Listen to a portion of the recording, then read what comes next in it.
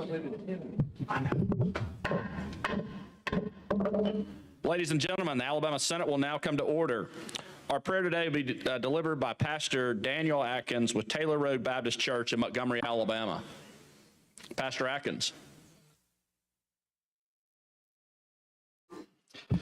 Thank you. It's an honor to be here today, and we are certainly praying for all of you throughout this week and throughout this session. Let's pray. Father in heaven, we come to you today, Lord, and we thank you for this day. Lord, I thank you for all of these elected officials that represent the state of Alabama.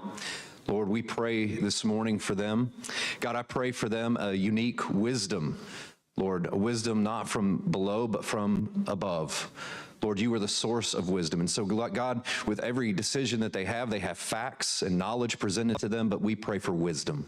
Lord, we know that Jesus, you are King of kings and Lord of lords, and your word says that the government rests on your shoulders.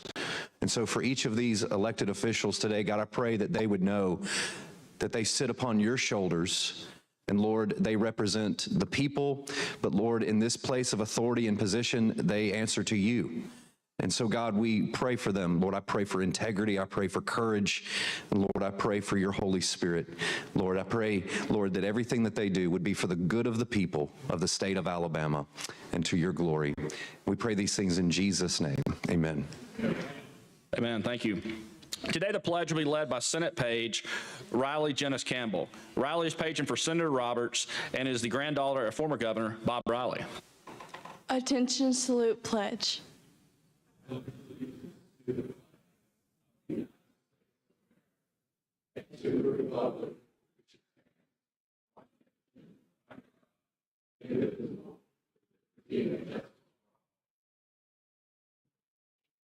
Thank you, Riley. Secretary, call the roll.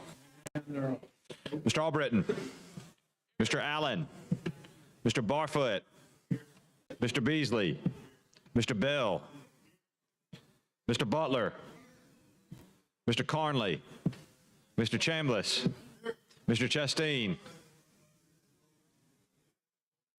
Ms. Coleman, Ms. Coleman-Madison, Mr. Elliott, Ms. Figures, Mr. Gavan, Mr. Gudger, Mr. Hatcher,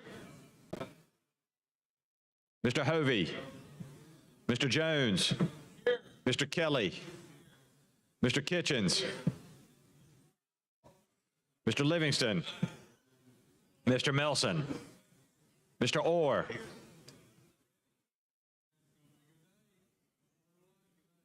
Mr. Price, Mr. Reed,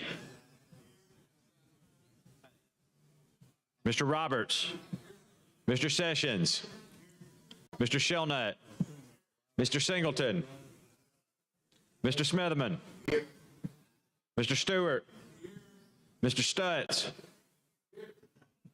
Mr. Wagner, Ms. Weaver, Mr. Williams,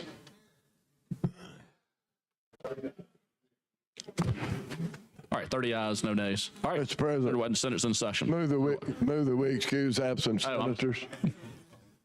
I'm sorry. All right, any objection? Hearing none, so ordered. Mr. President, Senator Wagner. move that we dispense with a reading from the previous legislative day and that we adopt said journal. All right, any objection? Hearing none, so ordered. All right, Senator Reed. Thank you, Mr. President. Mr. President, I would like to set aside sunset at this time for a special order calendar from Senator Wagner. All right, long roll. All right, Secretary, I called the long roll.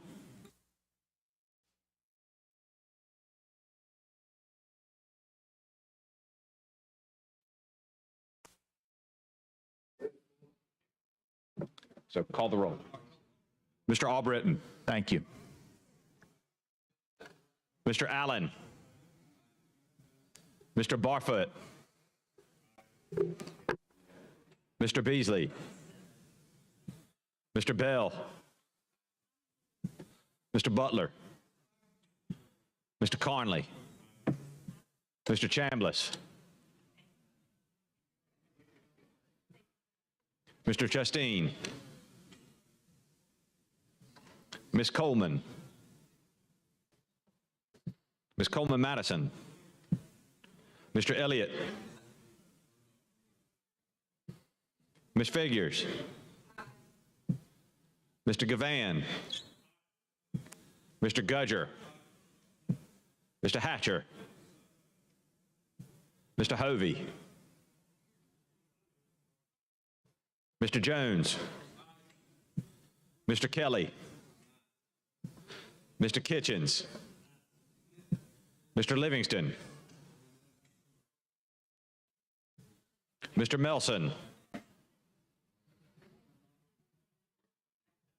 Mr. Orr, Mr. Price, Mr. Reed, Mr. Roberts, Mr. Sessions, Mr. Shelnut, Mr. Singleton, Mr. Smithman, Mr. Stewart, Mr. Stutz, Mr. Wagner, Ms. Weaver, Mr. Williams,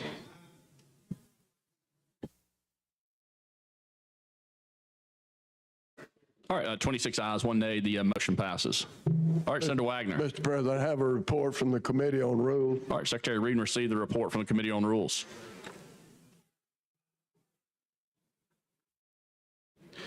Report from the Committee on Rules, Senate Resolution Number 33, Special Order Calendar. Be it resolved by the Senate of the Legislature of Alabama that immediately upon the adoption of this resolution, the following business in the order set forth below shall be the special and paramount order of business for the 15th legislative day, taking precedence over the regular order of business or any pending or unfinished business. Introduction of bills, House messages, reports from standing committees, motions and resolutions. And on page 21 of the calendar, House Bill 151 by Representative Blackshear and Witt, a proposed constitutional amendment relating to the Alabama Gaming Commission. And on page 22, House Bill number 152 by Representatives Blackshear and Witt relating to the Alabama Gaming Commission. Mr. President, Senator Wagner. move that the Senate adopt the report from the Committee on Rules using the short roll call. All right, got a motion. Do you want to speak to the motion? All right, you're recognized.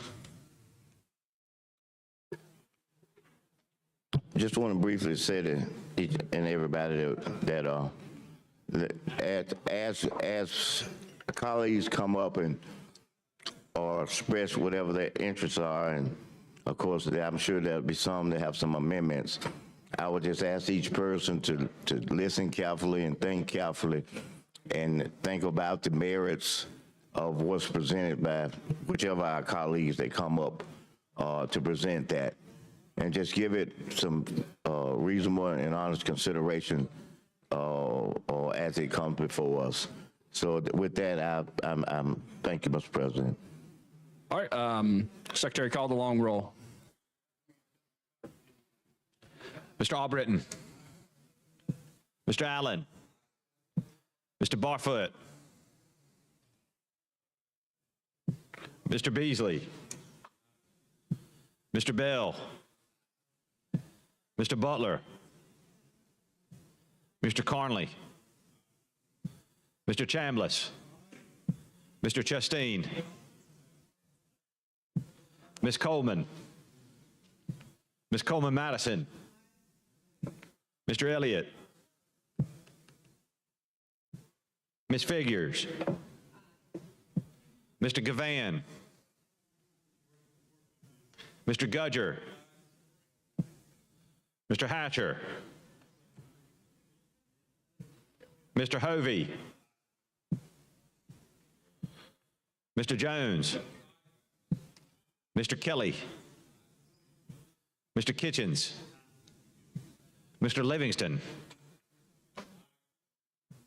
Mr. Melson, Mr. Orr, Mr. Price, Mr. Reed, Mr. Roberts, Mr. Sessions, Mr. Shelnut, Mr. Singleton.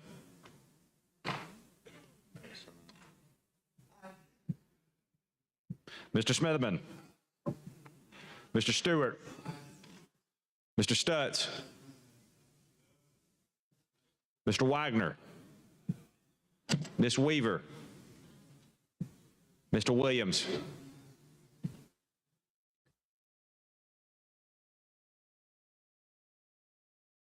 All right, 28 ayes, 3 nays. The special order calendar is adopted.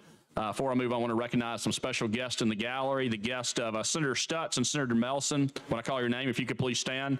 Leadership Scholes, if y'all could please stand. Welcome to the Alabama Senate.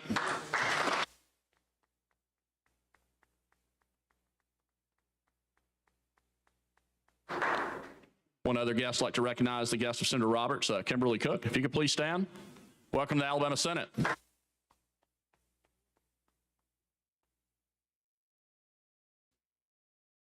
All right, Senator Reed. Thank you, Mr. President. Mr. President, at this point, we've adopted the calendar. We as a body know from the calendar what we're going to be working on today.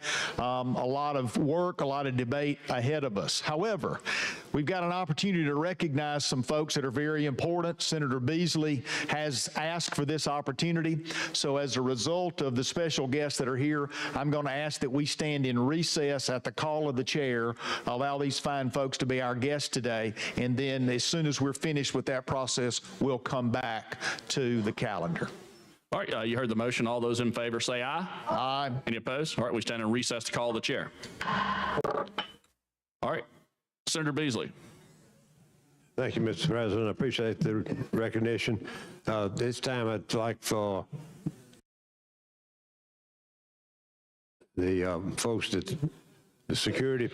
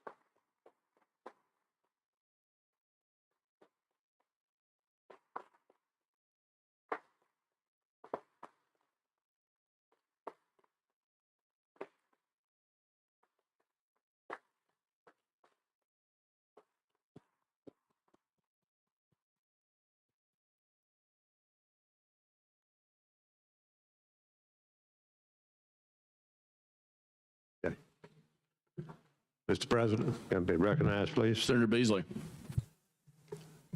I'd like to say a special good morning to Lieutenant Governor of Alabama and members of the Alabama Senate. Today is a special honor for me. I represent Macon County in the Alabama Senate, and it's an extreme honor to have the families of some of our Tuskegee Airmen who began their training at Tuskegee at Moulton Field in 1942, and they played a key role in our successful mission during World War II.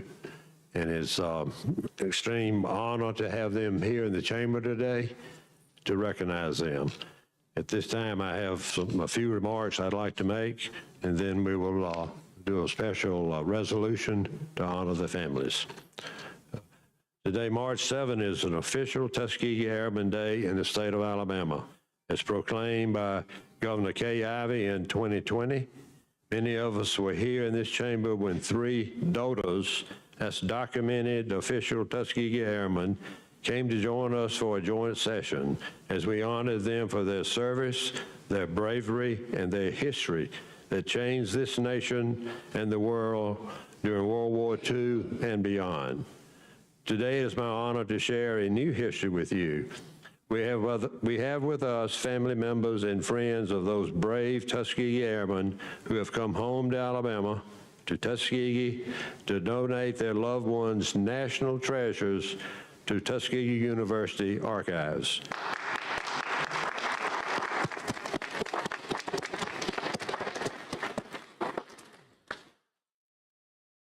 The photo that you see above the Lieutenant Governor illustrates a picture of the airmen that we're honoring today.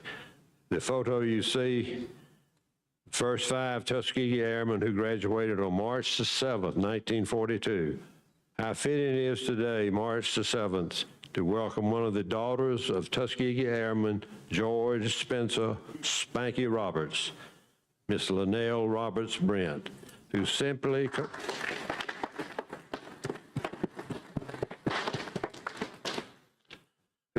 called Airman Roberts Daddy.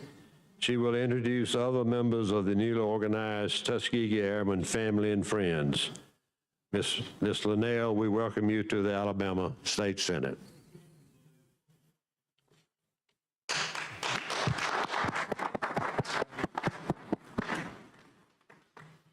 Thank you very much. This is a great honor, and we really appreciate it. On behalf of the Tuskegee Airmen family and friends, we would like to graciously accept this. As it was said, my dad is George Spanky Roberts. He was the first cadet accepted into the Tuskegee Airmen program and was actually the first commander of the 99th Fighter Squadron before B.O. Davis. He flew 100 missions. Combat missions in World War II and in Korea, and I don't know what all medals he got. I asked him as a child if he ever got a Purple Heart, because that was the only medal I knew about and had no idea what it was for, and he looked at me and went, well, no, and I said, well, then you didn't do anything, right? I had no idea what Distinguished Flying Crosses were and all that other kind of stuff he had on his jacket. But yes, I did call him Daddy. And very proud of him, very proud of what he's accomplished, as we are of all the original Tuskegee Airmen. And I thank you very much.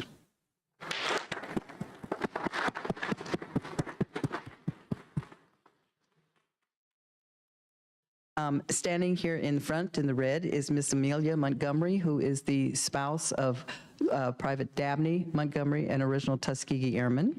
Next to her is Rosanna Beaumont, who is the daughter, help me out, Rosanna. First Lieutenant Myron Wilson. Next to her is Richard Baugh, who is the son of Lieutenant Colonel Howard Baugh. And you have to help me out down here. Hi.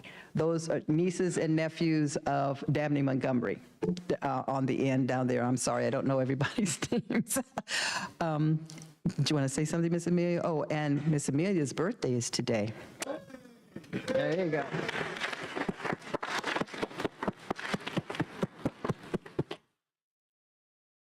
I am, as it was said, I am the widow of Dabney Montgomery. He is also native. He was a native of Selma, Alabama. At the end, if they will step forward, it's Loretta Williams. She is the niece of Dabney Montgomery. She is the daughter of Dabney's oldest brother. There is Phyllis Rogers. She is the daughter of Dabney's oldest sister. And next to her is her husband, Al Rogers, who is a retired captain of the United States Army.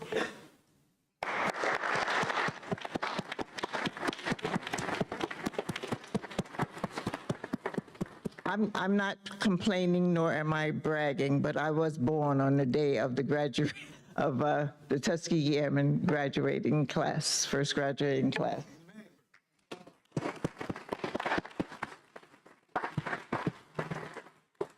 Senator Beasley, continue.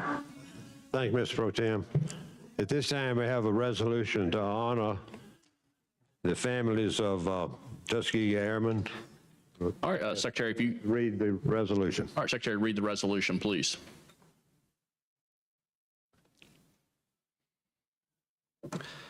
Senate resolution celebrating Tuskegee Airmen Day on March 7, 2024 by Senator Beasley. Whereas we take great pride and pleasure in recognizing March 7th of every year as Tuskegee Airmen Day in the state of Alabama. The Tuskegee Airmen were the first black military fighter pilots in the United States Army Air Corps. The men flew more than 15,000 sorties throughout Europe and parts of Africa during World War II. And whereas the state of Alabama has declared March 7th as Tuskegee Airmen Day, the day the first cadets graduated as Tuskegee Airmen on March 7th, 1942. 3 DOTA's documented original Tuskegee Airmen came to the legislature for a joint session for the official declaration of Tuskegee Airmen Day on Alabama on March 7th, 2020. And whereas this year, on March 7th, 2024, the Tuskegee Airmen family and friends are coming home to the hallowed grounds of Tuskegee, Alabama, where their loved ones trained to become the nation's first black fighter pilots, known as the famous Tuskegee Airmen. TAF joins Tuskegee University and Friends of Tuskegee Airmen National Historic Site to officially donate treasured and rarely seen memorabilia to the Tuskegee University Archives for lifelong preservation. And whereas there will be a ribbon-cutting ceremony at the Kinney Hall Bioethics Center on the campus of Tuskegee University at 1 p.m., the keynote speaker will be documented original Tuskegee Airman and World War II combat pilot Lieutenant Colonel George E. Hardy.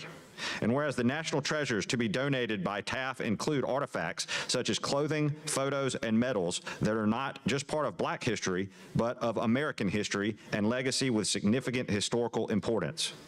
And whereas some of the national treasures to be donated include a photo album by DOTA Robert Olivia of never before published images of various Tuskegee Airmen at Ramitelli Airfield, where the airmen were stationed to provide fighter escort for heavy bomber missions in Europe.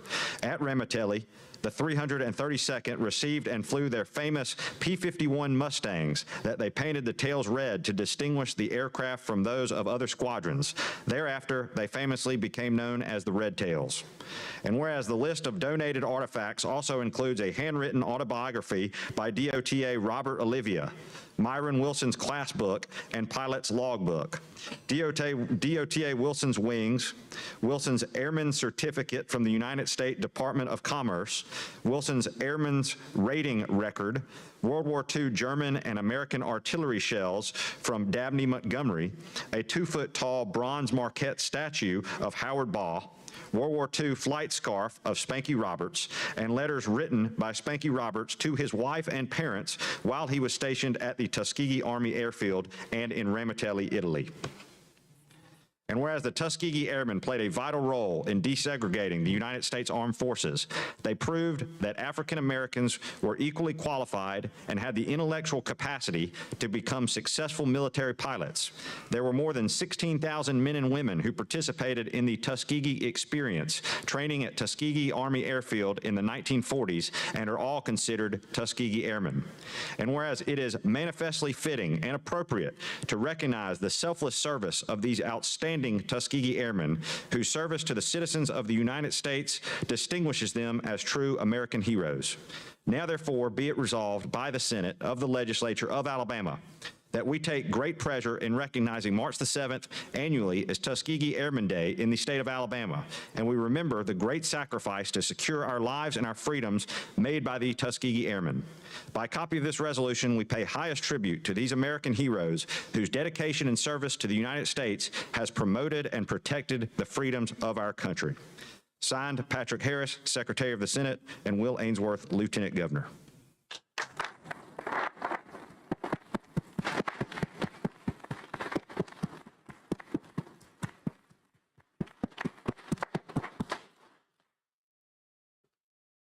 Thank you very much. Mr. Pro Tem, if it's appropriate, we'd like to take some pictures at this time. Yes, sir. Ladies and gentlemen, thank you for being our guest in the Alabama Senate today and for the heritage in which you step forward to represent those that have been able to preserve freedom on behalf of the people of Alabama and the United States of America. So we are honored that you are here today. If those of you that want to get some quick photographs, we'll do it right here, Senator. Is that your suggestion? Yes, sir. If others want to receive photographs individually with our guest, then I'm going to ask our guest to be escorted out to the flags where that others can be able to make photographs, individual photographs, whatever you choose to do. But if there are other comments that need to be made, Senator, or others that wish to make comments?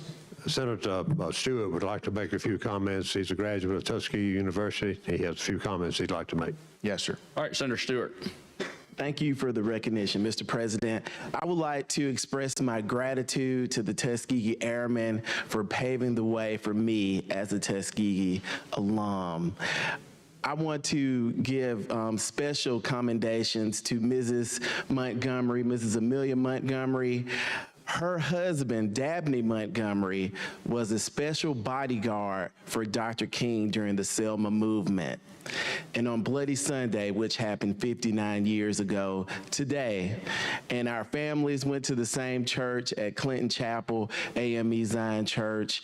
And so I just want to thank you all for being here today and just so grateful for the contributions to the American history story. Thank you.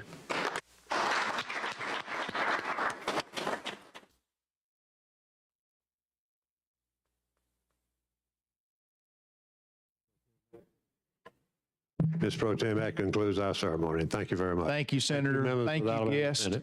for being with us. And again, ma'am. Okay, you're presenting something, so come right here. We're listening again. Let me hold that for you.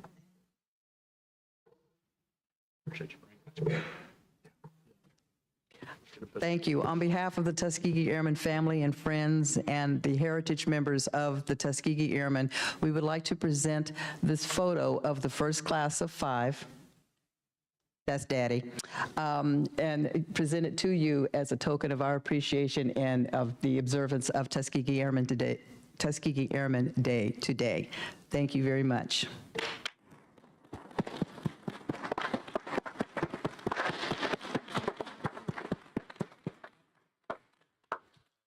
I understand that one of these is for Senator Beasley, one of them is for the Lieutenant Governor, and one of them is for the Senate body. Is that correct? All right. So, Governor, if you would come forward here, as well as Senator Beasley.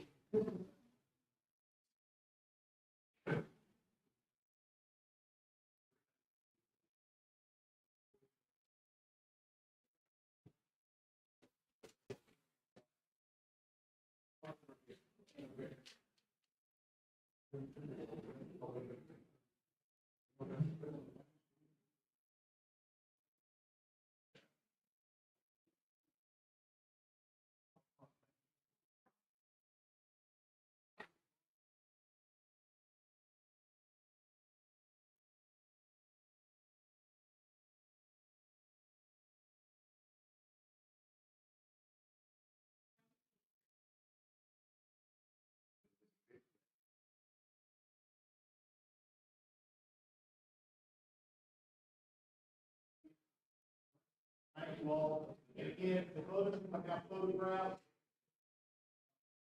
As we do, once again, as we're walking,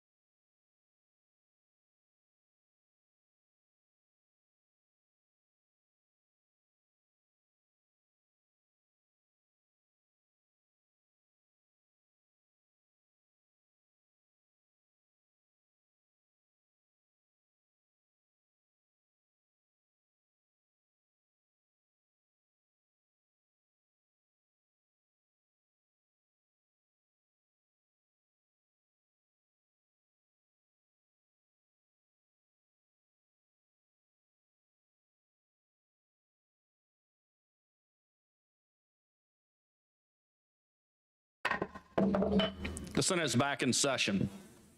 I believe the special order, first order of business is introduction of bills.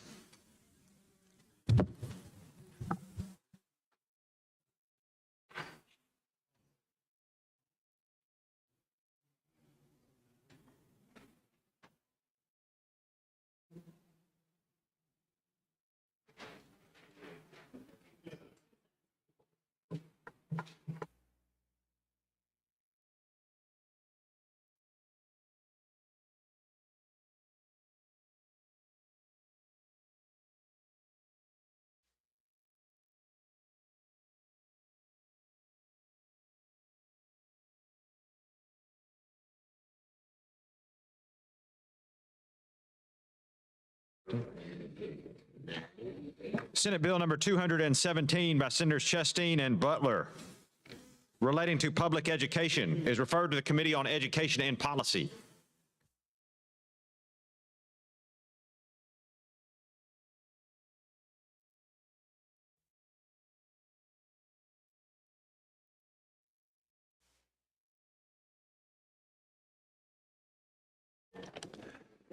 Mr. President, Mr. Pro Tem. clarification. We're currently on introduction of bills within the special order calendar. That's correct. Okay.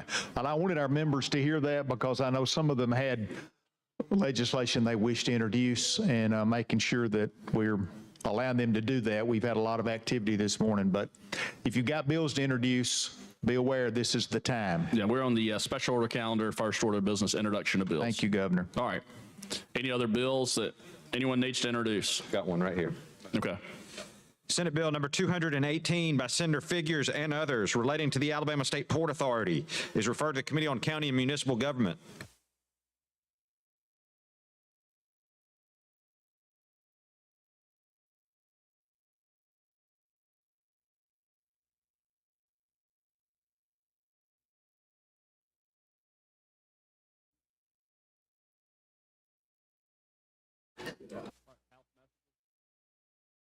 All right. Now, any last call for introduction of bills? Anyone else have an introduction of bill?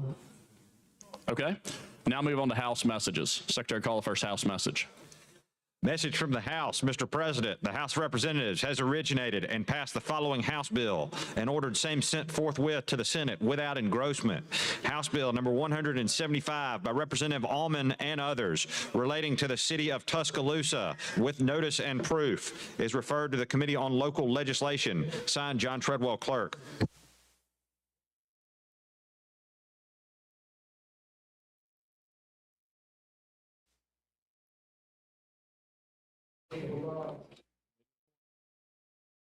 All right, now move on to committee reports. Secretary, call the first committee.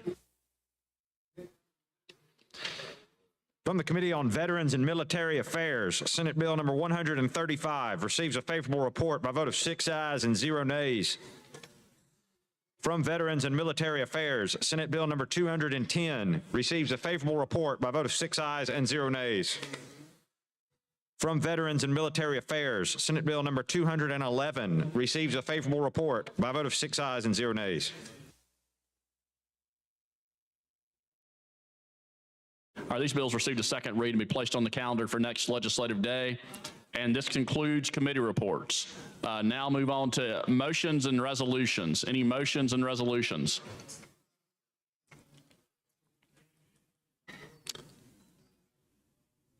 All right, Secretary, call the first bill. On page 21 of the calendar, House Bill number 151 by Representatives Blackshear and Witt, a proposed constitutional amendment relating to the Alabama Gaming Commission, BR pending. Mr. President. Senator Reed. Mr. President, I think we've got a couple of other members that are still having some photographs, but I wanted to make one point before we got started as a point of personal privilege, I guess is probably appropriate. Ladies and gentlemen of the body, hear me on this. We're going to be moving into an important time of debate and discussion, and there were some incidences that happened yesterday to where the desk could not hear or understand your votes. And you all will understand what I'm talking about when I do this and this and this and this. Okay, I see you smiling. the desk needs to make sure they understand. We may have a number of votes today. They just need to make sure they understand exactly how you're voting so that what you're doing and what your vote is appropriately represented. So just appreciate their help, and we want to make sure that everyone gets the information they need and are in a position to make their vote exactly the way they want to. So with that, Mr. President, I'll yield back to you, sir. All right, Senator Albritton.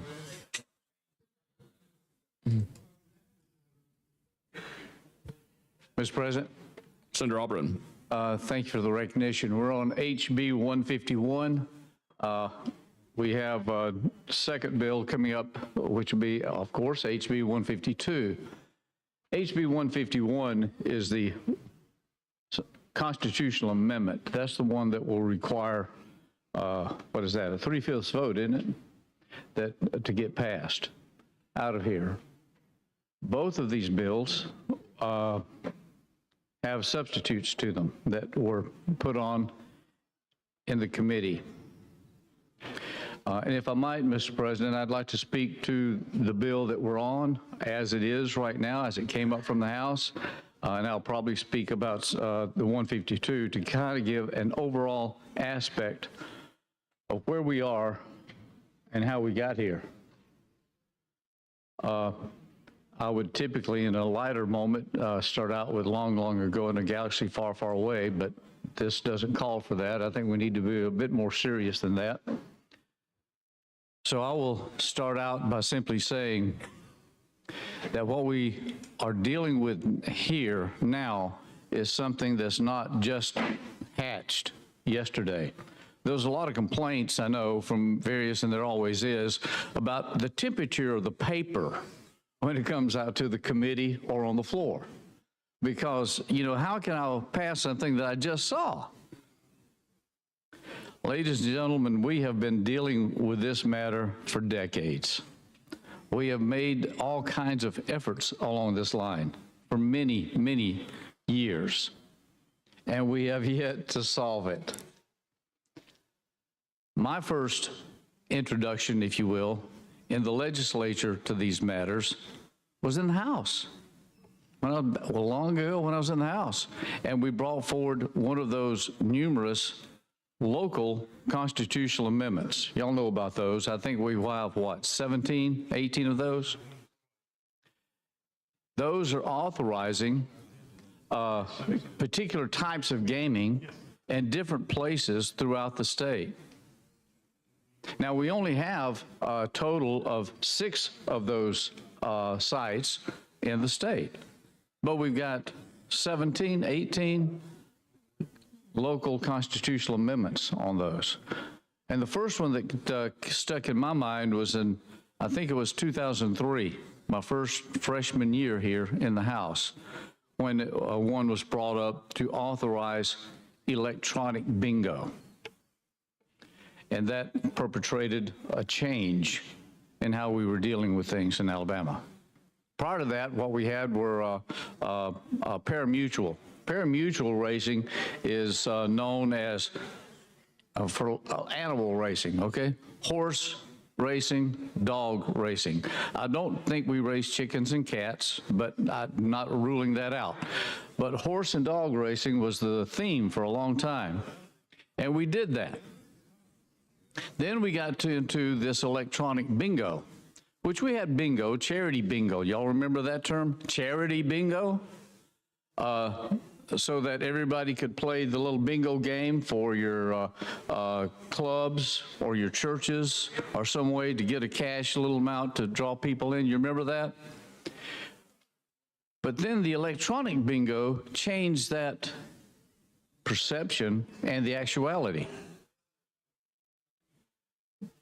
Now, I made the argument that it was because of that, or when that occurred, is when folks in my district went from a paper bingo palace to a large, to use a nasty word that has come about in here, casino. And they stopped using the paper and they went to the electronic. Now those, we all know, are slot machines with a different name. Anyway, it was after 2003. Some say that was coincidence. Some say that was, my argument is it had an effect on this. But anyway, they came in and they built a casino there instead of the palace. Now, let me stop that story for a little bit. I want to go back a little further back. There was once a time a community that was situated in a very desolate place, very desolate. It had few people, even less greenery, a little bit of plant life, and very little water. But this community was there, and they said, what can we do to draw people here? What can we do to grow? What can we do so we can have schools and paved roads and things such as that? What can we do? They decided that they would open their community up to full-blown, full-scale, let's just put gambling out here. And they did. They did. You know what that brought? It brought the federal government in so that they put in a huge dam and built a huge reservoir. Plenty of water, plenty of resources for growth. You know what the situation is now?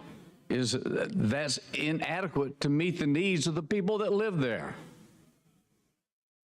They didn't bring in a huge company such as Amazon, Google, GM.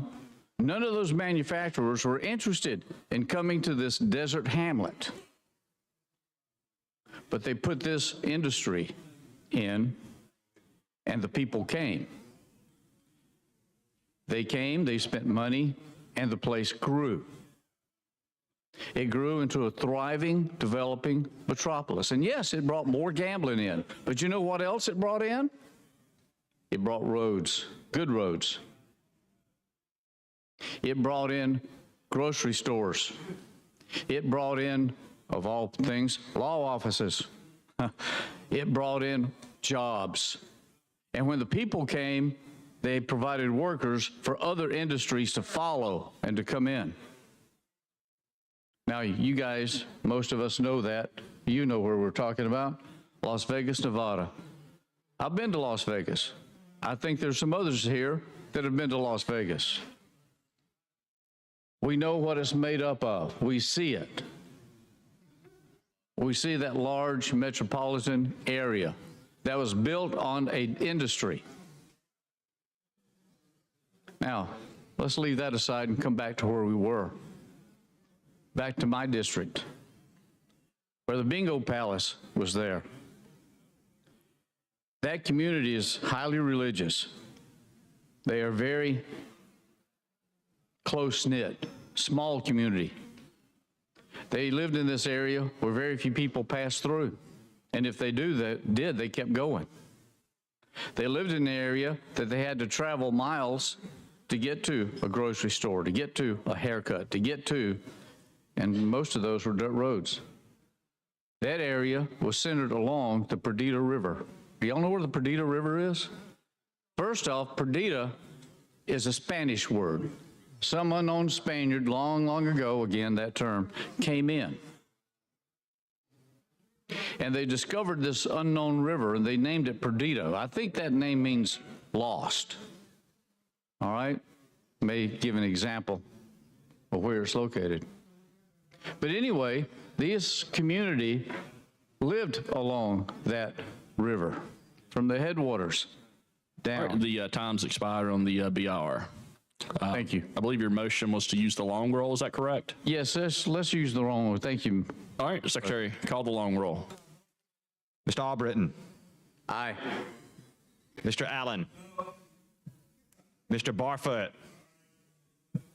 Mr. Beasley. Mr. Bell. Mr. Butler. Mr. Carnley. Mr. Chambliss. Mr. Chasteen. Ms. Coleman. Ms. Coleman Madison. Mr. Elliott.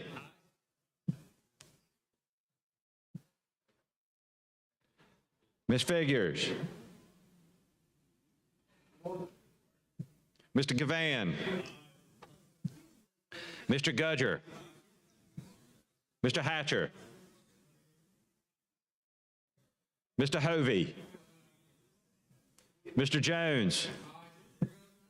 Mr. Kelly. Mr. Kitchens. Mr. Livingston. Mr. Melson. Mr. Orr. Mr. Price. Mr. Reed.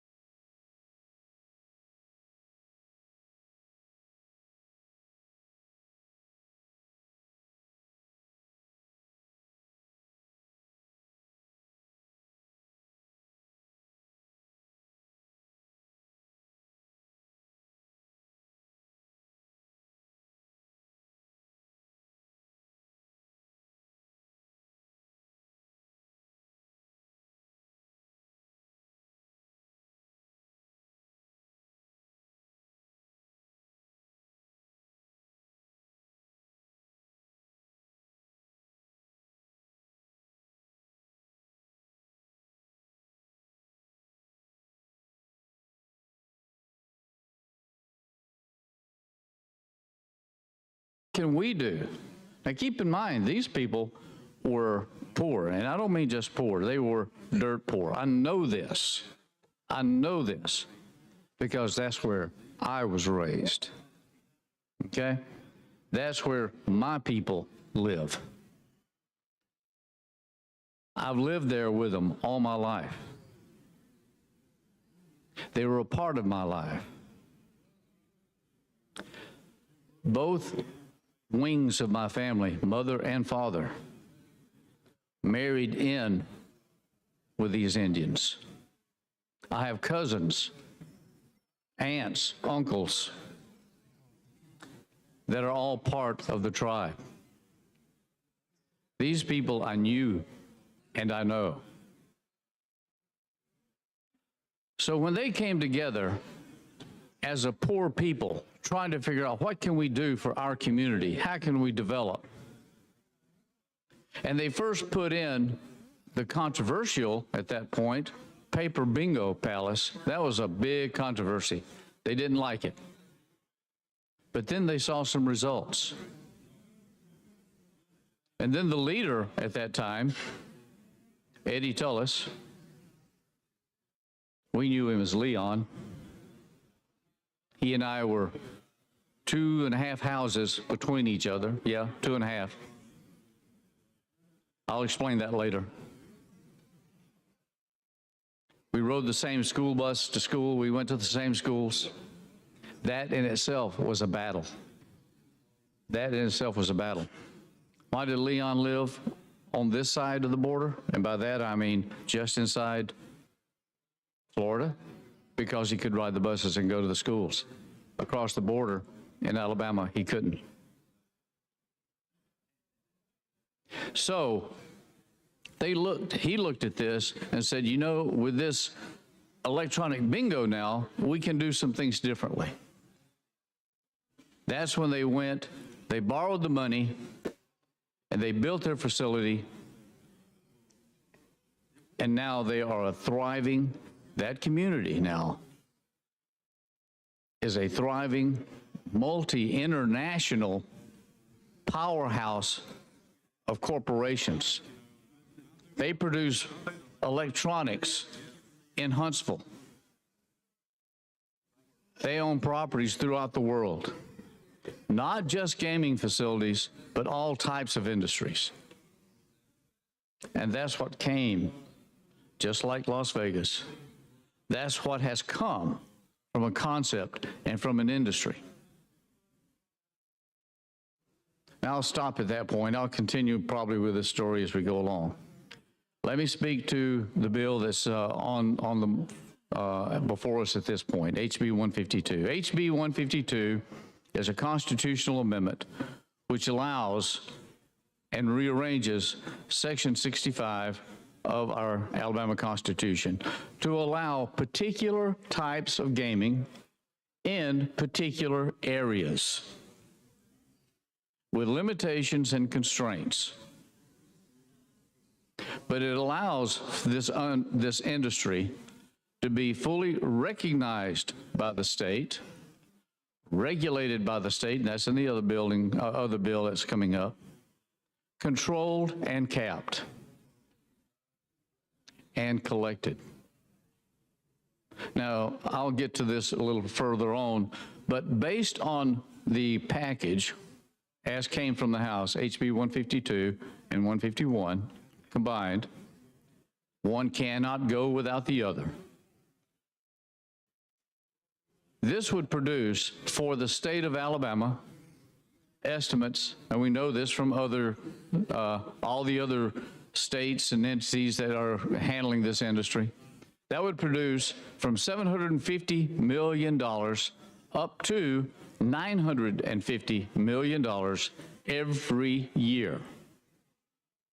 Revenue, after expenses are paid to the commission, to all the enforcements and all that, that's what it would produce for use by the state. And ladies and gentlemen, y'all know what our needs are here.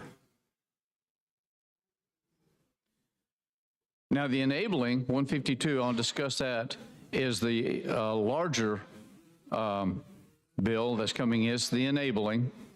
That bill was going to set up a regulatory agency, an independent body that would control that industry. That would take a look, have the authority to go into any place of activity, to review, to require all the records to be brought in. It would be a major enforcement arm that would have carry the badge and gun, that would have the total enforcement on that industry. Very similar to how we have in our Securities Commission today.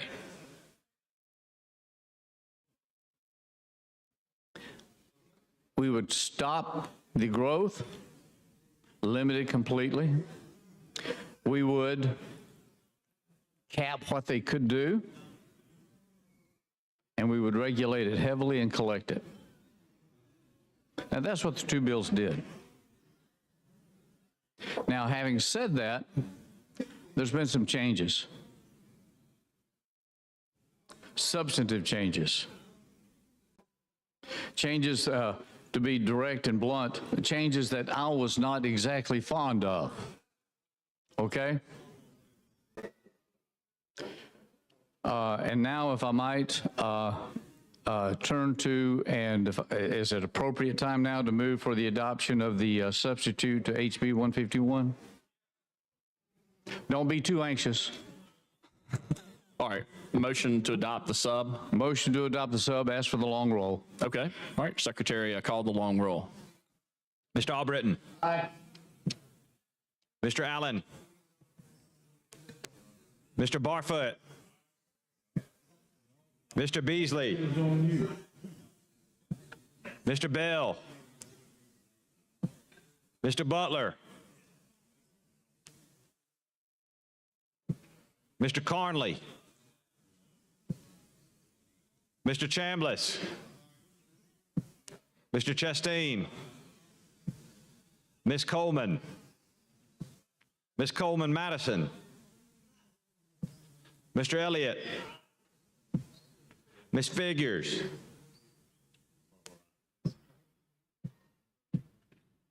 Mr. Gavan? Mr. Gudger? Mr. Hatcher? Mr. Hovey? Mr. Jones? Mr. Kelly? Mr. Kitchens? Mr. Livingston? Mr. Melson?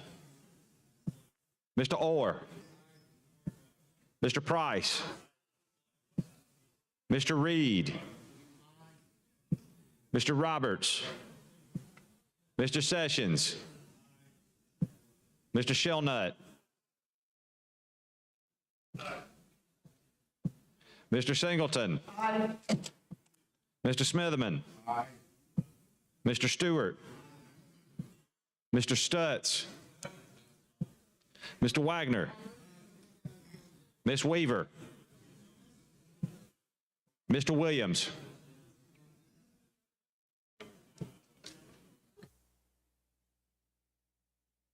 All right, 25 ayes, 6 nays. The committee substitutes adopted.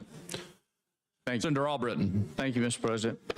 We've got some differences. I'd like to take some time now to discuss a little bit of what the differences are. I alluded to this a few minutes ago when I mentioned that Mr.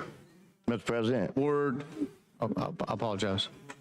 if you would, Senator, if you're reading from if it's some information that you're sharing with us that's the same that I received, you know what I probably received. Is this different from what I received? No, sir. Okay. I'm looking at the sub is from the top left corner is 5 PH7633-1. Okay. If you would, I got it. And if the staff would confirm that I'm not speaking from the wrong hymnal. If you would do this, if you would, don't go nowhere. If you would just say,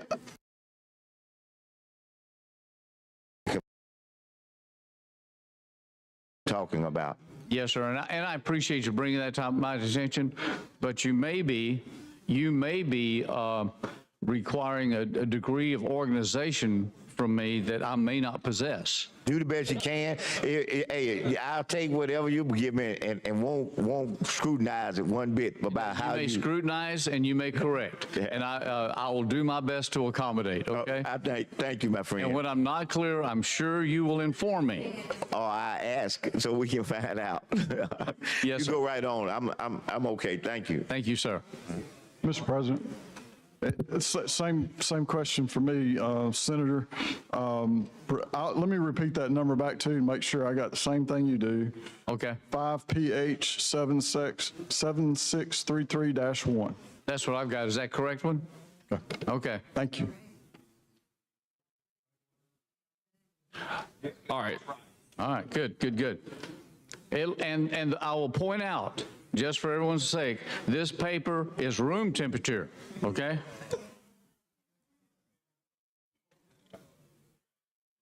one of the differences that comes up in here is that the tax rate, If you look on page 1, lines 18 through 20, this deals with the tax rate range in the CA, which is 24 to 32%. All right? Now, that is the tax rate that we're going to be applying to the facilities of pari-mutuel wagering activities. Now, that includes horse racing, dog racing, that includes simulcast, and that includes HHR machines, historical horse racing. Yes, sir. Mr. Chairman, you okay? Thank you for you bringing it out.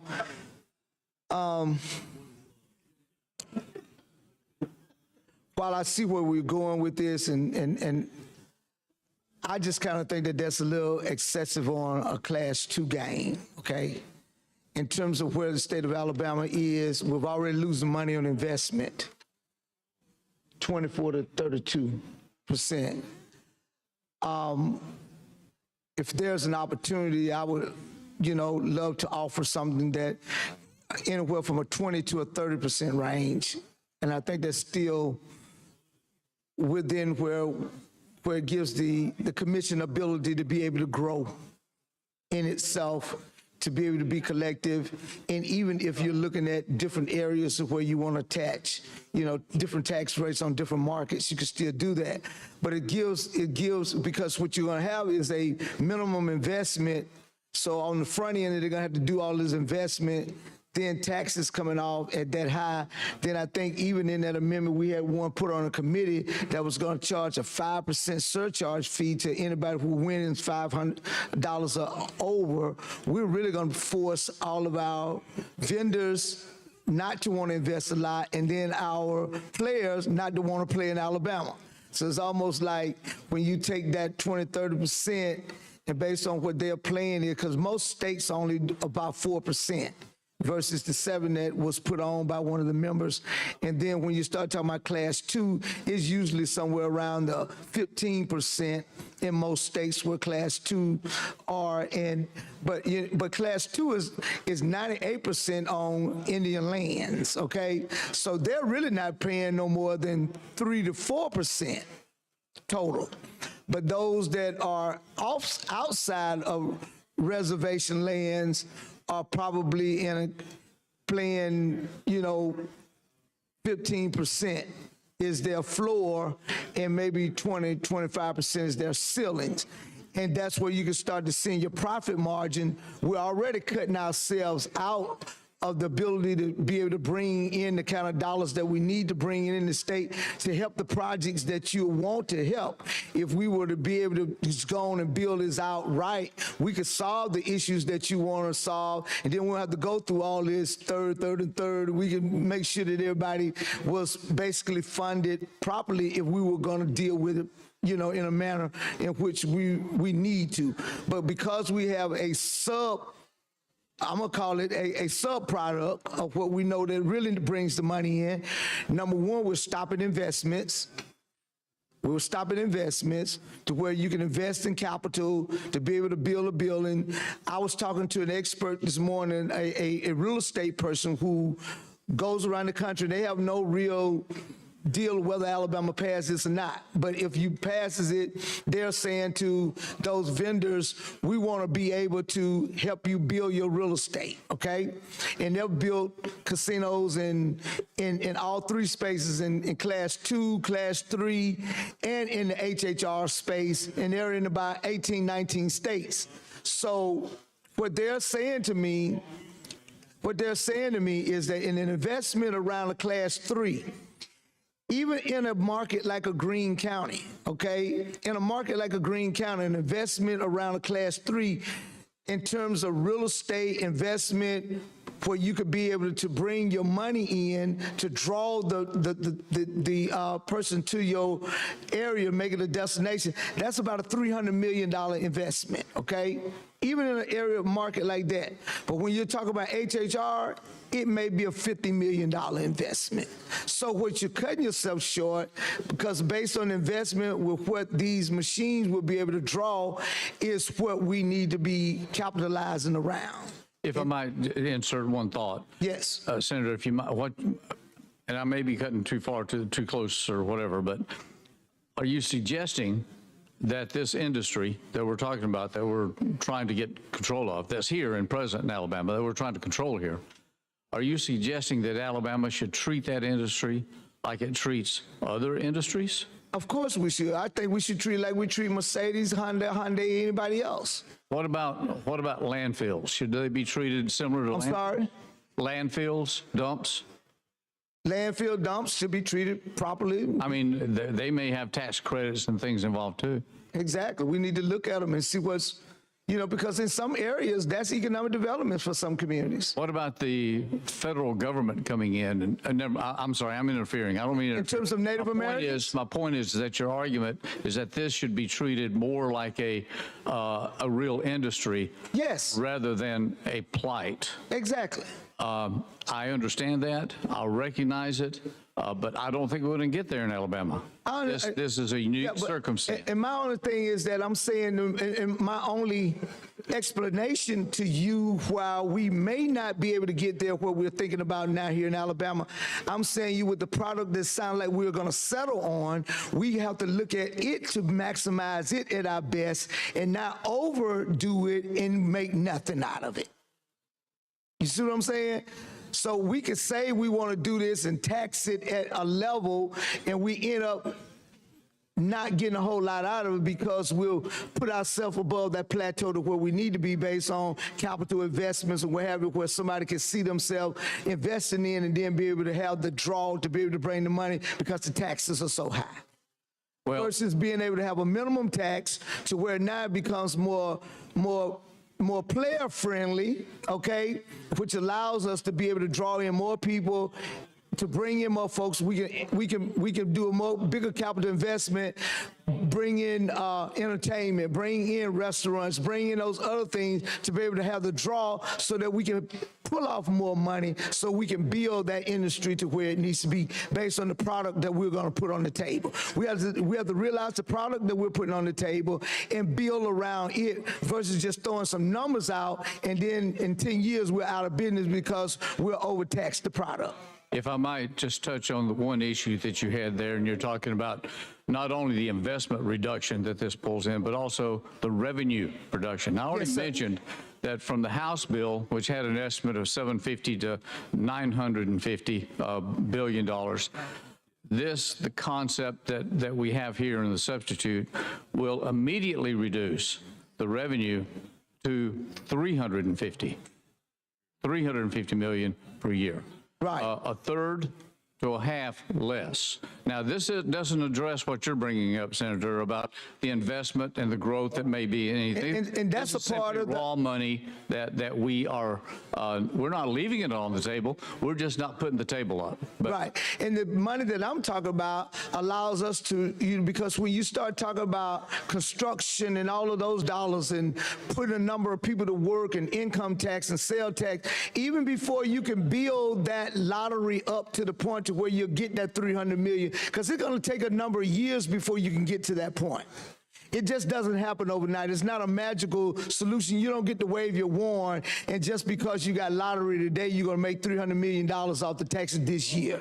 You're going to have a plateau that's going to shoot up because it's going to be brand new, and it's going to stay up there for a second, and then it's going to flatline out. And then you start on a down spiral because you got to build in your scratch off. You got to build in all these other things, your daily play. That's how you build your money up, and that doesn't happen overnight. Your machines on the other side help bring you more immediate dollars, okay? So that's what I'm talking about when we're minimizing the value of the machine that we have to a class 2 machine based on a historical race that is already run. The product that we're putting on the table doesn't doesn't allow for us to build around it to bring the other entertainment in that could help us bring in more dollars, more employment, more people because of the type of machine that it is. It doesn't mean that it won't be profitable. That doesn't mean that we can't make money out of it. It doesn't mean that it won't. It's just all those other ancillaries around it. What the state could capitalize on it, we're not going to be able to do it. And therefore, I don't want to tax us out of business when we don't have the product to support the tax. That's all I'm saying. All right, real quick, can I recognize some special guests in the gallery? Certainly. All right, the guest of Senator Stutz, when I call your name, if you could please stand, the 5th grade gifted class from R.E. Thompson Elementary School in Tuscumbia. If y'all could please stand. Welcome to Alabama Senate.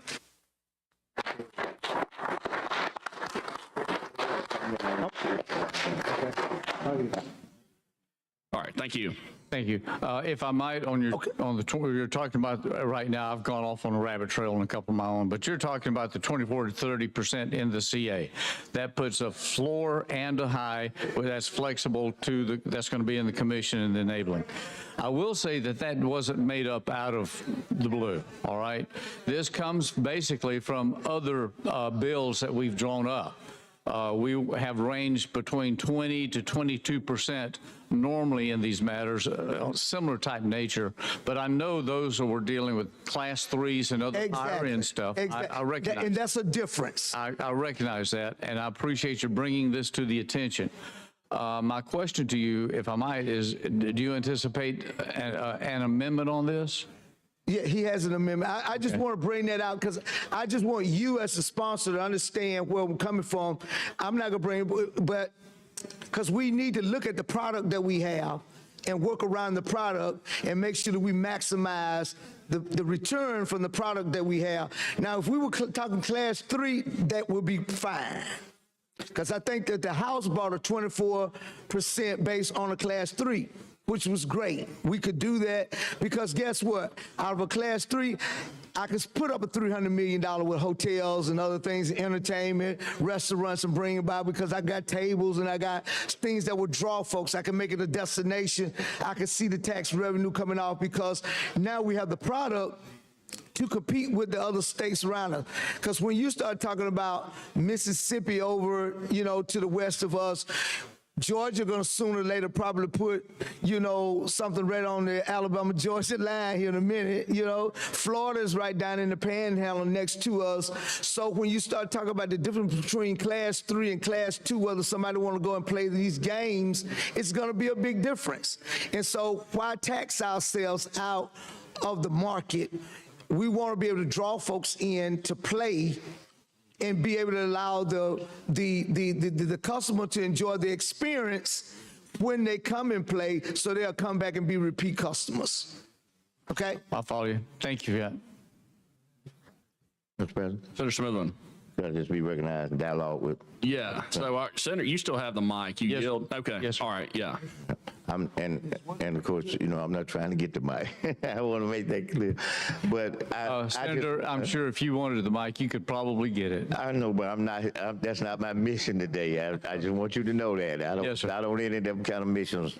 I'm just on a mission to try to get you and the body to consider some of the things that he's talking about today.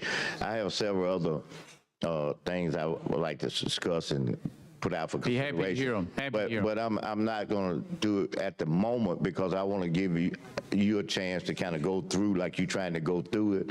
But so this is just a comment on this section right here for a few minutes. Certainly. Is that I think in part that the reason, one of the reasons to the House went with that percentage is because it's kind of like what he was, not kind of like, but what he was saying was that because of being the class 2 and the less revenue based on that class that comes in on a trickle basis or slower basis or doesn't come in as if it was class 3. I just think that it's critical that we have the percentage around what the House was talking about and, give them a range, maybe 18 to 24 and let the commission decide, or either this body or whoever we want to decide is whether it will fall, whether it's 24, or whether it's 2022, whatever. But that's what the amendment that I'm going to ultimately present looks like. And I think you've heard. I won't be repetitive, especially at this moment. I think you've heard the rationale and the reasons why. And I think that in conclusion, at the moment, that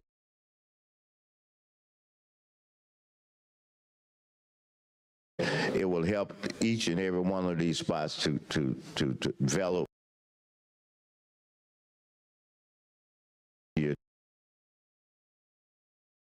So I think that providing that is going to do just what you've heard the conversation say, and that is create a possibility to have economic development there and have expansion to the point where certain places you can have hotel rooms or, other things that will bring in revenue that will sustain it and help it to grow. And, of course, my biggest thing through all this process is the jobs, people keeping jobs and people being able to get additional jobs. And if you can invest the capital into it, then, of course, that provides that opportunity. Otherwise, if we go up to the 30s and the 32s, all they're going to basically be able to do is keep the doors open, and operate. But it won't be an opportunity for it to be a engine for that particular area. So I just, in conclusion with that, I'll come back at the proper time and we'll go further when I offer it. But that's what it's going to look like. So I didn't want it to be, I didn't want to sneak up on you and you not know what was in it and whatever. So I'll thank you for talking with me, and I'll come back when you get to another point. You're always welcome to come back, Senator. Thank you very much. All right. Thanks, Mr. Smithman. All right. Senator Albritton, you yield? I yield. Just for discussion? Yeah. All right. Mr. Chairman, thank you. Appreciate all the discussion that you and I and you and everybody else has had over the last period of time. I've got an amendment that is fairly simple and straightforward, but as you know, I've heard that before.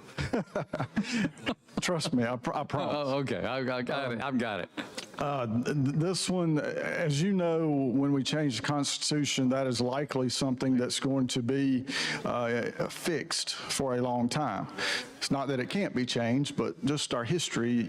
There's three items that, in my reading of the substitute, that I think, and most of these came from previous versions that I think just in the process kind of got left out. The first one is that the Alabama Gambling Commission needs to specifically be stated that it's in the executive branch. That was in previous versions. I think it's implied, I think it's known, but I think we should be clear in that. The number two is where the funds go. And an earlier version said that those would be deposited into the state treasury, which is what I agree with, because it's a state department. It should be like all the other state departments and invested in the state treasury. And then that goes out from there per all the other normal rules, regulations, and laws. And the last one is that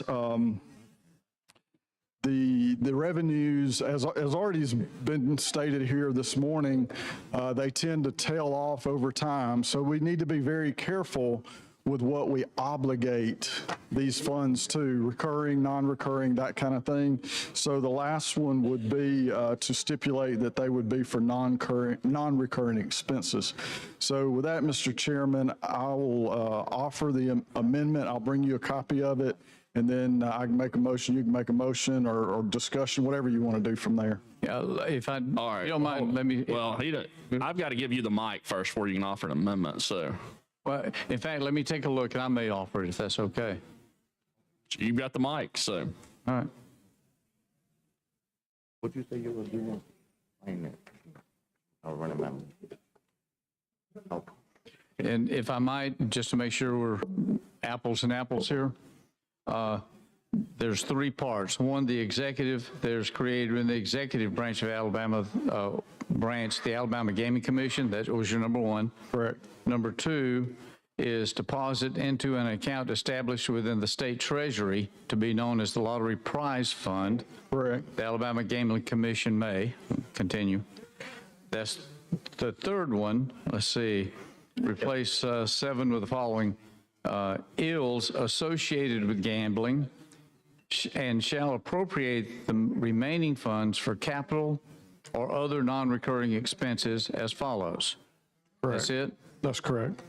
Look, my intent today is to, I know there's going to be a lot of amendments coming in. I know there's going to be a lot of interest in on this. So, and most of these have been brought to me, but I want to be careful, A, that I understand it, and B, that this body understands it. Absolutely. And I don't know of anyone at this point that I'm going to take, try or be successful at tabling, I'll say it that way, but I don't see that right now. We'll see how that develops. But my point is, I'm going to try to give the guidance on where I stand on these by taking, and I would move, Mr.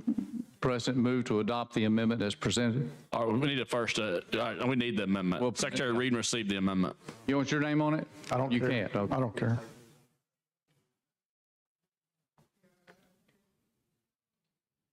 You have an objection to doing it that way? No, sir.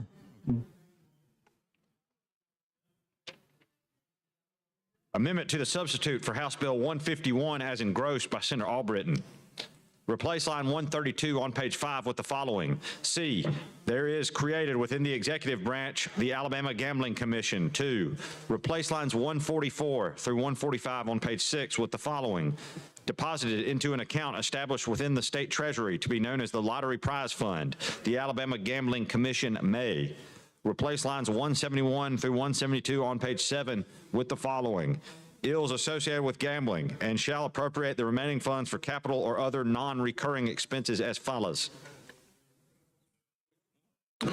Senator Albritton. Move to adopt the amendment. All right, Secretary, call the long roll. Mr. Albritton. Aye. Mr. Allen. Mr. Barfoot. Mr. Beasley. Mr. Bell.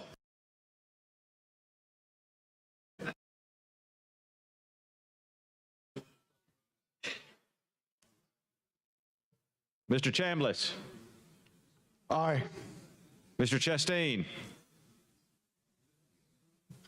Ms. Coleman. Ms. Coleman Madison. Mr. Elliott. Aye. Ms. Figures. Mr. Gavan. Mr. Gudger. Mr. Hatcher. Mr. Hovey. Mr. Jones. Mr. Kelly. Mr. Kitchens.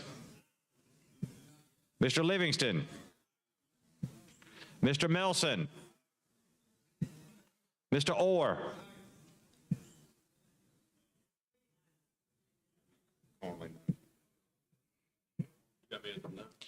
Mr. Price. Mr. Reed. Mr. Roberts. Mr. Sessions. Mr. Shelnut. Mr. Singleton. Mr. Smitherman. Mr. Stewart. Mr. Stutz.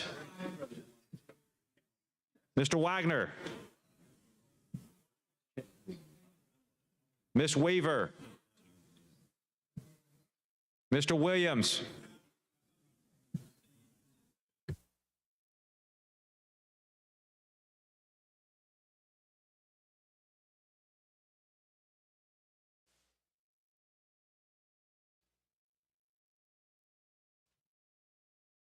30 ayes, 1 nay. The Senator Albritton amendment's adopted. Thank you, sir. Senator. Senator, you want to dialogue? I do, and at the proper time, I'd like to offer an amendment. All right. You mind if I go into one other thing here? Not at all. Go right on. All right, thank you. You just let me know when you're ready. I think we're going to hit. I'm ready, but I'm gonna yield to let you do what you're trying to do. Okay, And thank then you just come back to me. Thank you. I'm going to move back up on I'm still on, of course, the substitute to HB 151. I'm going to go back to lines 11 and come down that way. What this authorization of the CA would do is authorize parimutuel wagering, which we've talked about, including wagering on historical racing computerized machines at racetracks in Greene, Jefferson, Macon, and Mobile counties, at an additional location in Greene County, and at the existing bingo halls in Houston County and the town of Whitehall in Lowndes County. Those are the existing facilities now that's conducting business now. That puts all of them on an equal footing with each other. Now, we'll get further on, but what this does is eliminates, if we adopt this and it passes by the people, this will eliminate all of those, 18, 19, whatever CAs that are out there that will conflict, confuse, and interfere with each other. This clears that up significantly. Anybody got any questions on that? Yes. Give me the quick version of what you just said. I heard you, but when you say a couple words that I looked up, and I want to know the content they meant. That's all. I know you think you understood what I thought I said, but I'm not sure you really heard what I thought I meant anyway. Okay. No, all we're doing in this, and I'm trying to be clear, is that what the CA does is it captures where we are now. The same locations that are existing now, these are the same locations, period. I'm good. I know what you're doing now. I'm with you.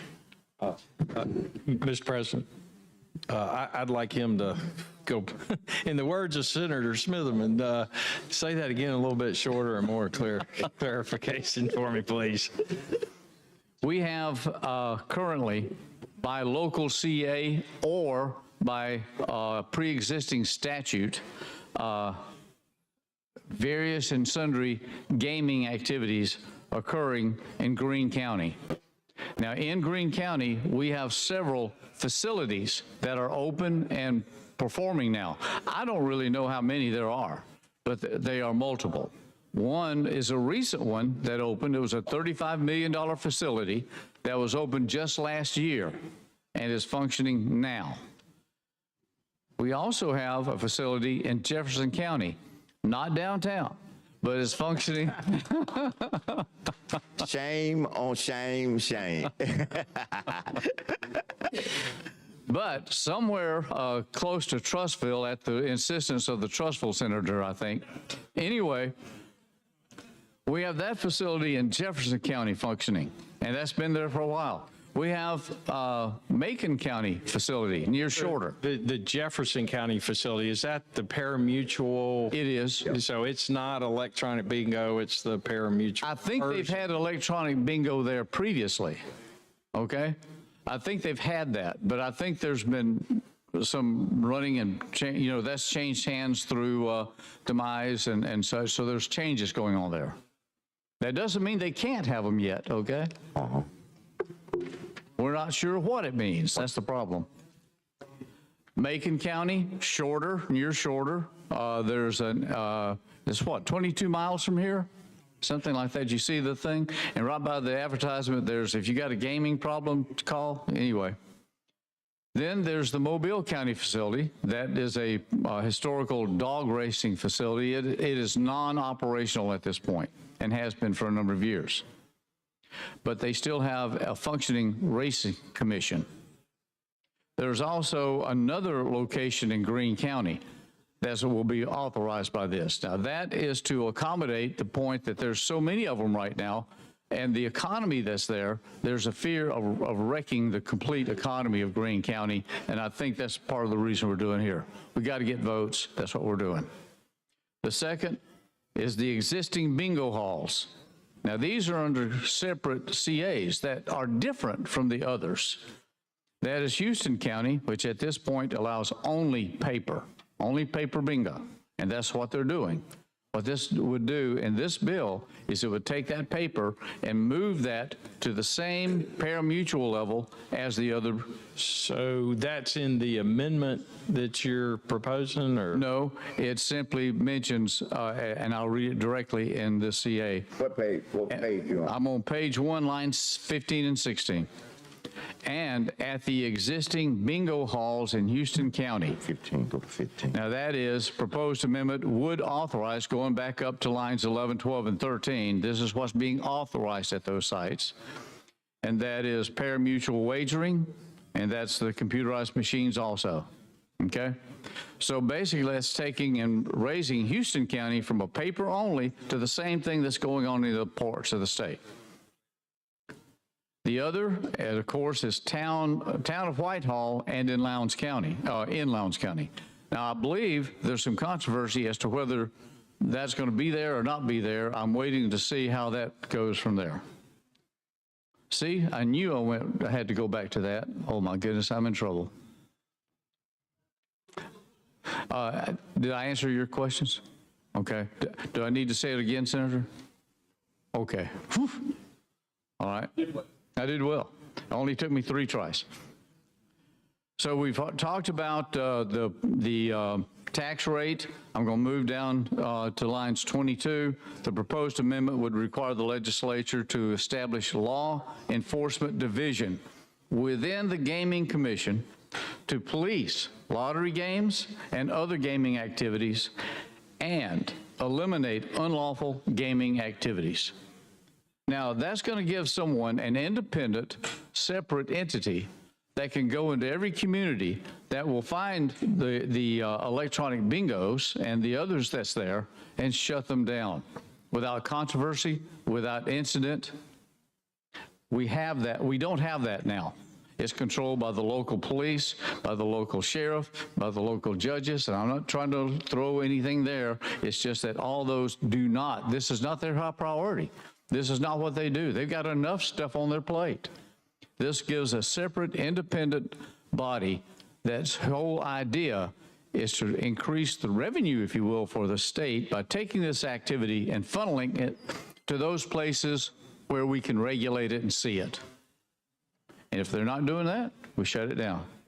Any questions on that? Next, this would require the governor to negotiate a compact with Porch Band of Creek Indians. You remember those folks I was telling you about? This is those. That's it. Doesn't give a time frame, doesn't say what it's going to give, doesn't set up a separate entity, doesn't give them anything. Just simply a matter of negotiation. Yes, sir. Mr. Chairman, I have some concerns in that area, and I want to see if you can alleviate my concerns. I actually have an amendment that I may or may not offer, but it addresses those concerns, and so I want to talk to you first, like we're talking, and I'm going to tell you what it is that I understand what you just said. Okay, I understand what you just said. I'm making progress. Yeah, you make good progress, and I don't. Let me say it this way: I have all the confidence in the world in our leadership. Okay, and that's our governor in terms of it relates to the compact and I think trying to make sure that the companies, the businesses that are not that are not under the federal government would have some kind of parity in terms of what's provided. Now, let me make it clear in here, because we are here in the chambers and the well. I don't have any problems with any. I think I know where you're going. You know where I'm going. I understand where you're headed. You do. Senator. You probably heard these somewhere we've been, but I have no problems if I know some people in here do, and I respect that. I don't have any problems with 3 period. Okay, I personally don't. 3 meaning class 3. Yeah. Okay, I don't. Would you mind if I went into that for just a moment? Can I finish this little part? Certainly, of course. I was just going to go into those class 2 and 3 different. If it's just a little piece, and I'll yield back. But my concern is this, is that, and let me finish saying what I was saying. I also have, I've looked into a crystal ball. And in that crystal ball, I've seen the probability who may be the next governor. And having looked in that ball, I don't have any problems with that person I see in the ball making sure that there is parity in terms of what is done in the compact. My concern is that and I don't know the proper name, y'all, but I'm just going to put this name on it, that the federal commission that oversees them will overlook the compact and allow class 3, whereas then at that point, class 3 will be offered on the native tribes, and then the businesses outside of the tribe will not be able to do class 3. So yeah, as far as we could control it, in terms of what we do in here, yes, I'm confident in the parity that I don't think anybody in here is not trying to make sure that all of them at least have this equal opportunity to provide the same services. But as I said, the second entity, which would be the federal government, that they have that authority, I think, to bypass what we do here in terms of that issue and allow that. So I have amendment here, and I want to, I'm gonna yield back to you because I want you to kind of, whatever comments you want to make up, whatever, I want to give you that chance. But I have an amendment here, and that's not going to be the first amendment I'm gonna offer, and I may not even offer it if you can, if your addressing that addresses past what my concern. That, from a, let me just say it a different way. From a legal standpoint, you being a lawyer, so if you can tell me legally that what I think legally, based on my interpretation of reading, is different from that, I will listen and I will absorb that into what I'm thinking about. So what the amendment was clearly said is that yes, we have class 2, and that's all we're going to have is class 2. But if the federal government gives them class 3, our people have a right to have class 3. Yes, that's what it says in essence. And that's for the survival of our people who are not on the tribe for these businesses to compete on the same level. Because I can just tell you emphatically that if I had an opportunity to choose, and I was going to go to one of them facilities, and one has got 3 and it's got 2, I may not even play in the 3, but I'm going to the one that's got 3 because I know it's there if that's something that I choose to do. So that's where my concern falls in there. May I jump in and? I can put it right back to you. And Senator, you brought up the issue that continues to be a problem with why we are here. And that's why we have been dealing with this for 20 some odd years. You're right. Okay? You're right. And if I might, when was it? I don't know, 3, 4 years ago, 5 years ago, whenever it was, all the operators were brought in to this facility to discuss and try to hash out that issue. Because let me first start out and say this. We're talking about state law that we're dealing with here now. That's right. The statements and the concerns that you're speaking of has to deal with class 1, 2, and 3. Those classes are identified and defined in federal law. That's correct. Okay? That's not state law. That's correct. We do not have those classifications as far as definitions or even recognitions. That's coming from the federal government. And the reason that's coming from federal government is because all around us, other states and other Indian tribes and such are engaged in all types of gaming and gambling.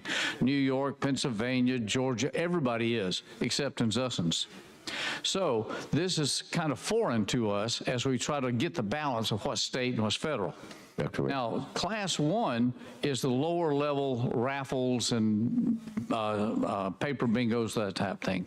Class 2 has to deal more with the slot machines, the video slot machines, and those issues that come into play where you have a player and a machine, basically. Now, maybe others. I'm not well schooled in this. I just know some of the outside parameters.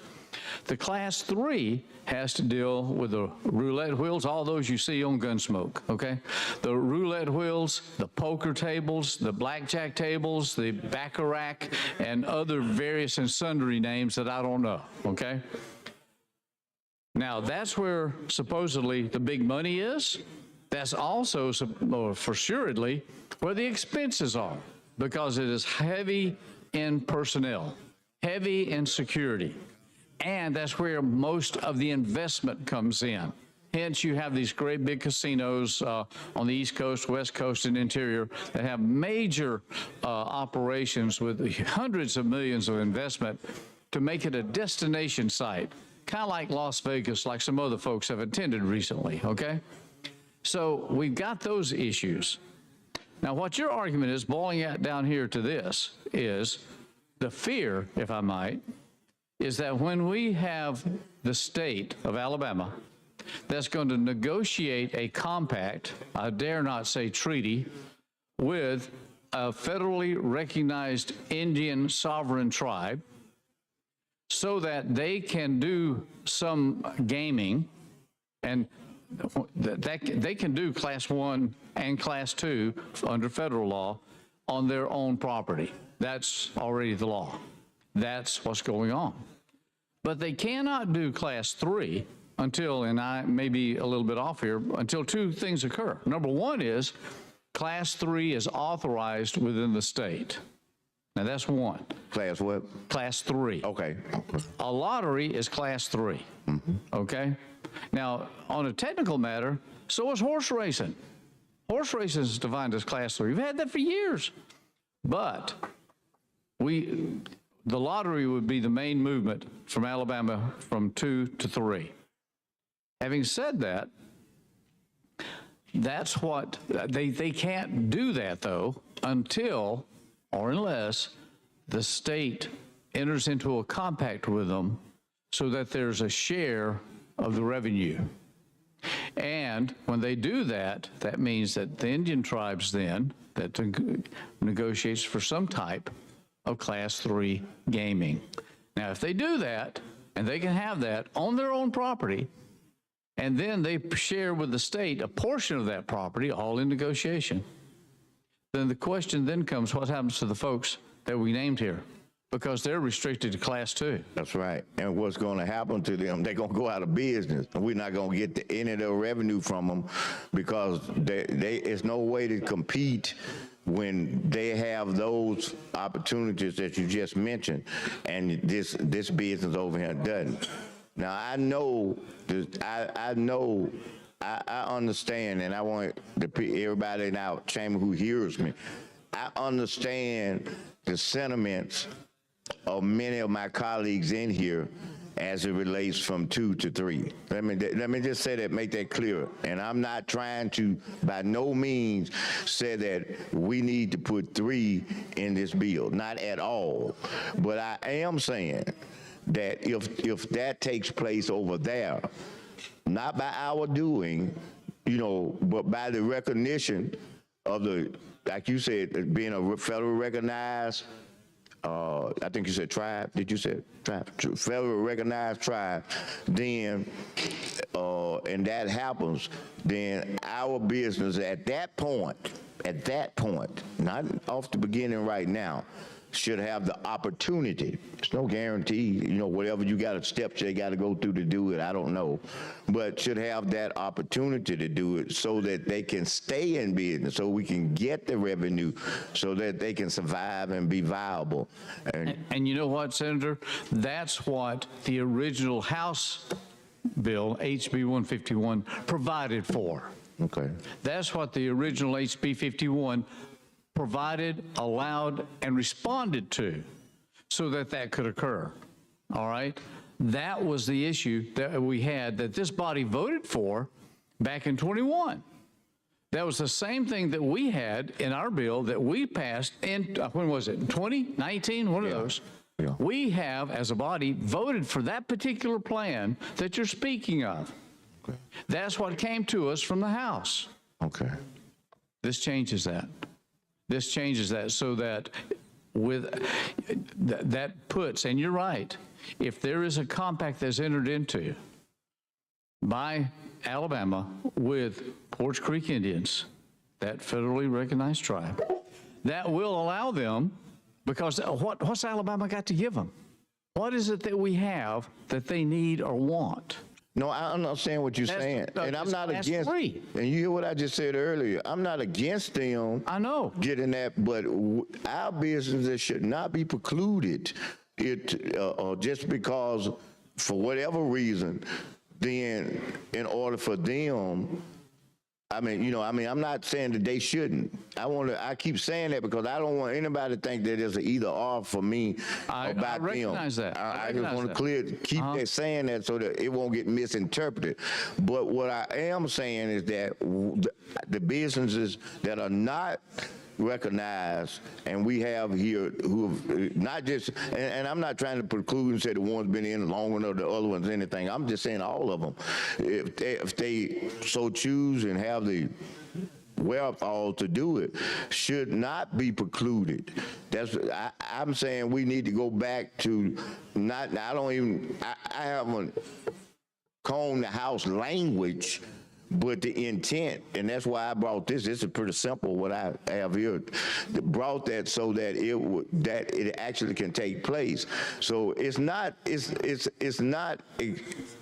denying the tribal people be able to do it, but it's unreasonable to expect they're going to have a closed market, that they the only people that can do that at that level, and these people should not be able to do it. Are you suggesting? That's if we're going to, let me just say that, if we're going to set up a closed shop, and I'm not trying to say, we got too much to go through with both bills for me to make this statement I'm making.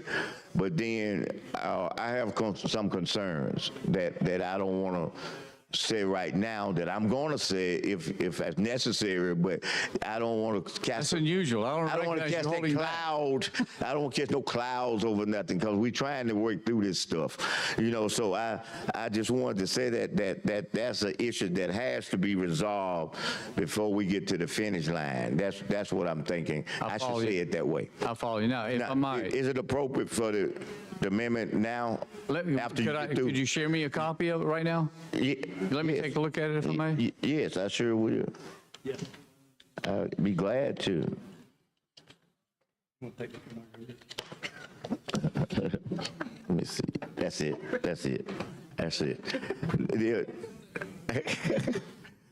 The amendment, and this is to everybody that won't have hadn't had a chance to see it. The amendment says that. Yeah.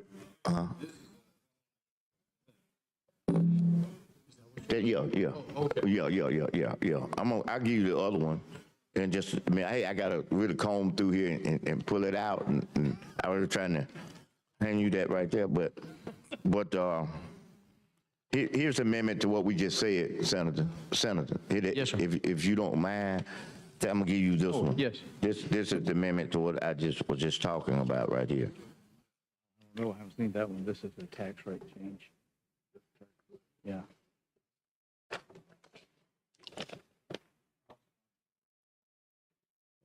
Okay. But that's something that I'll bring back to you before we finish on the bill. Because you were talking about that, I wanted to just show what I had put together to try to address that. If I might, I'm looking at your one dealing with the class 3 issue that we're discussing. Can I address that real quick? But if you don't mind, that we'll look at the other one first. Oh, you want to do the other one first? Yes. Okay. Okay. This other one is the one that had been spoken of previously. This is changing the tax rate, going back to page 1, lines 18 through 19, changing the 24 to 32%, changing that to 18 and 26%. To 26. Okay. And I'll say that the initially I had 18 to 24 when I first got to talking to you, but there's some other colleagues in here in a bipartisan manner that wanted it to go to 26. And so I agreed, that's why it's 26. I don't have any problem with that. I still think that's reasonable, in terms of being able to continue as well as to pay that rate. May I speak on this quickly? Sure. Before you offer? I understand where we're headed, and our colleague explained the purposes of this earlier on. I understand that matter. Keep in mind two or three things here, if I may. Number one, that which you want to occur less of, you tax heavily. If there's certain things that we want to do is reduce the amount of activity, gaming activity that occurs in Alabama. Hence, that's why the aspect of going from 24 to 32. Lowering that tax rate would have a tendency to increase that activity and participation. That's number one, that's a principle. Number two, dealing with the rate. Further along, which we haven't even got to this point, is further along, you're going to find that a portion of this goes to the local county and the local city. That totals up to 6%. We don't take anything out of they don't lose anything if we change the rate here. So that if we go to an 18%, that means that this local and city revenue would remain 6%, but the state revenue, petition, whatever, would drop to 12%. The same thing is true with the 26. It would drop from the state take would reduce to 20. To 20%. And we're getting into a possibility of viability, economic viability, because this entity, meaning the Enforcement Division and the Gaming Commission, has to be self-sufficient.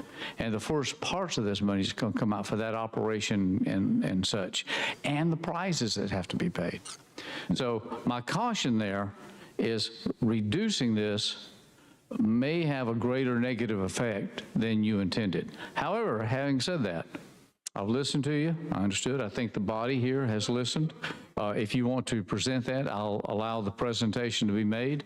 And I'm going to step back and let the body take a vote as they go up or down. Thank you. I appreciate that.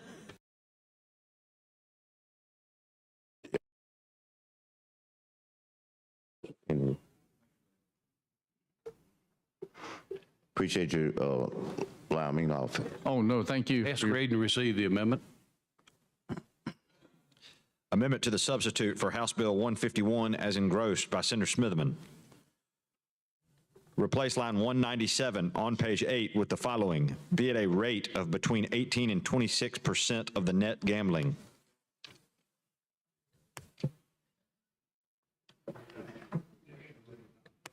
Got it? Senator Smitherman. Mr. President, I'd like to move for adoption of it and call the long roll. Call the long roll, please. Mr. Albritton. Mr. Allen. Mr. Barfoot. Mr. Beasley. We reducing it. Mr. Bell.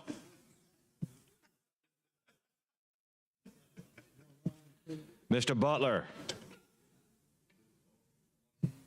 Mr. Carnley. Mr. Chambliss. Mr. Chastain. Ms. Coleman. Ms. Coleman Madison. Just remember Mississippi got 12%.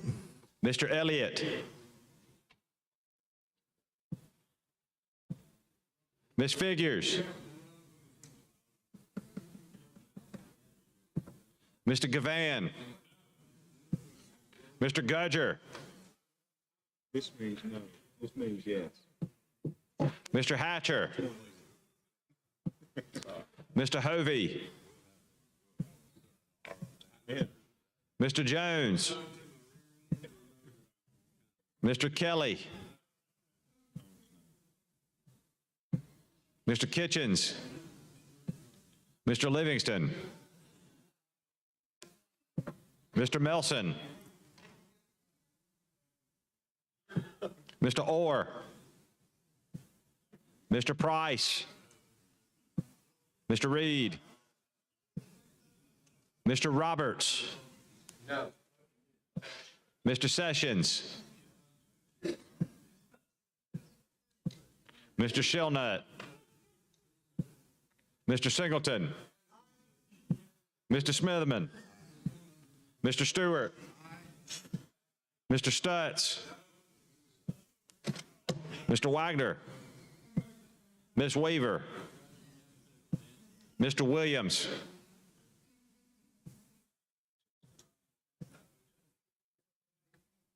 Six ayes, 22 nays. With 6 ayes and 22 nays, the amendment fails. Senator Albritton? Thank you, Mr. President. I would this is one of those anomalies. Everybody hold up the hands where Democrats are trying to reduce the rate and Republicans, never mind. Hey, one thing never forget, we do represent Republicans too. Remember, I represent Mount Brook, Homewood, Hoover. I got plenty of constituents that are Republicans. Do you want to move on to the next one in the chat? Yes. All right. If I might make some comments on that, if I may? Sure. Okay. I've already discussed part of what we're dealing with here and how that came in and such. And as I read this, and if the staff would correct if I'm misinterpreting this, this is a matter basically that says, paraphrasing, rednecking, whatever, is that should the state of Alabama enter into a compact with PCI authorizing Class 3 operations, table games and such as we talked about, then all the other entities, gaming activities in Alabama, would also receive Class 3 gaming. Is that correct? You want me to say that again? I'll say it, and then you say if I'm saying it right. Okay, that's fair. The simple version is this: if the recognized tribe is given Class 3 by the federal government, I don't think the state is going to do it, but by the federal government, then it's saying that our facilities can do the same thing. Exactly. Putting everybody, The trigger is the federal, put everybody on the same plane at that point. Exactly. Now, if I might, I'll say this: that's not a bad economic plan, because at that point it will be governed by the economic forces, what the market can bear and where. Okay? My argument there would be that would become then who has the biggest investment, the biggest destination matter, and that investment, and also location as far as transportation and those type matters. But the thing about it will allow them to survive. I follow you. Yeah. I follow you. Did I answer him? Is there any questions anybody has on that? And maybe we ask if there's anybody who wants to talk about that? I don't. Does anybody have a question on this? Now, in essence, what you're doing now, if I might be so bold, is adopting this would be basically putting our substitute almost back to where the bill came out from the House. Right. Is that accurate? Well, I remember I didn't read word for word what they that's did. correct. You know, I knew they had, but I didn't know how their wording was. So I did, you know, I have to be very honest. I do not remember the exact word that they said, but the end results was the same thing in which I presented here today. Senator, my job today on this is to get this substitute through this body in a way that we can hopefully send it back down to the House for further review. I would think this would help them if you're gonna send it back down to the House, because that's what the House put in that when it came up here. I understand that, which is one of the reasons we have the substitute that we have today. At that point, and because of that, respectfully, I'm going to move that we table this amendment. We don't have it yet? Okay. Here it is, right here. Yeah. Here you are. And I'd like to call for the vote. Thanks. Read and receive the amendment, clerk. Amendment to the substitute for House Bill number 151 as engrossed by Senator Smitherman. Replace line 124 on page 5 with the following. The patron watches all or part of the historical race. If any entity in the state, including an entity described under section 65.04, becomes authorized by state or federal law to engage in class 3 gaming under 25 CFR section 502(4)A, B, or C, an entity licensed to conduct pari-mutuel wagering under this subdivision shall likewise be authorized to conduct the same corresponding gaming activity. Roll call. If there's no other question. I would move to table using a roll call vote, and I would remind the members that this is a tabling motion, so if you want to get this done with, the vote is yes. And I would ask that you would vote no, just simply because if not, our businesses are not going to survive if that happens. Clerk, call the roll. Mr. Albritton. Mr. Allen. Mr. Barfoot. Mr. Beasley. Mr. Bell. Mr. Butler. Mr. Carnley. Mr. Chambliss. Mr. Chasteen. Ms. Coleman. Ms. Coleman Madison. Mr. Elliott. Ms. Figures.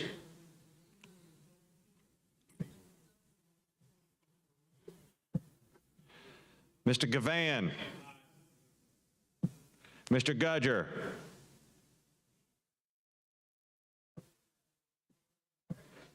Mr. Hatcher. Mr. Hovey. Mr. Jones. Mr. Kelly. Mr. Kitchens. Mr. Livingston. Mr. Melson. Mr. Orr. Mr. Price. Mr. Reed. Mr. Roberts. Mr. Sessions. Mr. Shelnut. Mr. Singleton. Mr. Smitherman. Mr. Stewart. Mr. Stutz. Mr. Wagner. Ms. Weaver.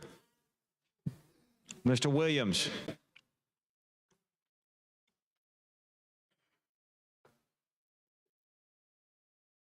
Twenty-four ayes, 7 nays. The motion is tabled. Senator Albritton.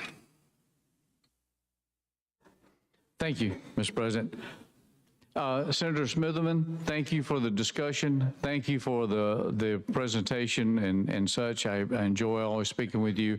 And I'm going to make one thing abundantly clear if I can, and that is just because we adopt a lottery under this does not open up Class 3 gaming to PCI, even at the existing sites. I understand, Senator, and I hope before this bill is voted on that we will have some additional dialogue. I follow you. Thank you, sir.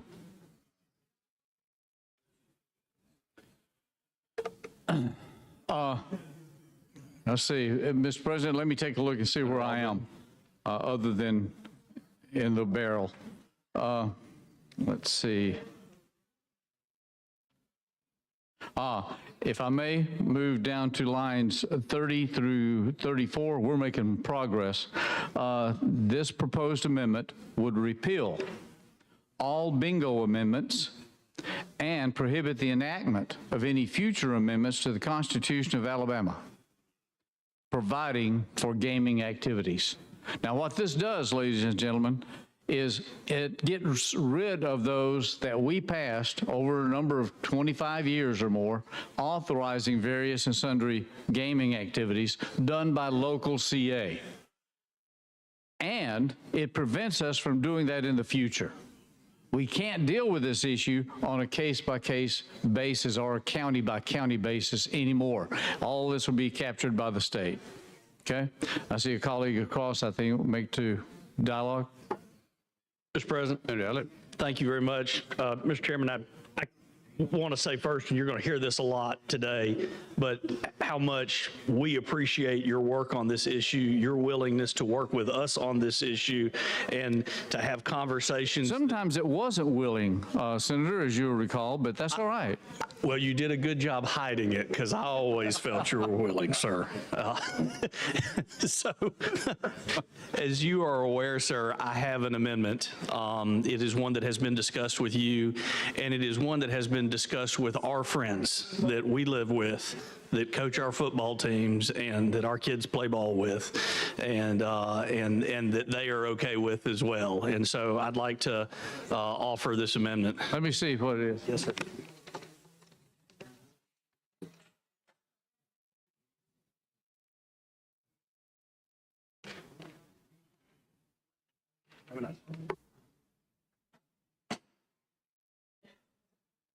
Would the senator, I know I've seen this, could you explain a little bit the context of where we're doing and what the effect is here, please?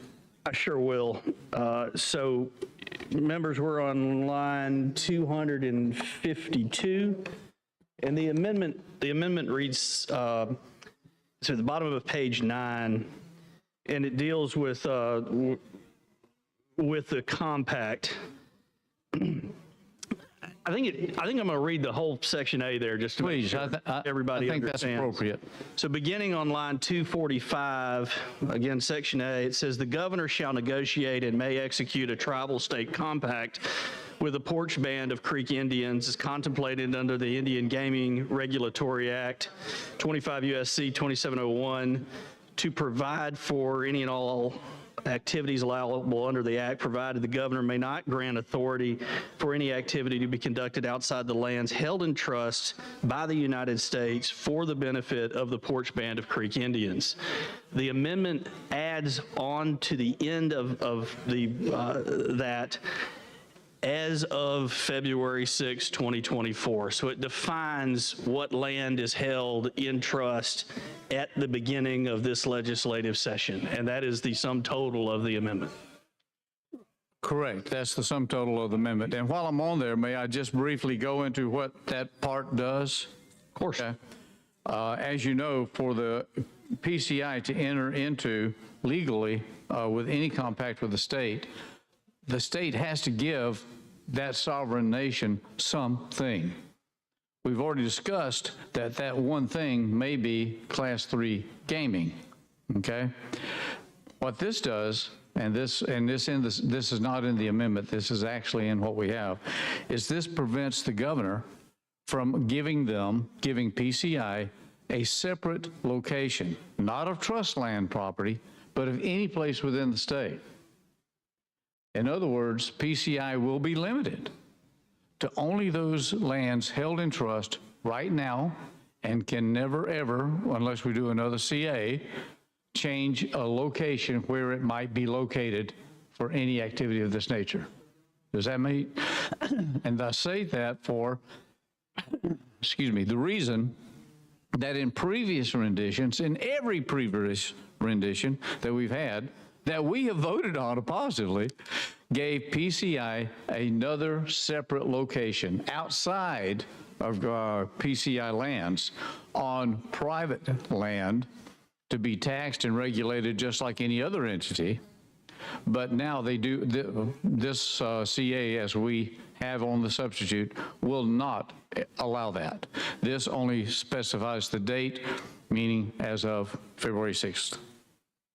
That That is correct. And Did I state that correctly? you did, sir, and I will say, I think this is more belt and suspenders than anything else. I think the way it is written currently is pretty clear, but this makes it abundantly clear from the state's perspective that is trust land as of February 6, 2024. And while that is true, I might take a point and say belts and suspenders from my perspective is not the proper analogy, but I'll leave it at that.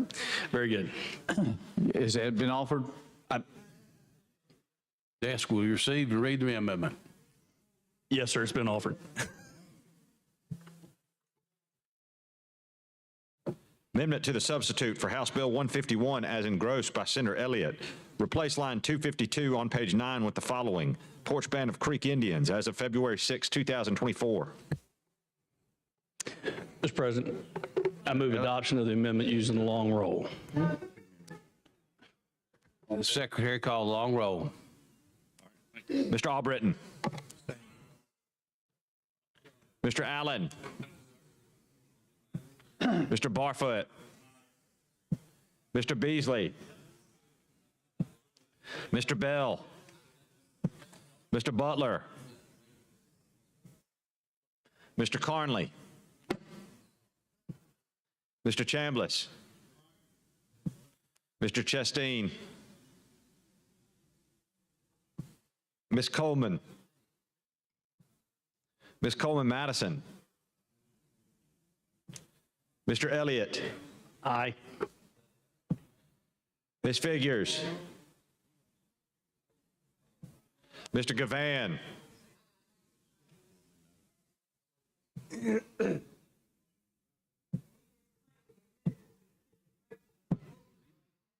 Mr. Gavan. Mr. Gudger. Mr. Hatcher. Or anyplace else? Mr. Hovey. Exactly. Mr. Jones. Mr. Kelly. Mr. Kitchens. Mr. Livingston. Mr. Melson. Mr. Orr. Mr. Price. Not in control. Mr. Reed.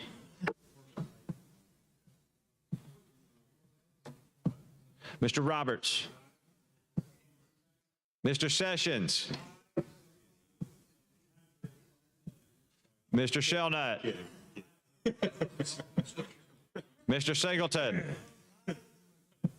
Mr. Smitherman. Mr. Stewart. Mr. Stutz. Mr. Wagner.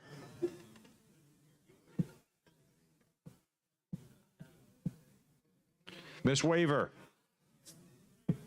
Mr. Williams.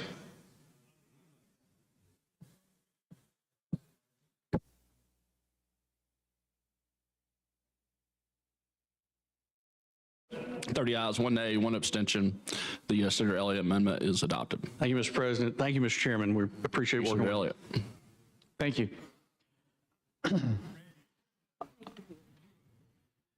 Mr. President, My colleague wants to dialogue? Yes, sir. Senator Albritton, I just want to thank you for your transparency during this entire process and for taking on this Herculean task.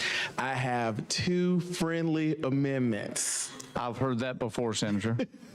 that I would like to offer. They're very simple. So I've heard that before, Senator. I represent Lowndes County, and the facility in Whitehall, I have 2 amendments.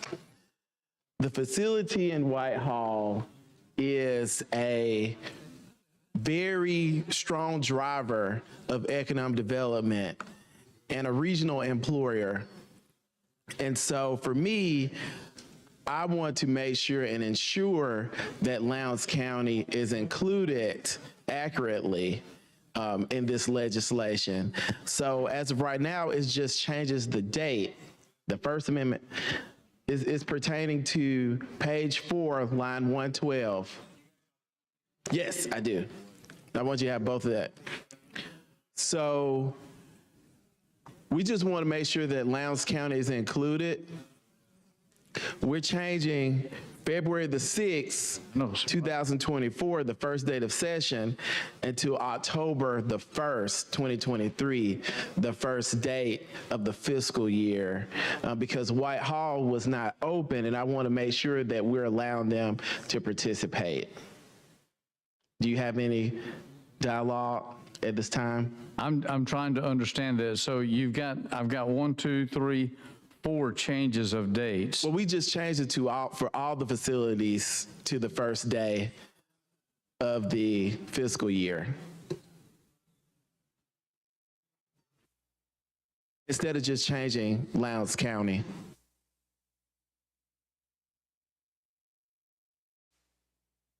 Operation. So all you do is back the date of operation.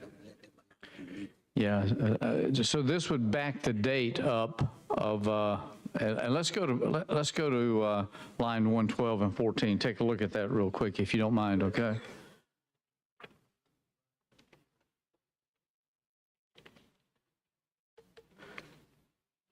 This is in the discussing the parimutuel wagering, including parimutuel, and lists the places which are in existence on February 6, 20.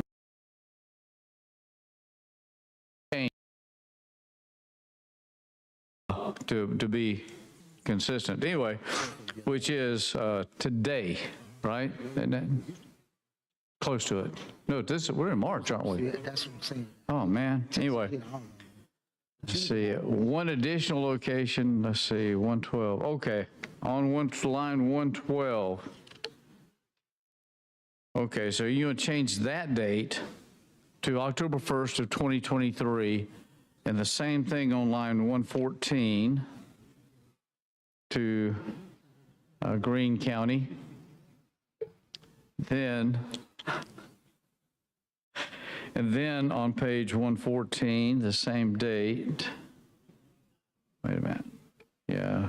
Then on 116. Yeah. All right. And then line 117. So this is affecting Lowndes County, Greene County, and Houston County. Is that correct? Okay. And you're moving the date of existence to be October 1st of 2023. And why do you want to do this? I'm getting like the other senator. What did you just say? No, because we want to make sure that Lowndes County is included, and they were closed on February the 6th. So that is my concern, that they will not be able to participate and have an advantage of this legislation. Well, I think that was the intent of what we're trying to write up, is those that are existing in Town Hall or Whitehall. Lowndes County was, I guess, operational. We want to recognize that. I don't think I have a problem with that. I'll put it up for a vote, certainly. Okay. You want to offer? So I would like to offer this amendment, and I move for Oh, you need to pause. All right, Secretary, read and receive the amendment.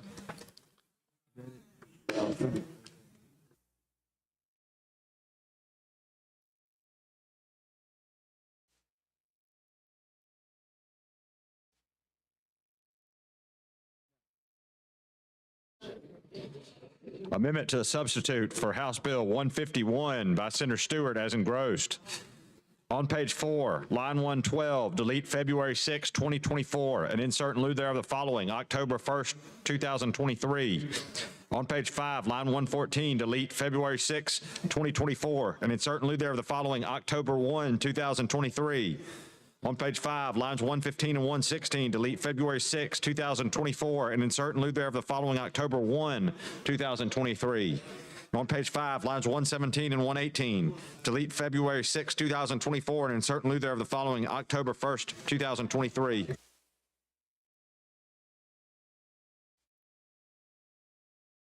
I move for adoption. Long roll. All right, Secretary, call the long roll. Mr. Albritton. Mr. Allen. Mr. Barfoot. Mr. Beasley. Mr. Bell, Mr. Butler, Mr. Carnley, Mr. Chambliss, Mr. Chasteen, Ms. Coleman, Ms. Coleman-Madison, Mr. Elliott, Ms. Figures, Mr. Gavan, Mr. Gudger, Mr. Hatcher, Mr. Hovey, Mr. Jones, Mr. Kelly, Mr. Kitchens, Mr. Livingston, Mr. Melson,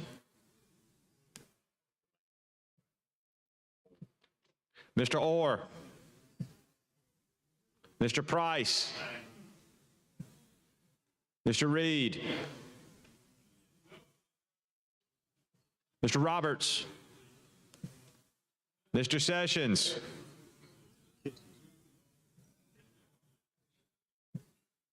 Mr. Shelnut, Mr. Singleton, Mr. Smitherman. Aye. Mr. Stewart, Mr. Stutz, Mr. Wagner, Ms. Weaver, Mr. Williams,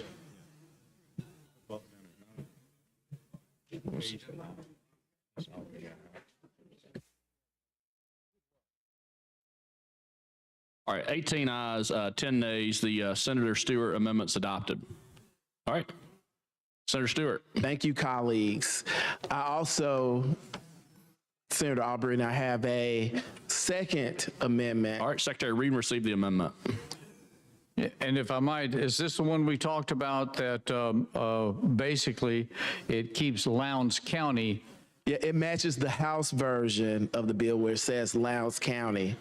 Now, all this does is just... All right, hold on one sec. We got to read the amendment first. Okay. All right, Secretary Reed received the amendment. Amendment to the substitute for House Bill 151 as engrossed by Senator Stewart. On lines 16 and 17 of page 1, delete the following, the town of Whitehall in. And on page 116, on page 5, delete the following, the town of Whitehall in. Yep. So we wanted to match the House version of the bill, and it allows us to have the same, it keeps it consistent with the other counties. The other counties just have their county name listed, and so we're just listing Lowndes County. Well, the only item I would throw in on that, Senator, is in the other counties, those sites are already visible. They're there. You know where they're there. In this one, you're allowing, frankly, it looks like, that you're going to have anywhere in Lowndes County.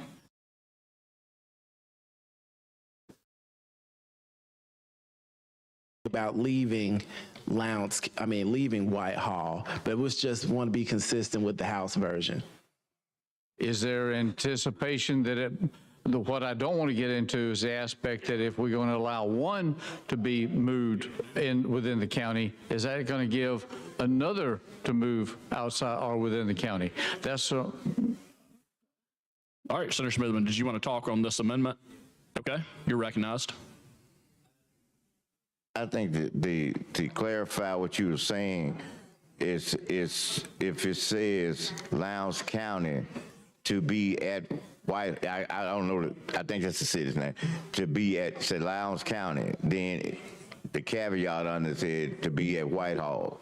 I think that will designate the county as it is, but it designate where it is. Now, I don't know if that's what he wants to do or not, but in terms of what you were saying, that would allow them to get the designation of, as he's trying to do, say Lowndes County, but it does not open up the door for it to be moved anywhere in there.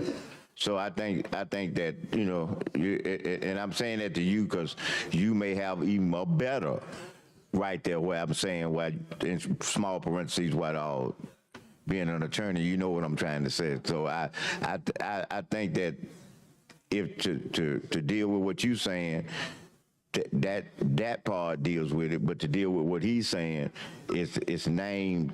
You know how you said in the meaning part, you said Lowndes County, and then you said what the definition that you're talking about in the place. I think that will probably take care of what the question that you asked about, and it'll give him what he's trying to do, which is be consistent with all the other counties. May I, Senator, Senator Stewart, would you be amenable to making some, right now Whitehall is a town. Whitehall is also known as where this entity is located, correct? It is a separate building on the south side of Highway 80, correct? Yes. All right. The concern I have is to make sure that we're consistent in this bill so they don't have moving pieces and get back to more moving pieces. Would you, and I don't know whether it's the intent to keep this within the town limits of Whitehall or not. If so, we could put language in, you know, but it doesn't seem to be that. Could we say within 1 mile of Whitehall city limits? Well, then it wouldn't match the House version. Well, I understand that, but I'm not worried about the House. No other counties have 1 mile or such. It's about nomenclature for me. I understand, and is about to point about, I know that there's folks in this room and that are concerned with the movement of their facility. I know that part of the issue that we have with this is being able to lock down not only for competition purposes, but also for community purposes. You know, I can't tell you how many times, don't put it here, don't put, you know. So I would suggest that we look, I don't have an objection to trying to deal with this, Senator, but I think we need to put in a more clear definition geographically on the banks of Murder Creek or whatever, something, you know, that we can identify so that we can lock down where it's going to be. And I don't know if that's possible or not. Well, I will say this. I'm not sure. I know for one that I do not expect any movement because the facility has gone through so much. So they'll just be happy to just be open. So. Would you mind if we put something that would be, I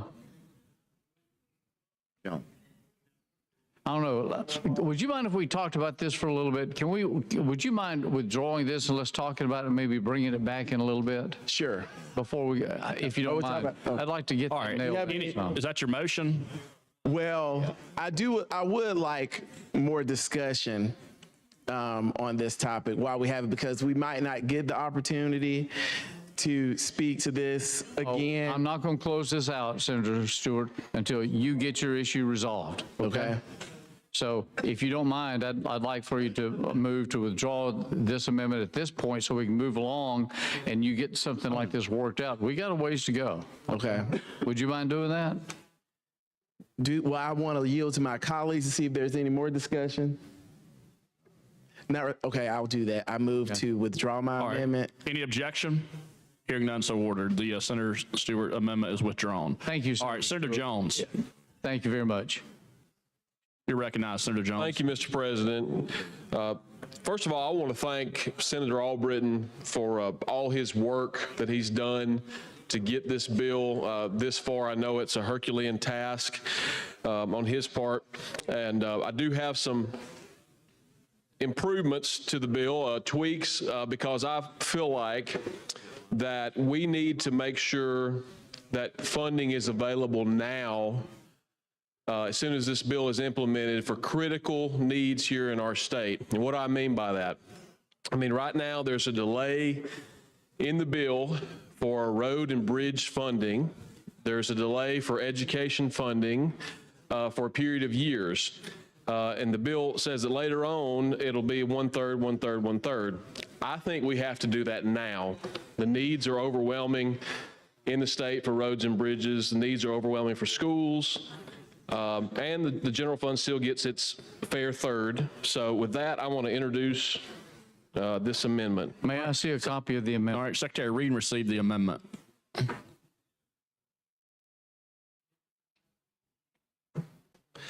Amendment to the substitute for House Bill 151 as engrossed by Senator Jones. Replace lines 160 through 167 on page 6 with the following. On an annual basis, the legislature by. All right, Senator Jones. Mr. President, if there are no... If I may speak to it, Mr. President? Yeah. Thank you.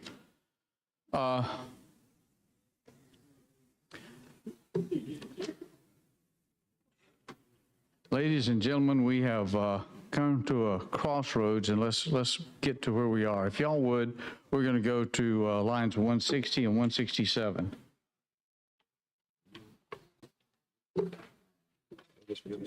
No, I got to use it.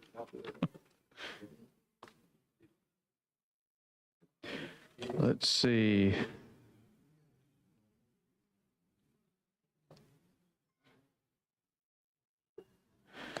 Reading lines 160 through 167, it says, all proceeds generated for deposit into the Gambling Proceeds Fund through March 30, 2029 shall be appropriated by the legislature through an independent supplemental appropriation, that's us, in the same manner as the annual state general fund appropriation bill for ongoing capital improvement and infrastructure projects in existence as of the ratification date of this amendment.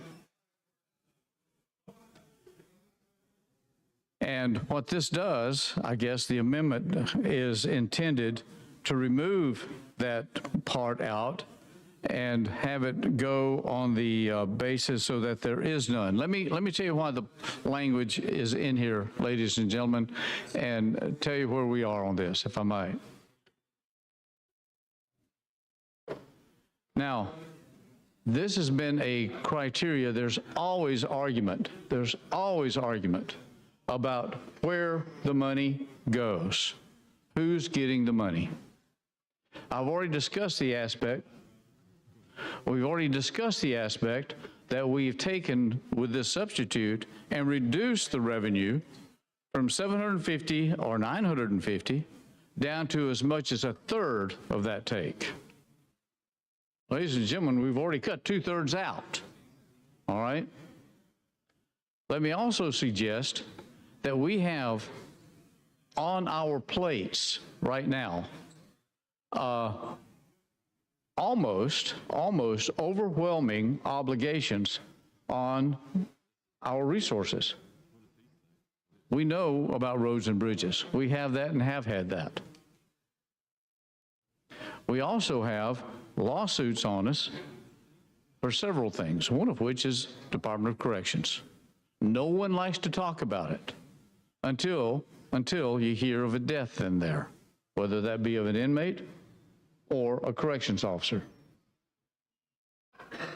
We have attacked that problem. It took us 5 years to develop and get to a point of where we could have a plan to set up and move forward with building and constructing prisons, not as additionals, but only as replacements.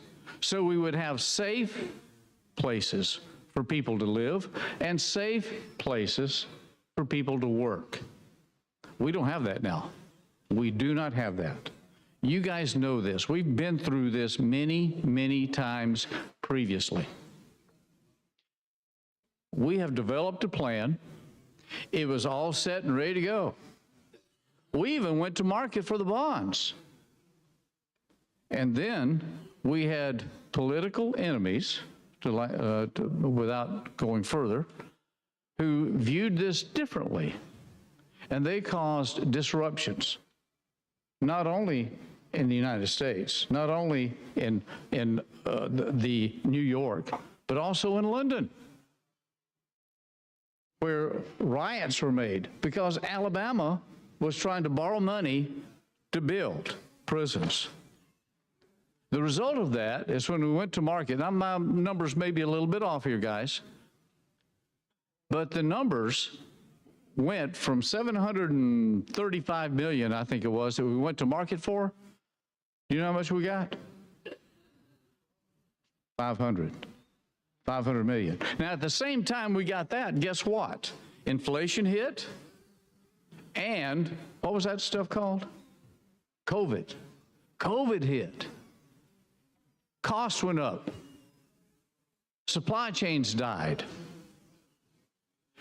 And the price that we had of $735 skyrocketed 30 and 40%. Not because of ineptness on the state's part, no. Not because of graft and corruption, no. Because of the circumstances that we got ourselves in. So now we have a prison being built currently, and well on its way, that's going to take all the money that we have with a little bit left over. Where are we going to get the other money? Where are we going to find it? That, ladies and gentlemen, to be direct as to where we are in this matter, and as the budget chairman of the general fund, who's responsible to see where we get this, we do not have the money to build this. Well, oh, wow. Oh, well, let's just stop. Let's just not build it. We've already got that in legislation. We've already committed ourselves. Number two is the courts are still looking over us. We still got to do it. Number three, it's the right thing to do. You don't live where I live, where I have friends and neighbors going to work. And in that work, they have to go into a facility housing 100 violent criminals in an open bay. You can't see them all at any time, but it's your job, unarmed, to go into that bay. There have been times when they didn't get out. There have been times when they got out a little bit mauled. We cannot continue to put our employees or even the inmates, I'm not talking about giving them color TVs. I'm not talking about giving them, what's those, the adjustable beds, okay? No. What I'm talking about is a means where we can house them independently in single cells, break that up so they can be safe, so that we can feed them, so we can provide them the medical care that we're obligated to give. Now, we've committed to that. How many people here are going to raise taxes to do that? How many of you are going to do that? How many of you are willing to cut your pet projects or another agency so you can do it? That's what the decisions I got to make. And you got to make when I bring it up here.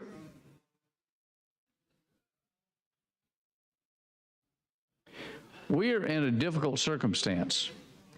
Now, I know there's an argument, one-third, one-third, one-third. One-third to schools. Everybody, you know, you got the lottery, it's the education lottery. Look, folks, we cut the sales tax last year. You know what that meant? $300 million into the ETF. We just gave it away. Said, here, take it. We don't need it anymore. And now we're here focused on $100 million that may come in. What are you going to do with that? Let me get this straight. You cut taxes of $300 million, say you don't need it. Now you're trying to get another one-third of that? Excuse my redneckness, but I don't think that makes any sense, especially when we are already committed to a plan that we voted on and we set up, and we can't do it in the way we normally do. We've got to find another way. Ladies and gentlemen, this is the only way we're going to have to meet this obligation. It's already there. Yes, when we were developing this, I got my little self in trouble. I did, because when I came in and I saw this and I saw how this was working up, I had to make a decision on a weekend when I was bugging the staff on Sunday morning in church. to try to find these answers. Okay? I found an answer. It wasn't pleasant, and it wasn't easy. I made the decision, and I put it out there. And then I sent to every one of you guys to look at. It wasn't warm paper, okay? It wasn't. I sent it out to everybody to look at. Now, we have come and we had meetings here, right up there, and these were not friendly meetings. And I negotiated with people in this room to come to an agreement of what we could do.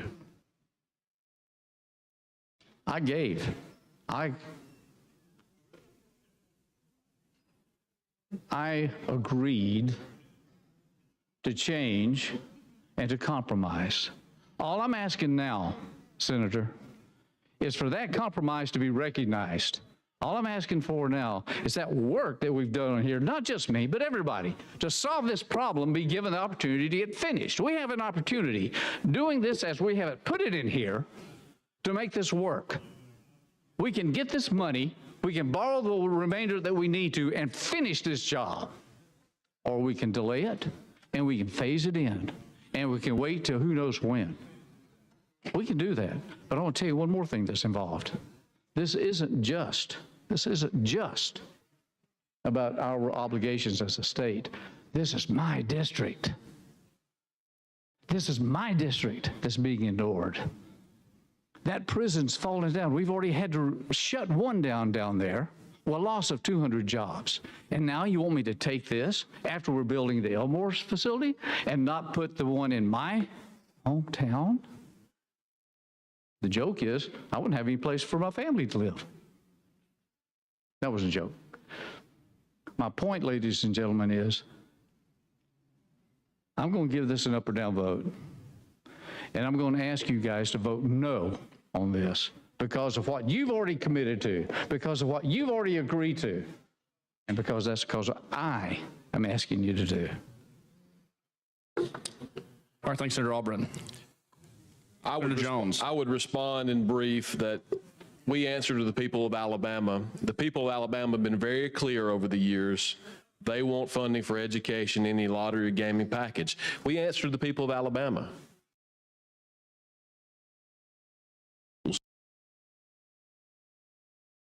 About. So with that, I move. All right. For passage using the long roll. Secretary, call the long roll. Vote no. I ask you to vote no. Mr. Albritton. No. Mr. Allen. Mr. Barfoot.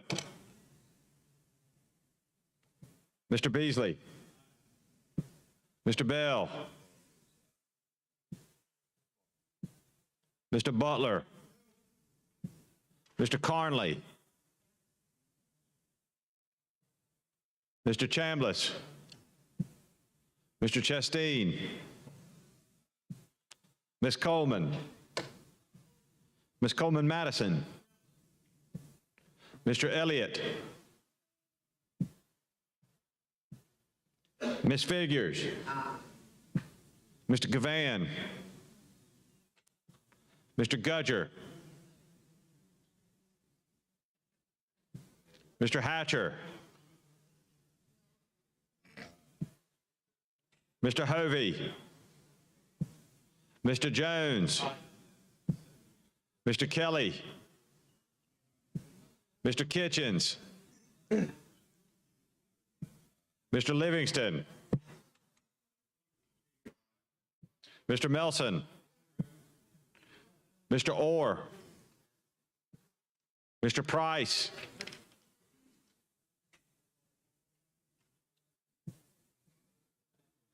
Mr. Reed.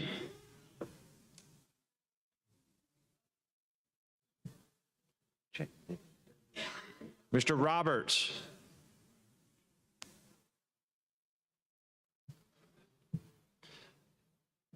Mr. Sessions. Mr. Shellnut. Mr. Singleton.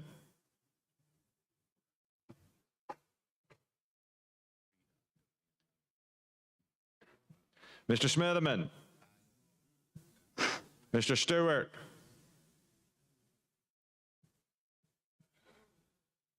Mr. Stutz.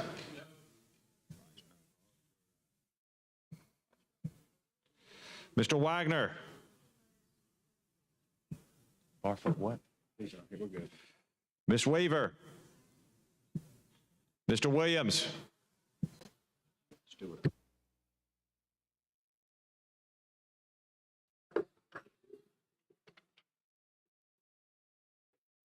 All right. 24 ayes, 7 nays. The Senator Jones amendment passes. Thank you, Senator Jones. Mr. President, with that, I move to carry this bill over at the call of the chair. Object. Call for long roll. It's an objection. It requires unanimous consent. All right, Senator Jones. I have another amendment. Colleagues, all right, Secretary Reed received the amendment. Mr. President, I've asked for a carryover on this. Can I not It's get unanimous consent, and there was objection. So now we're on this amendment. All right, readers. colleagues. Amendment to the substitute for House Bill 151 as engrossed. Replace lines 236 through 237 on page 9 with the following. Shall be credited to the Gambling Proceeds Fund.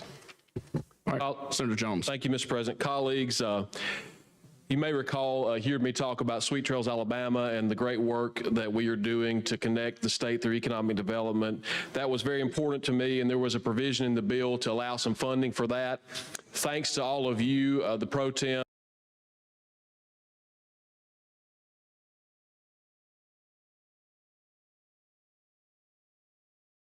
and Senator Albritton for working with me. We've been able. Senator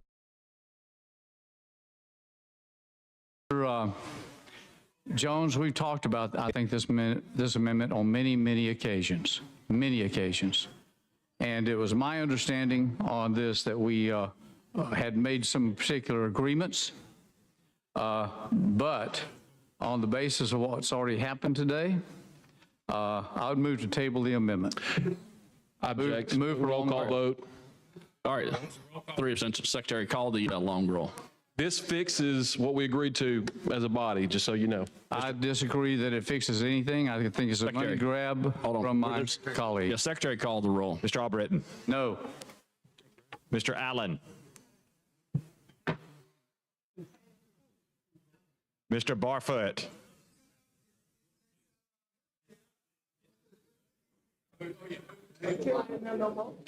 Mr. Beasley. This is a tabling motion. Want to vote no? Mr. Bell. Mr. Butler.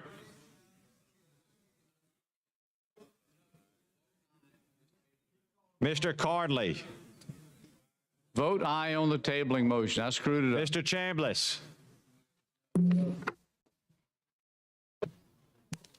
Mr. Chasteen.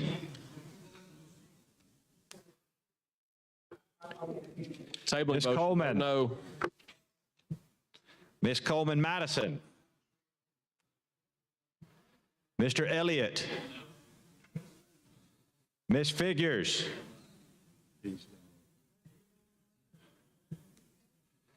Mr. Gavan. Mr. Gudger. Mr. Hatcher. Mr. Hovey. Mr. Jones. Mr. Kelly. Mr. Kitchens. Mr. Livingston. Mr. Melson. Mr. Orr.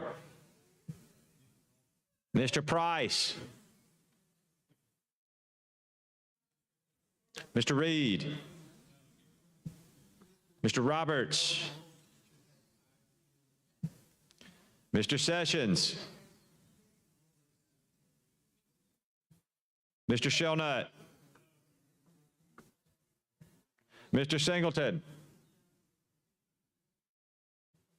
Mr. Smitherman.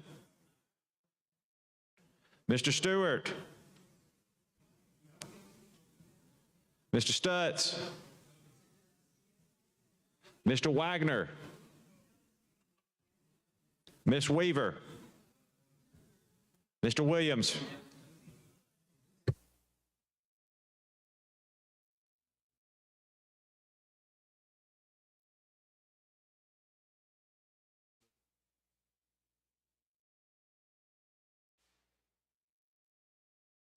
All right, 3 ayes, 27 nays. The tabling motion fails. All right, Mr. President, Senator Jones. I want to speak to the motion just to clear up some All right, confusion. real quick, let me recognize some President, special guests in the gallery.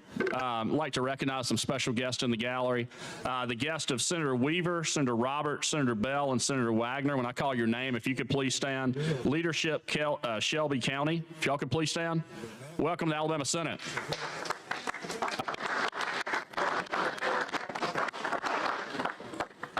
Mr. President, do I have the mic? Mr. President? Senator Jones has the mic. All right, he wanted to speak on his amendment. Thank you, Mr. President. Didn't we vote on the amendment? I do What are we not- going to speak I'm on? not yielding. I have the mic. Thank you, Senator. Who has the mic, I Mr. had a President? discussion with colleagues in this building, including the pro tem and our caucus, as you may recall, Senator Albritton, to take out language that was very important to me for the better good of the body, with the understanding that we would handle that through the normal budget process, which is what we've all agreed to. So by you trying to table my own amendment, you're actually helping keep what I wanted in there. But I'm trying to help the body and pass this so I can come to no other explanation that you're trying to poison the well. So I'm sorry, but I'm just going to call it what it is. All right. Do you want to make a motion on the amendment? Yeah. Okay. I'm going to move for final passage using the long Mr. roll. President. All right. May I? Yes. You're recognized. Thank you. I'm not exactly, I'm a little bit bumfuzzled, so if I got the rules a little bit confused, can I start my first hour? Okay. Can I go start in this discussion? Senator, you can go take a rest now. I'm going to have my microphone here. I'm going to be heard on this matter. I am not going to be run over on this. Apologize. Let me get control. Every senator in here, every senator has a right to come forward and discuss and to make votes on and present bills for that will affect and influence their district. This bill does this.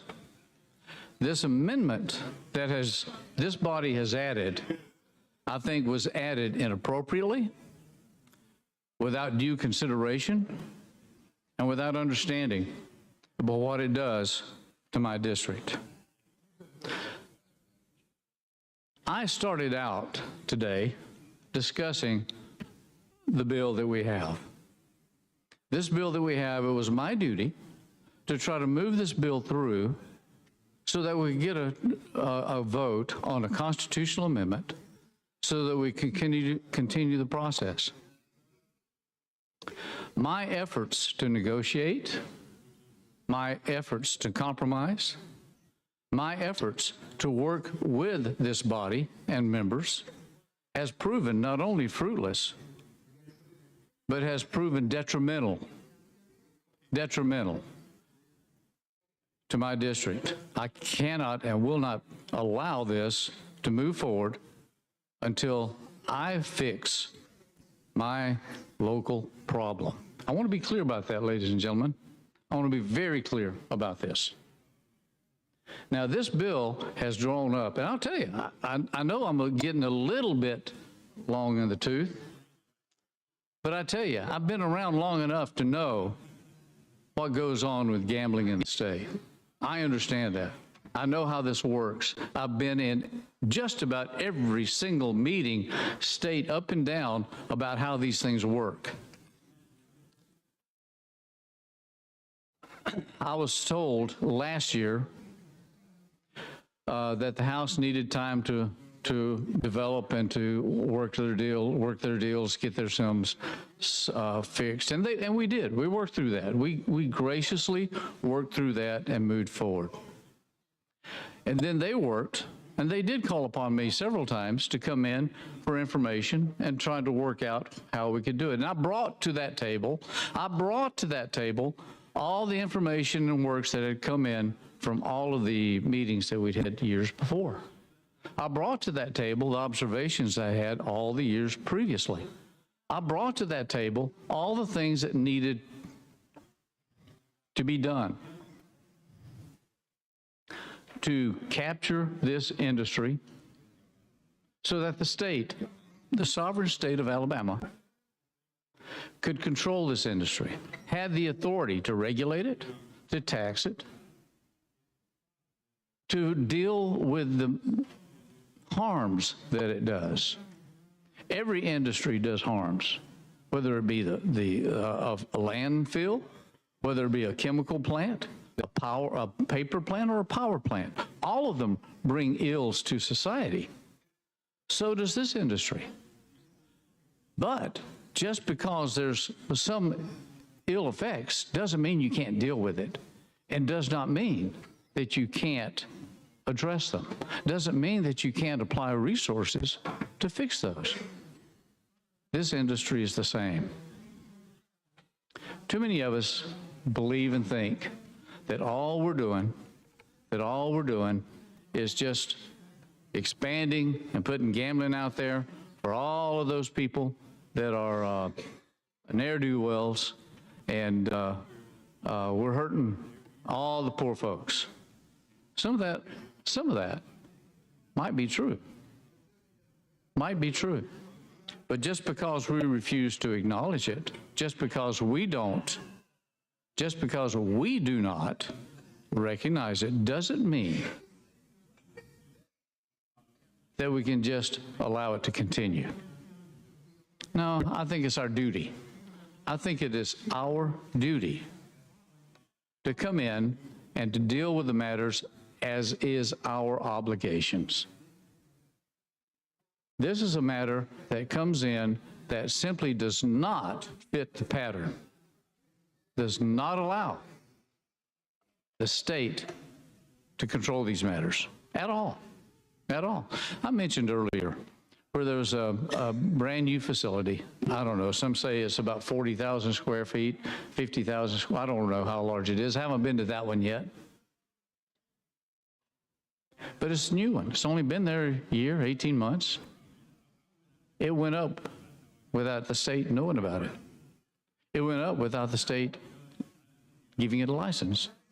It went up without the state regulating it. It went up without any preparation for what it may do. We sit here and talk, oh, gambling's doing this, gambling's doing that, and yet when these facilities come in and we don't know about it, how can we address it?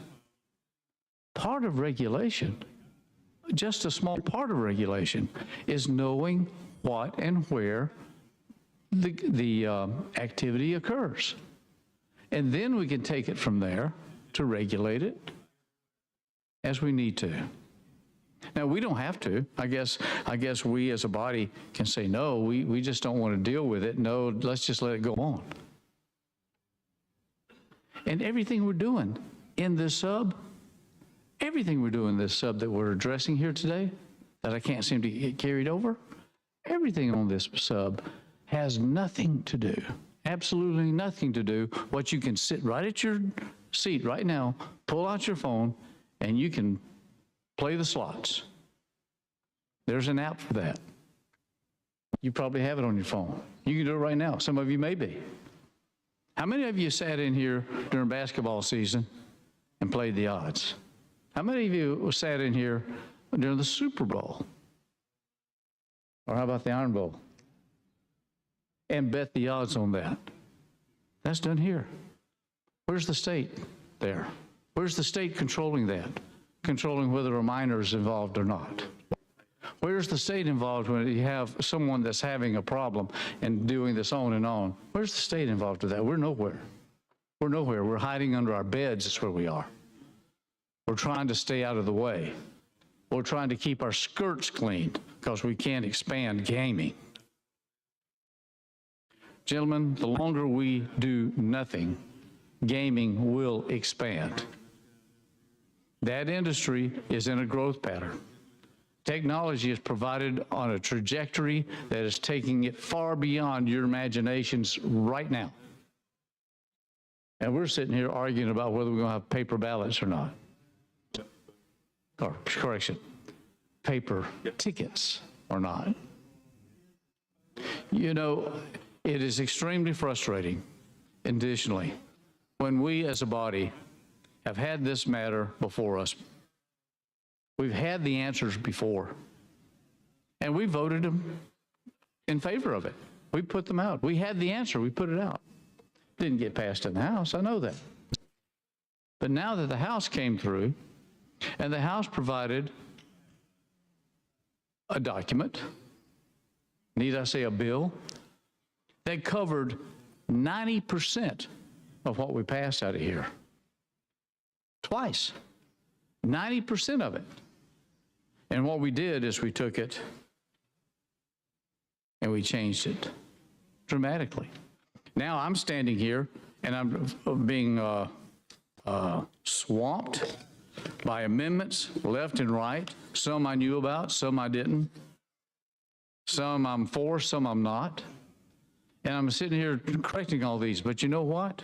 And this was told to me by professionals and others. The bill the House sent up was the best bill that had been developed. It was better than the other two we passed. Why? Because it wasn't a hodgepodge. It had been thought out. For 14 months it was worked on. 14 months it was worked on to develop the body of language as to how it would be interconnected and such. Now we're trying to put in amendments to correct those things that were already in the House bill.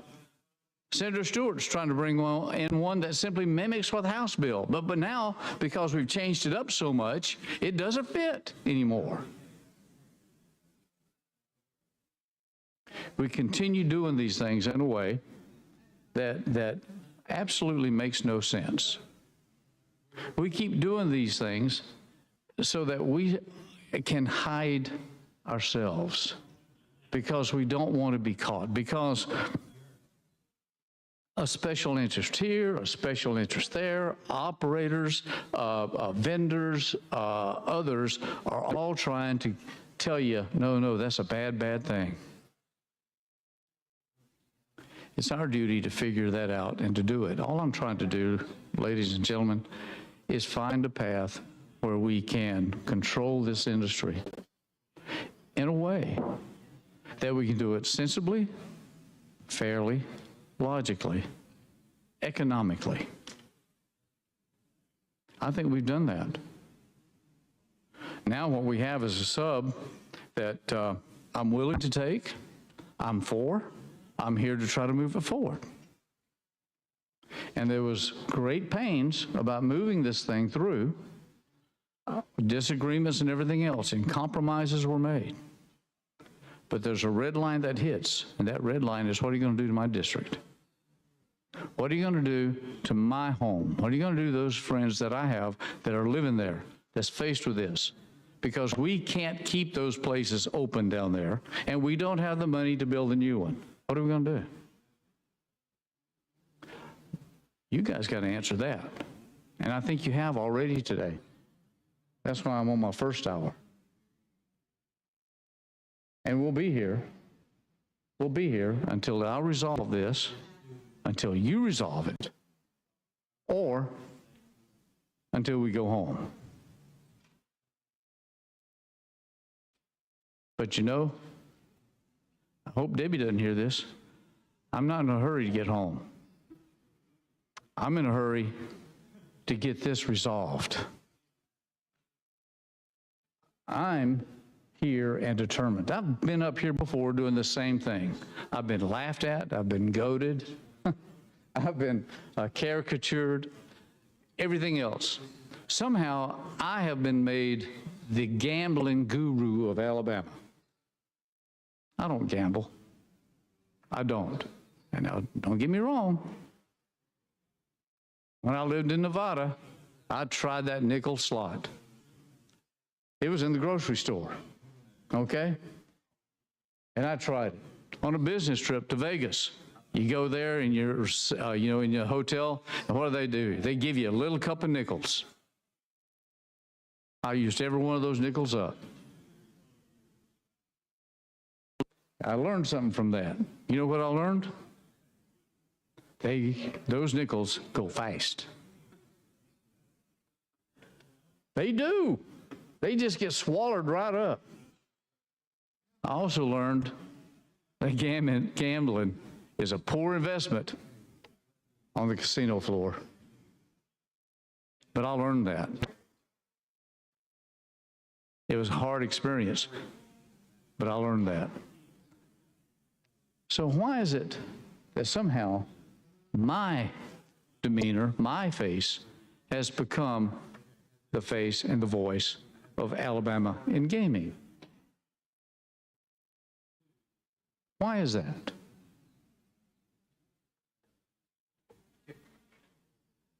The only thing I can tell you is because, first off, and I'm not scared of it. I've been in the casinos. They don't scare me at all. I'm not afraid of them. The little bells and whistles and the dings and dongs and the lights and things, that could be scary to some folks. It doesn't scare me. It doesn't scare me, and it doesn't entice me anymore. There was a time there when now the only flashing lights I pay attention are the blue in a windshield.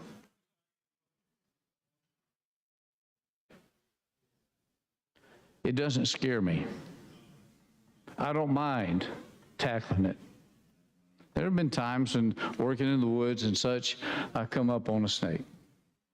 You've seen it, rattlesnake, copperhead, moccasin.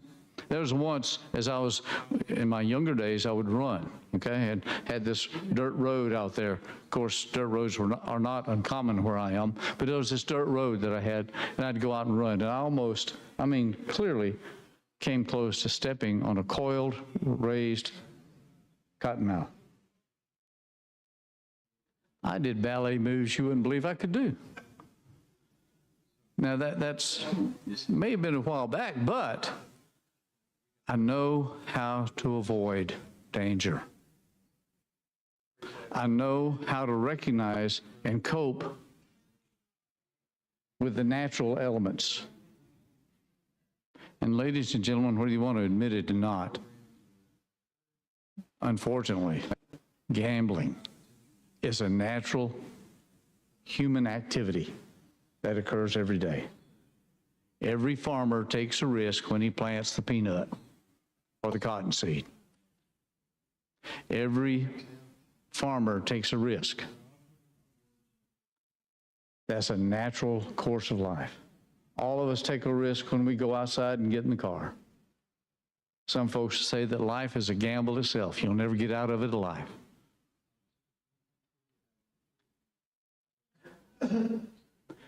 You have to face it, though, and you have to deal with it.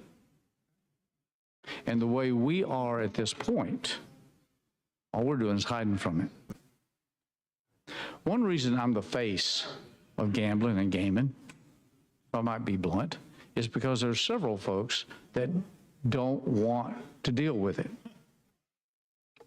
They simply want to get what they need and want without having their skirts messed up by being the face that I am. Of course, I don't blame them not wanting to be my face, but for not having a gambling part there. If I might be so bold, every one of you guys and ladies have had the opportunity over a number of years to participate, which you've done, or to drop your own bill. And that has happened. Most of those that dropped them now are gone. They've left, they've retired. But you can do it.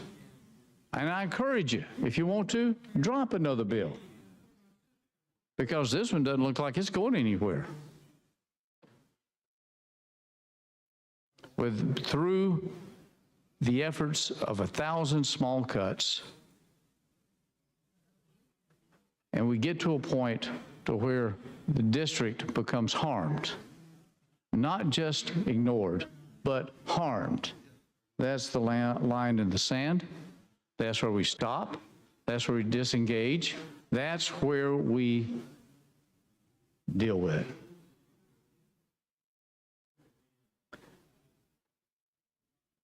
I came here with the total intent of getting this bill, which I did not like, but I was willing to take it and move it forward. No one else volunteered. My name's not on it. Anybody could have brought it forward, but I was the guy to bring it up. I'm willing to do that. I'm willing to pass this bill. but not when it does harm to my people, my family, my district. Let me tell you what we're talking about. Any of you heard of Holman Prison? Anybody know Holman Prison? Yeah. I don't have any relatives there, do y'all? Never mind. Holman Prison, it's been a number of years ago. A Friday evening, rainy. I got a call from the existing, at that then time, the DOC chair, our commissioner, thank you. He called me at home on my cell, and he says, we're shutting down Holman. It's not safe anymore. Holman is a prison that housed somewhere around 890 people. That's where the execution place is, okay? Most of it was dormitories. They already had plaques there on the walls of COs who had died. We've got a DOT sign on Highway 21 recognizing an Officer Bettis who was killed there. And you want me, as that representative, to shut that down because it's going to get shut down. So is Fountain across the road.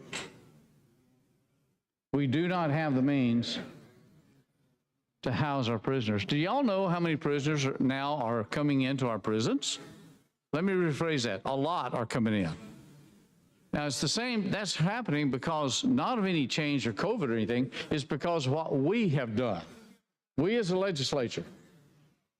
Just this week, I think, in Judiciary, we brought 2 or 3 different bills increasing crimes, the punishment. One's dictated life imprisonment. If you're 19 and you're convicted, you go to life in prison. Wow, that's great. Where are you going to put him? Where are you going to put him? That sounds really good. But unless you have a place where you can put him, where you can house him, where you can feed him, where you can guard him, what good does it do? It does none. We've got to stop dealing with political issues, worrying about what the politics is, and we've got to deal with the problems that we've got. As long as we try to deal with real problems with political PR answers, we're not doing our job and we're not doing the state any good. And frankly, that's where we are here, gentlemen, ladies. I came here with the intent, and I don't mean here to this podium, I mean in this job, in this position. I came here for the purpose of doing good, of trying to help my state. I was born here. I've lived here. I love Alabama. Doing the peripheral things along the lines, the little peripheral good, feel good, those things that look nice. Oh, yeah, let's do those things. What happens? We create a bigger problem. I didn't come here to do that. I did not come here to play on the edges. I came here to do something worthwhile, good, important, with lasting results. I brought bills here for those purposes. I've done those things. In my county, we had a situation a little bit of years ago where got notice that we were going to put in a dump. I mean, not just a dump. I mean, 5,000 acres dump, a huge place. And who was going to put it? Who was going to put it in? How was it going to come? That was for New York to ship down here. Okay? That took us almost, I can't remember, was it 6 years, I think? It took us 6 years to completely defeat that in court actions and in these halls. In these halls, we were able to change the process so that you couldn't be snuck up on, as they say. So you couldn't be surprised by this with no way to stop it. So you couldn't be, oh, look what's happened. Or you drive down the road and say, when did that get there? We've changed that. That was substantive. That was real. It had an effect on a whole region. That's what I'm here for. I hope you are too. I'm here for the purpose of doing the same thing with this major issue that we have in Alabama. I know I'm talking, I ain't got but 30 minutes now, and I got so much to go, and you guys are already tired of me. You were tired of me 20 minutes ago. Get over it.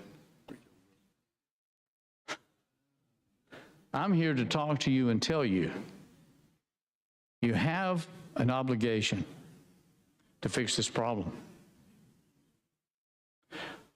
About the amendment that's been proffered and has been accepted by this body over my objection.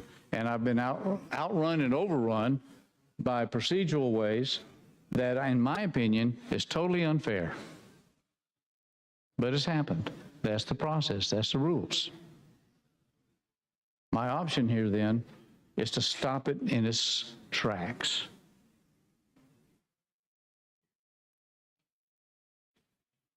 That's the duty I got. That's the responsibility. I know you guys are tired of hearing me. I hear that all the time. Some from you guys, some from at the house, and other places where I run my mouth. But I tell you, I'm not near done. Because this matter is important.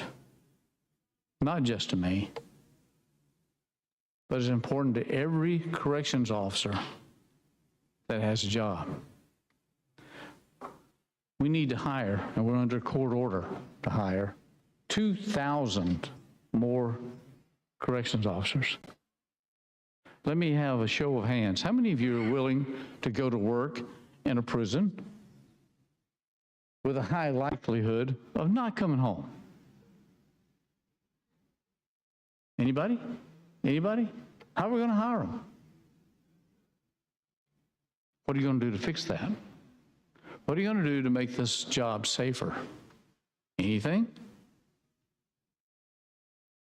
The argument on this amendment that was been accepted. Remember, I'm going to run through some numbers. Remember, we've taken the bill that came up from the House, same bill that we passed in 21, same bill we passed in 19. That was going to bring in close to $1 billion. Now, that's a pretty good chunk of change. Pretty good chunk of change. That's ARPA every single year. You remember ARPA? What a fight there was and scramble for that money? This would be every single year. Where do we come in from it? Where do we get it from? It's coming in from this industry if we pass this bill. But guess what? We chose not to do that this year. We decided to cut that down to a third of what it was. All right, so that's fine. The education has already decided that, or has, $3 billion in savings. The ETF's got $3 billion in savings right now. And remember, its normal budget is $8.3 billion. Okay? That's education. And they're grabbing for this $100 million out of this 1/3 that's left over. That's not going to do much. Meanwhile, the general fund struggles, it always has, because we fund everything except education. Name those off. Mental health, police, prisons, courts, highway patrol, this facility, not to mention all the money that we send to our local governments for advancements and developments, and a host of others. This body and the legislature, I'll say as a whole, has done many things that we could not do because we didn't have funding for it. We didn't have funding for it at all.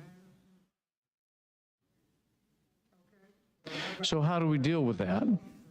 How do we deal with that? We try to cut corners because you know we're not going to increase taxes. And as I alluded to a little bit earlier on the ETF, we already cut taxes. In fact, we've cut several other taxes out of the general fund, too. Not only state, but also local. We've cut. We've increased things such as the homestead exemption amounts and other matters we've done in order to relieve our taxpayers of some of that burden. Yet to cut the grocery tax, which is a very, very good political move to do, but we reduced the revenues and the ETF by $300 million every single year. Not only do we lose that money, but guess what? The ETF fund now isn't growing anymore.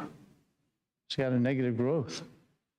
It's got a negative growth because we did that. So the answer to that is we're going to do this issue, cut the revenue down to a third, and then take a little pittance from that so we can do it. I disagree with that methodology. Let me explain, if I might, where we are with the bill as I brought it in. Not how it's been amended, but how it was.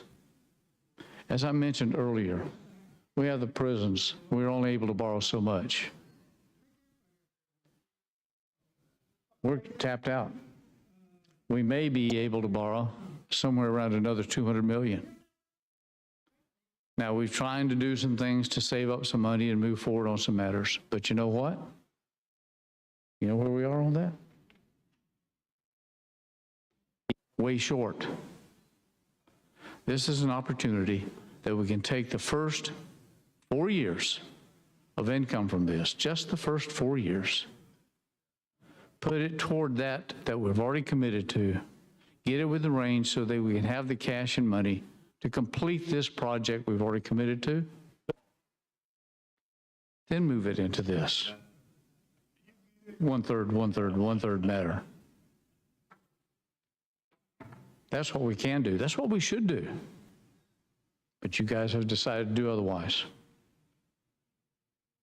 So my question to you, do we stop building the prisons? Is that what we do? Again, that's my district. If we stop, the others are shutting down. Not only does that hurt my district, but where are you going to put those other 800 violent offenders that's in Fountain? Where are you going to put those life in prison or death sentence folks? Those few remaining, 180 in Holman? Where are they going? You want them on your streets? Where do you want to send them to? You going to send them to Limestone? That's the decisions that we make when we fail to meet the promises that we've already made. We can fix those problems. We can do that today by fixing this bill. That's what it's going to take. Now, that's where my little pea brain was headed when I was trying to work and get this done. Others have other directions and other priorities. I'm not saying those priorities are not valid. I'm not saying those priorities are not important at all. They are. I'm trying to direct this so that we can do some things that we are already committed to, that we already have the responsibility to accomplish. Now, there's many people on this level that believe that we have an obligation on a religious level to protect folks from the evils of gaming. I agree with that completely and totally. We do. We also have the responsibility to protect people from the evils of crime. We also have the responsibility of protecting protecting people from all evil that we possibly can. But gambling is not a circumstance that is forced upon anybody. The other aspect of it is, if that's the moral feeling here, why are we so anxious to get a lottery passed? The lottery, ladies and gentlemen, that word is so difficult stuff, more difficult for me than casinos. At least with a casino, people have got to come in and such, you know, and you have to travel or whatever. With a lottery, it's everywhere. Passing a lottery is going to put every single gambling in every single place, every 7-Eleven, who knows where. Every retail outlet wants a piece of this. And they're going to be everywhere. Every crossroads, every 7-Eleven. And not just buying the ticket from the retailer. This bill puts it in so you can just go kind of like a kiosk, okay, and get a little scratch off. In fact, that's where most of the money comes in, from lottery. That comes in from the little scratch offs, not from the big winnings, from the scratch offs.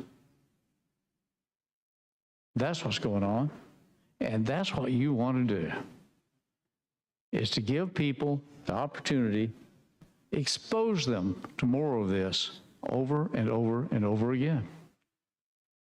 I disagree with that. I don't think we ought to have a lottery, frankly, whether for whatever purpose it is, whether it be education or whether it be for prisons, whatever. It doesn't matter. I don't think a lottery, it makes sense to anything. But that seems to be where we're headed. The other aspect is, what are you going to do with the other areas? And we've had that discussion today. You've got other entities out there, locations, places, that we as a body have authorized. We've passed these bills. We've allowed those to be built there.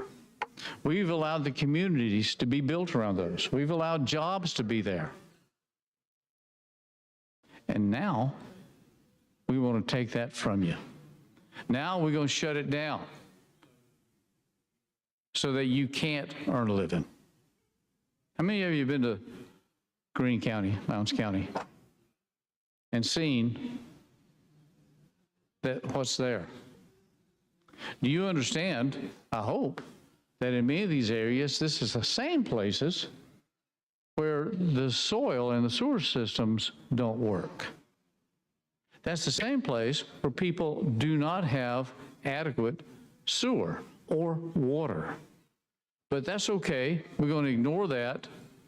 But don't worry, we're going to take your job away so you have to leave anyway. That's what we're doing. That's what we're trying to do. So, where do we go from here? Where do we go from here? Well, we're going to go nowhere. We're going to be stuck right here, where we are. Why? Greed? Is that a good terminology? Everybody wants a piece of this pie. Everybody does. You see it, you hear it all over the place. Even today, I've heard people coming in and wanting this and wanting that because this will be supposedly new money that's coming in and they want their share. And that's exactly what's happened with this amendment. This amendment that you passed does the same exact thing as what the hospitals want, what the schools want, what the locals want, what the counties want. Everybody wants a piece of that pie. It's a full-time job for 3 grown men and 2 small boys just to be able to keep the hands out of it. I was almost successful with this until I lost that vote.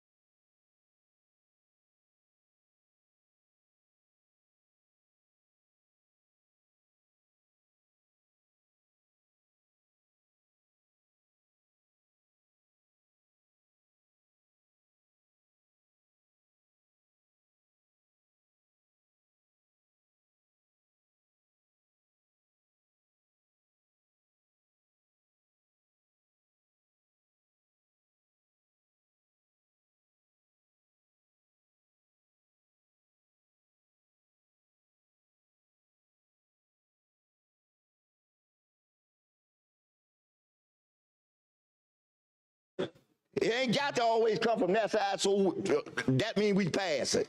If it's a good thing to pass, it don't matter whose side it comes from. We should pass it. It's just that simple. Just that simple. And right now, as I look, other than a little, what is it? Other than a simple date that the senator from Selma put on there, we ain't putting nothing on this bill since we've been in this room. Everything over here been shot down. Everything.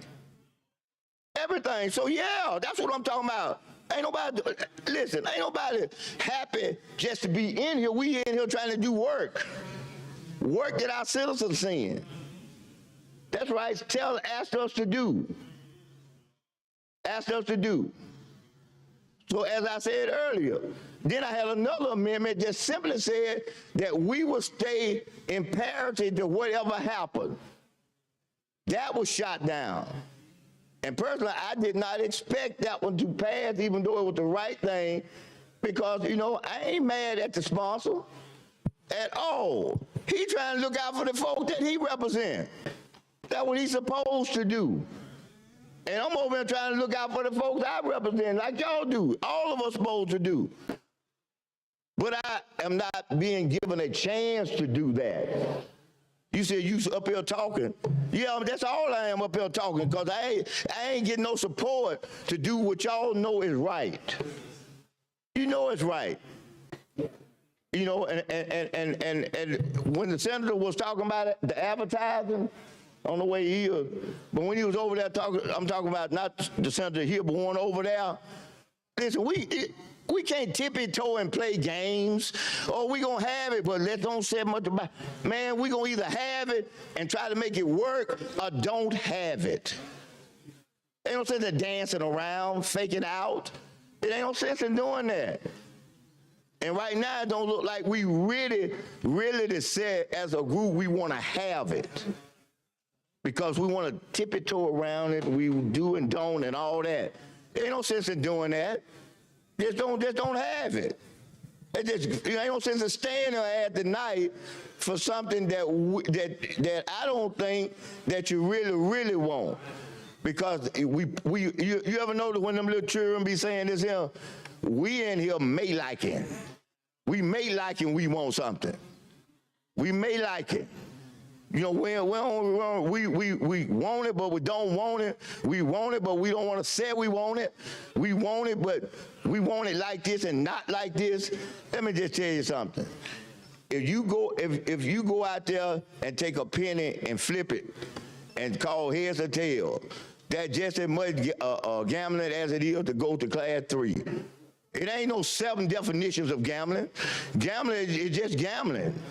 You know, but you know what? You gamble every day of your life. When you get in your car and drive home, that's a gamble, that you're not in an accident. So no, so you know, we want to shape it some kind of special way and not do this, and we just gonna stay in this realm that we sit over here and we ain't finna take nothing else and all that. That's fine. That's fine. But you know, if that's the posture, that's fine. That's why I'm over here at this mic. I respect y'all. Y'all respect me, and that's what I thank you. I appreciate that, and that's why I'm gonna be here. So yes, I'm here, and you might say, well, why are you talking on your amendment like that? Until I feel good about it, got a reasonable chance to pass, I just might well talk on it, you know. And right now, I ain't seen much in here for nobody on our side that if we come up in with something that is gonna have any reasonable chance to be passed. So with that in mind.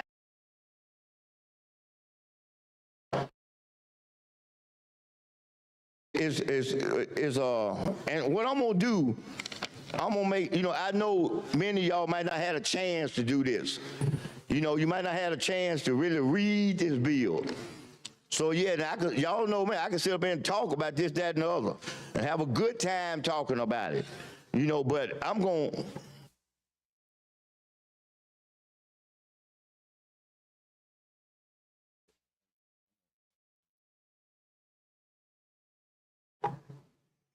nobody got to be over there.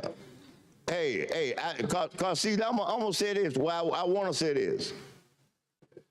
I can point to every one of y'all in this room And you can't say one time that if I said we gonna do this or I ain't gonna do this, that I have flipped on you.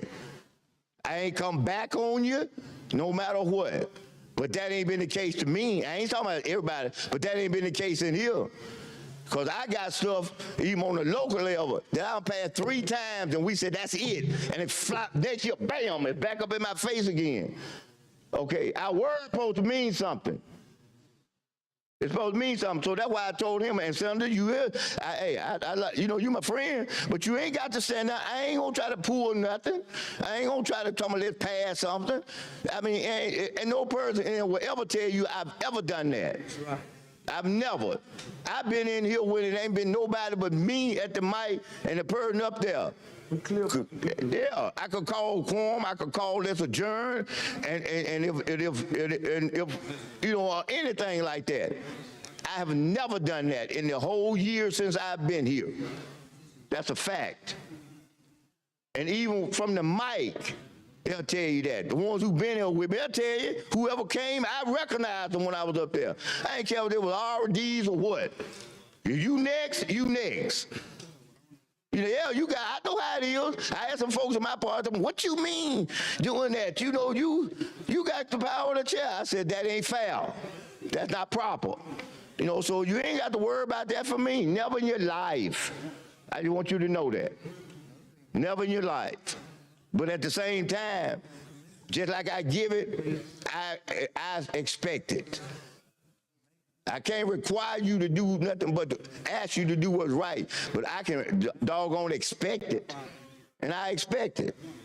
So I think today we need to just, you know, relax, and then we may need to carry the thing over to Tuesday, whatever you want to do like that, but it ain't ready today.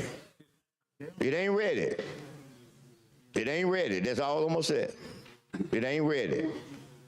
So, you know, if that's the case, but now, this is what I'm getting ready to do. This bill, you're going to hear this bill read twice. I'm telling you that now up front. See, let me tell y'all something. One of my favorite football teams used to be the old-timer Green Bay Packers. I actually had a chance, I'm telling y'all my age, but I actually had a chance to see them play an exhibition game at Legion Field. And they were playing against the Chicago Bears, and Gale Sayles was playing with them. I had a chance to see him stick that leg out and pull it back, and folks jumping at it, and he going where he going. But I always liked the Green Bay Packers. And the reason, Vince Lombardi would come on TV for the game, and he'll say, I just want the other team to know, we're going to run sweep right, we're going to run sweep left. That's all we're going to do. You just ain't going to know whether I'm coming left or right, but you can prepare for the sweep. And that's all I'm saying. You know, I'm going to stay here. I ain't trying to pull no nothing. Y'all know me. I'm telling you up front. You know, and yeah, so there won't be no whatever. But I'm gonna read this, and then this is what I meant by that analysis. If we get to a point where it can be voted on, we gonna read it again. Okay? We finna do both of these bills the same way. If we get to that point, before we actually take a vote, we gonna read it again. So I want everybody to know that up front. So you don't have to be frowning, looking crazy, and why he doing all like that. I'm explaining to y'all why. So when you see something happen, you'll say, okay, he told us that's what he's gonna do, so yeah, he's doing what he said he's gonna do. That's all. I ain't gonna lead you up here thinking that I'm gonna do something else, then make a circle and say, no, I think I'm gonna stay right here. No, I'm gonna stay here and as long as I need to. And right now, that, you know, my thinking is that we probably don't need to do nothing. Because see, we can't get help doing something, so we just need to do nothing, you know, at the moment. You know, whether that changes or not, I don't know. And I'm not trying, let me tell y'all something, so you can understand. If the bill is right, I'm all for it. So I'm not with the group that don't want it. I'm with the group that want it. You know, because I think that it's a way to help us get revenue, provide services, and I'm all about jobs. I just want y'all to understand that. I'm about jobs. You know, I hear this thing that people saying our unemployment rate is an all-time low. But let me tell you something. In the community I live in, when you talk about it 3.6 out here, the community I live in, it's 15 or 16%. See, it's 15 or 16%. And part of the problem is this: folk can't get to work. They cannot get to work. So we've got to provide some transportation for them to get to work. Now, you know, I wish it was still February, because I feel I really would be smiling and telling you about this transit thing, but it ain't. So I got to do it in March. See, we ain't have to worry about getting back and forth to the jobs, you know, in past times, way back. Okay, when we were doing the maid jobs. Y'all know what I'm talking about. We were doing the helper jobs because they sent a bus to pick them up. A bus picked them up and took them out in the suburb near Wales. Now, we're trying to get transportation to get out there as well as everybody else to get what they got to get, to go to these jobs. Just like the facility he's talking about that he's got in his district, the sponsor. Then in order for those people to get out there where it is, they got to have transportation. And I don't see the senator in here from the minority leader. Oh, there he is. How much do them people have to pay folks to get in their cars to go to them jobs? You told me about that. You said it costs the people so much to have to pay them Ubers and things that it costs more than what they made. You hear what I'm saying?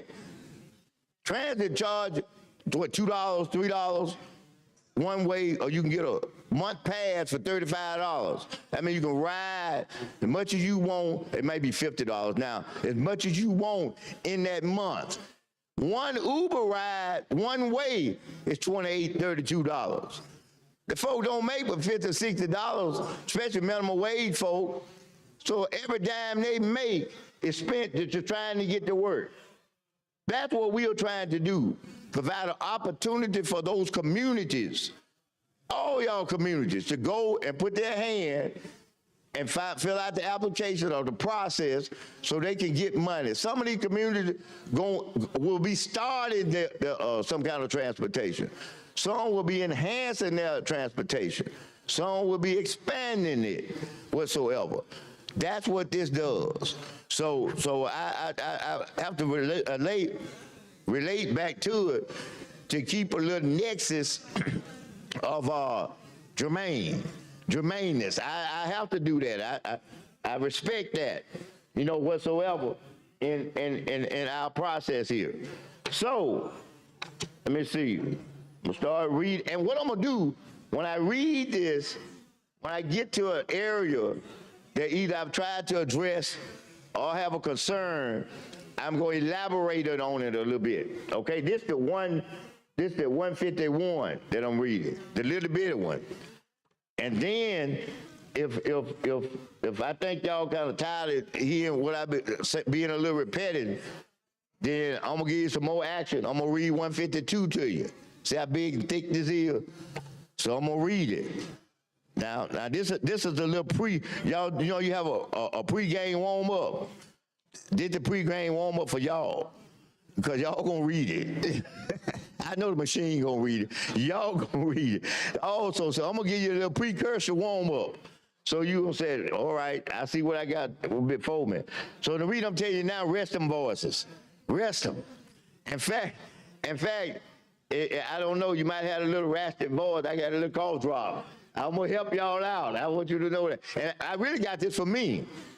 See, so if I get to talking and to get a little raspy, I'm gonna put this in my mouth and it gonna straighten it all back out and we're gonna be ready to roll. Okay? So, hey, what they say in class, they said take out your books and take out your class assignments. Your assignment is HB 151. And it's the first page. It's called synopsis. So pull it out and please follow with me.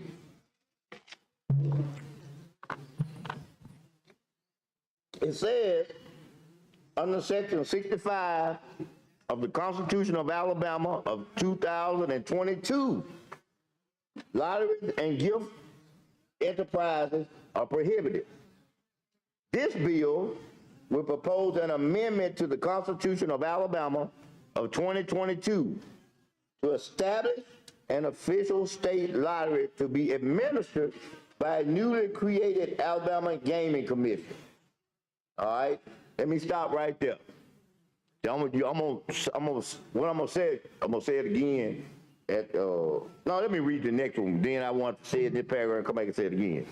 The proposed amendment would authorize pari-mutuel waging, including waging on historical racing computerized machines at the racetracks in Greene, Jefferson, Macon, and Mobile counties, at an additional location in Greene County, and at the existing bingo halls in Houston County and the town of Whitehall in Lowndes County. The proposed amendment will levy a tax between 24 and 32% on identified facilities conducting pari-mutuel wagering activities as provided by general law. Now let me stop right there. We always be making reference and talking about, well, we ought to do this because they doing this in this state. Well, let me jump on that bandwagon for the crowd that always said it when we bringing these bills. Mississippi has a 12% tax. I can't understand why we can't have a reasonable tax.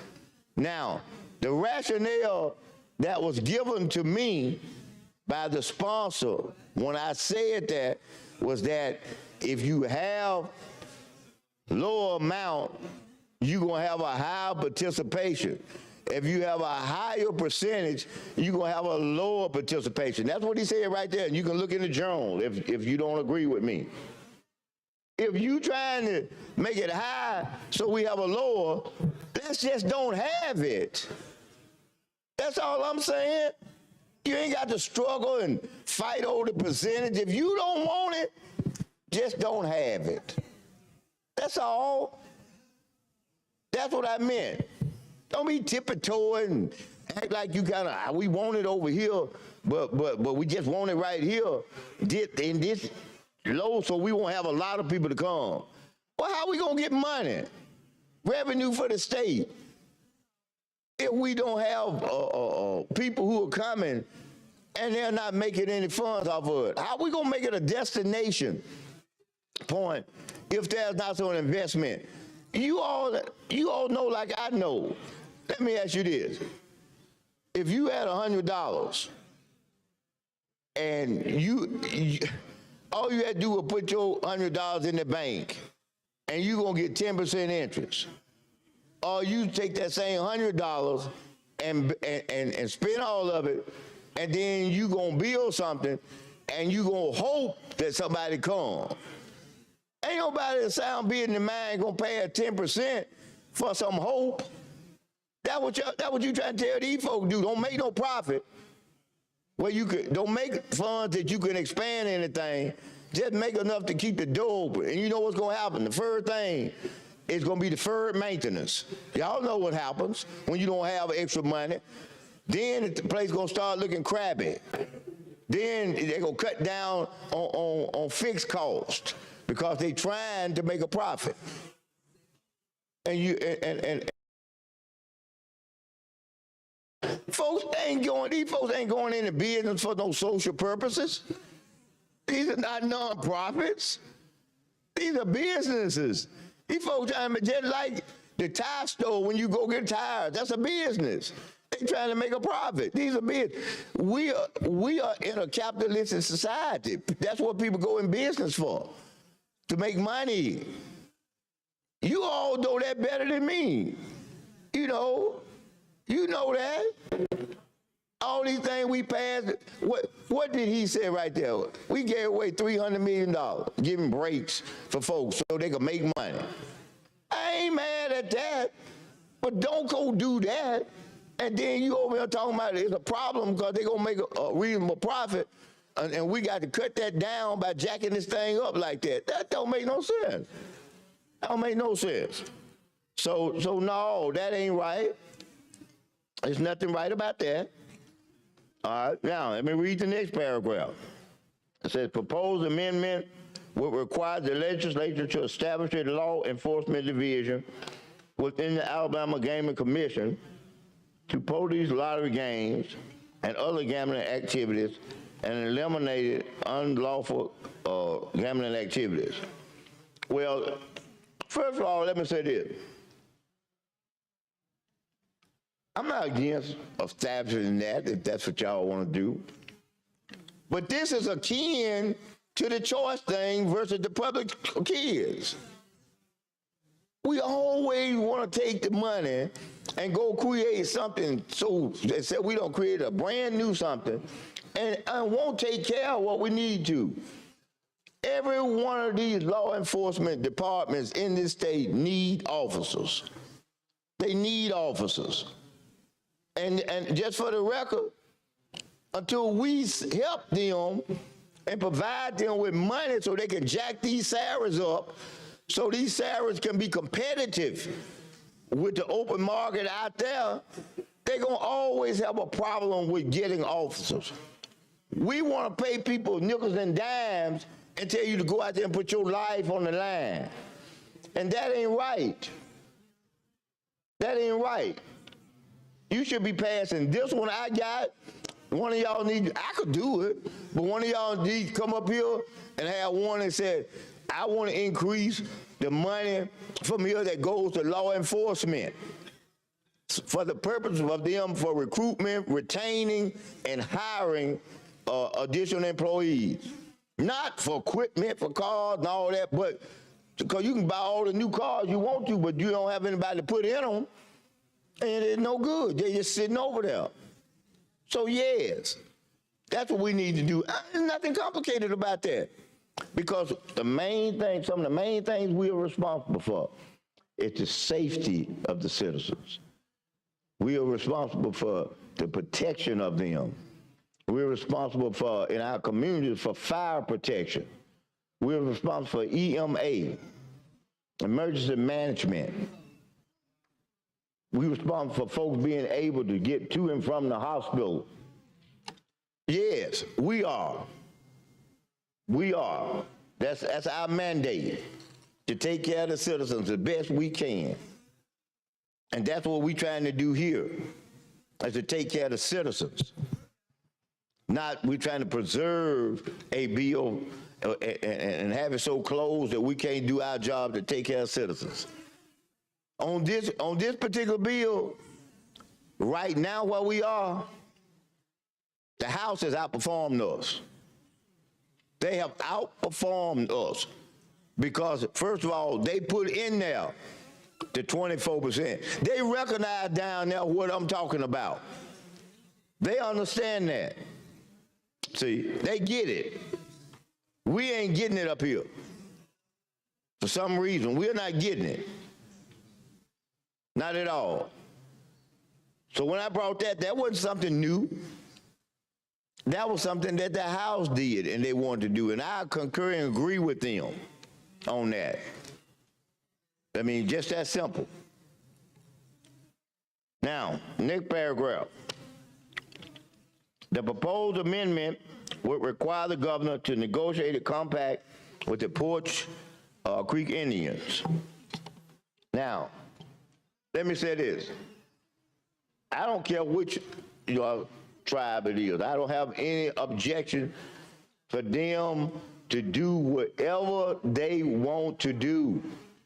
I want everybody to hear that. You know, it's like the the reason you hear me make reference to kids, because I coach high school basketball. I am around teenagers from 9th grade to 12th grade all the time. And so when you hear me say these little phrases, that's what probably your kids, if you're out there with them, that's what they do. They say these phrases, you know. They said it this thing, so I'm sharing that for y'all who don't be out there and know that your kids, let me say it like this, that don't realize that you probably got some hip kids. You know, you don't know it because they gonna be straight with you. But when they with their peers, they more relax. So they said the kind of stuff that you hear me saying right here. Like for instance, when you heard me say, I ain't mad at them. I'm glad for them. All I'm saying is that let the other operators, what I've named here, have the same privileges. That's all I'm saying. The same privileges. That's all that I am saying. I am not saying not let somebody do something. I'm saying that. Just let them have the same privileges. And that's what the amendment sought to do. In fact, if you all heard the sponsor, what did he say about that amendment? I'll tell you what he said from that mic in the journal.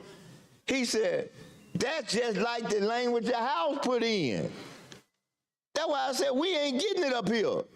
That's 105 people down there, and they get it. We got 35, we can't get it. They sent this. You don't even have to look at this, you know, for everybody ain't like this, what I'm saying. But I just a couple of y'all over there, just, you try not to let it pop out with your little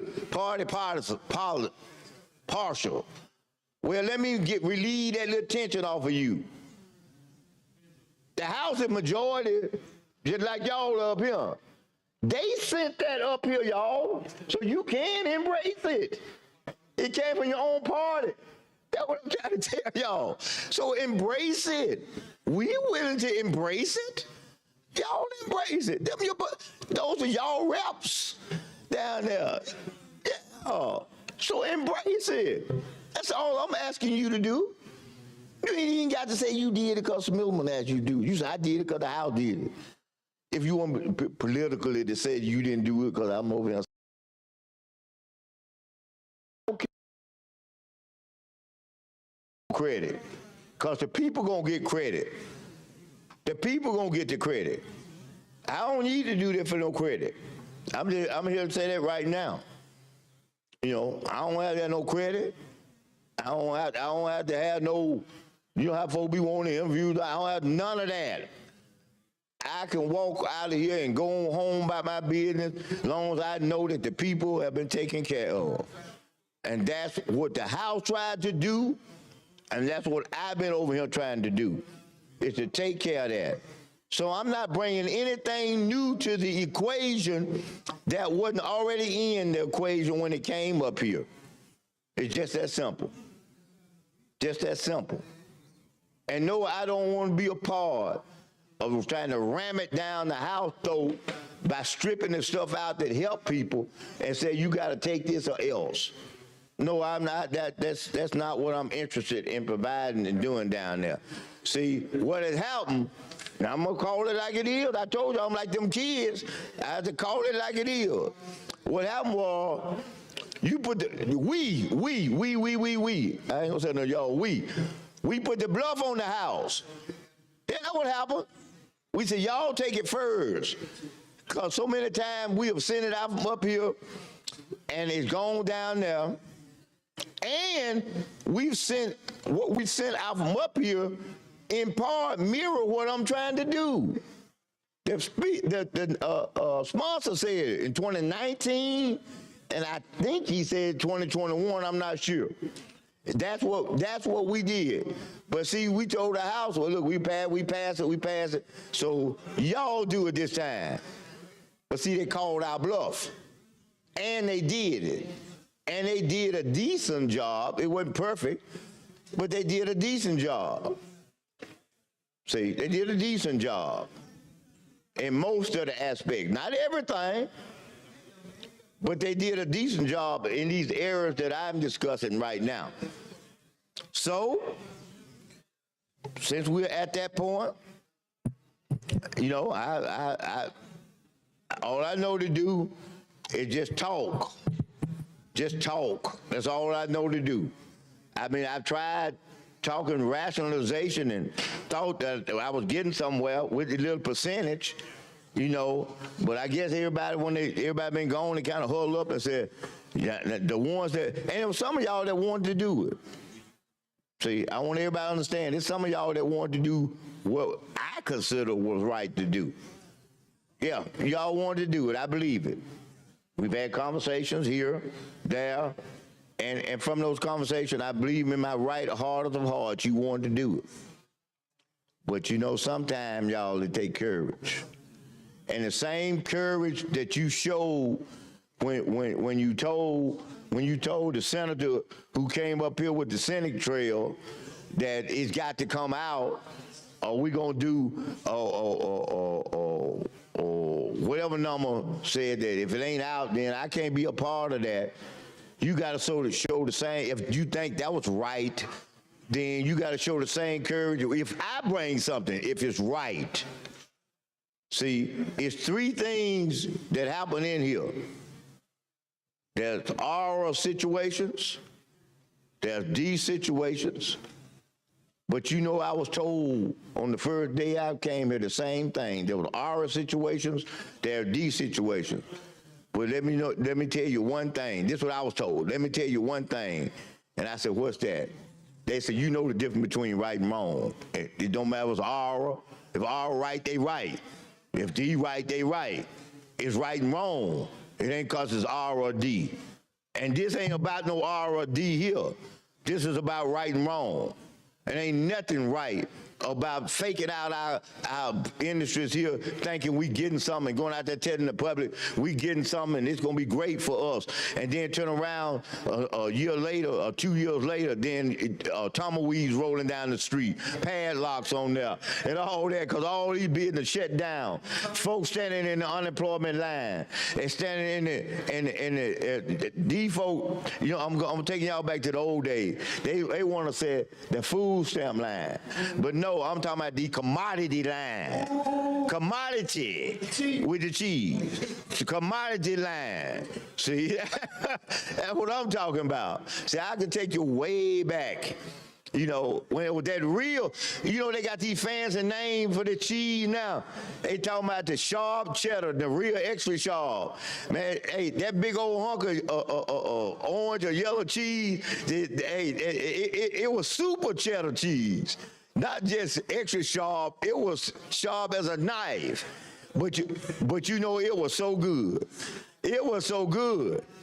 Then you get the little can or the syrup, remember the little silver can where you pop the top, that good thick, like that Alica syrup, but then you're thick just like that. Oh yeah, that good syrup.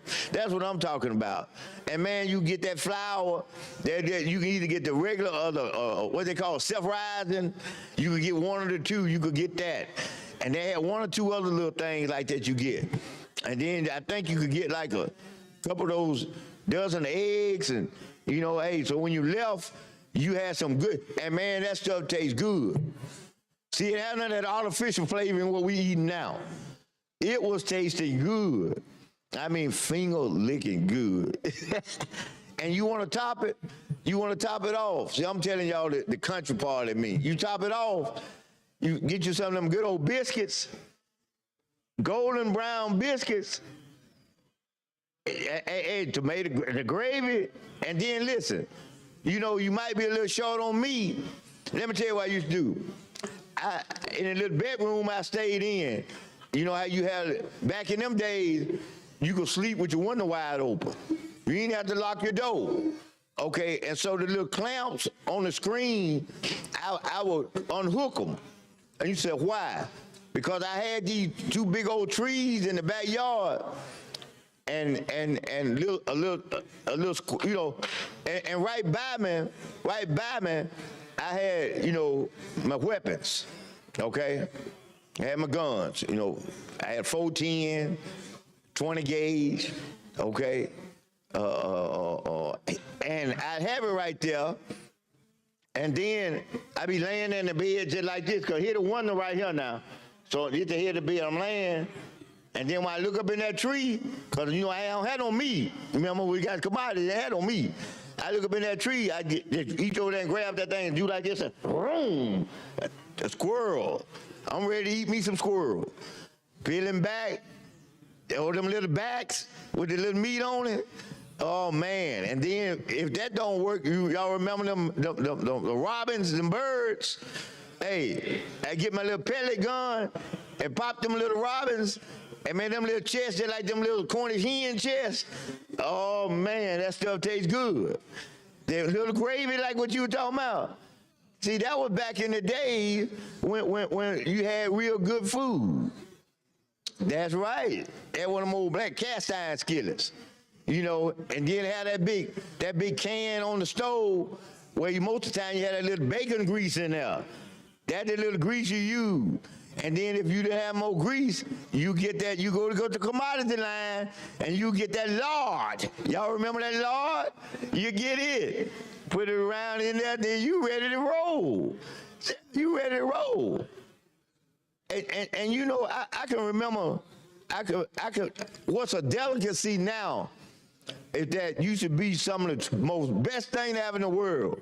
And do y'all know what a po' boy steak is? Who know what a po' boy steak is? Bologna. Bologna. We had po' boy steaks. Bologna.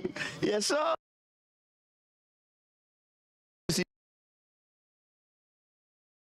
It was, oh yeah. Now you go in these restaurants and they make you pay out your nose for it. Well, back then, how many of you all got the little, you thought you were big time when you could get the little can of Starkist tuna, okay? Y'all remember that? And what they do with that? But see, you could get that commodity tuna. What they do with that? They would make the little croquettes. Y'all ever know the little croquettes? Yeah, you thought you were big time with a croquette. Oh yeah, yeah. And try this. We had hogs, we had dogs, a bunch of old dogs. We had hogs, we had chickens, and we had cows. And you get one of them hogs. Oh man, look here. It was my job as a young lad to get the grease hot. Big old black killer like this. Now you heard the way, that two lanes. I said the black cast iron skillet and the black pot. See, that's to go to show you black is good. See, I want to try to tell you, the pot, black is good. You know, but now moving right along, I had the pot, and you'd have to get the wood around it, and you had to get that thing where that grease just going that way, and then what you do, you take the hog, and I had to get first I had to get the water hot, because I had to put the hot water into the barrel. And you know, if Mopo don't know, it's a slanted barrel. Big old barrels you see out there. And you take the hog and put them in there after you're gonna kill them, because it loosen up the hair. That's right, loosen up the hair. So then I had to scrape the hair off the hog, and then I had to cut the skins into squares, because that was the skins like you buy in the store. You know, so you had to cut them into squares, and you put them into the water. Then the next part, you take the head, and you take that part, and you start making some souse meat. Make some souse meat, good souse meat. And see, we wasn't at a point. How much time I got? No time. It just actually ran out. I did? Yeah. Okay. All right. Then in that case. All right. So we're on your amendment. Right. What did you have a motion on it, or? Well, if I run out, I'll take the motion. Yeah. All right. Yeah. So we're out of time. All right. I move for adoption of the amendment. All right. President, Secretary. motion to table the amendment. And ask you to vote. Ask you to vote Table. no. All right. All those in favor say aye. Aye. Any opposed? No. All right. Motion to table passes. I'd like to be recognized then. Okay. All right. We're back on the bill, and you're recognized. Okay. Thank you. Now, y'all ready back there to give me some relief on time? I might need y'all, but I'm getting close to run out of time. Okay. I'm having too much good a time up here. So I wasn't tracking time, now I got to track my time. I'm having a good time. Now getting back to the hall. Okay, also, you got chitlins. And you have to clean them chitlins out, and you have to boil them. Okay? You have to clean them out and boil them.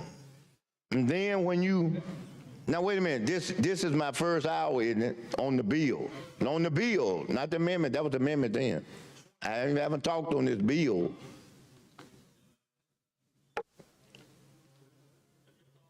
No, not on the bill. On the bill, okay, okay, all right. Now, and then it's okay, I got you. So that meant that I want to get this straight, because I won't be confused. All right. Okay, so after this hour, then do I have to break and then come back another hour? That's correct. Well, somebody has I don't mean to a go whole to- hour, but I got to break and then I can come back on somebody else's. And let me clear this up with the desk. So because these clocks be going all kind of ways down here. I'm watching. I ain't saying on purpose, but they're getting confused. So I'm trying, not now, but since I've been up here, so I'm going to help unconfused. But y'all going to help me unconfused. Okay, now, if I talk this hour, and then go to the edge and I pass over to somebody else, can they not give me their time? Just because they passed to me, their time, that ain't my time started. That's right, yeah. So let's say that. I say now he on his second, because that has happened to me a couple times. When that happened up there, they said, well, no, he's on his second hour. That ain't my second hour. Yeah, so real quick, I'll answer that. All right, so when you come up, right, you're recognized for that. If, let's just say another senator comes up and then they yield their time to you, that's not your time. Good, that's right. Y'all heard that? All right, okay. So what now?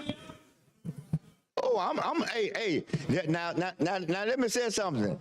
I ain't gonna call no names. Let me say something.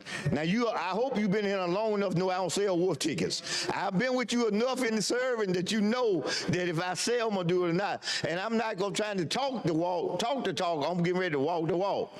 You know, yeah. Only thing I'm telling y'all, when y'all go get something to eat, bring me some dessert back.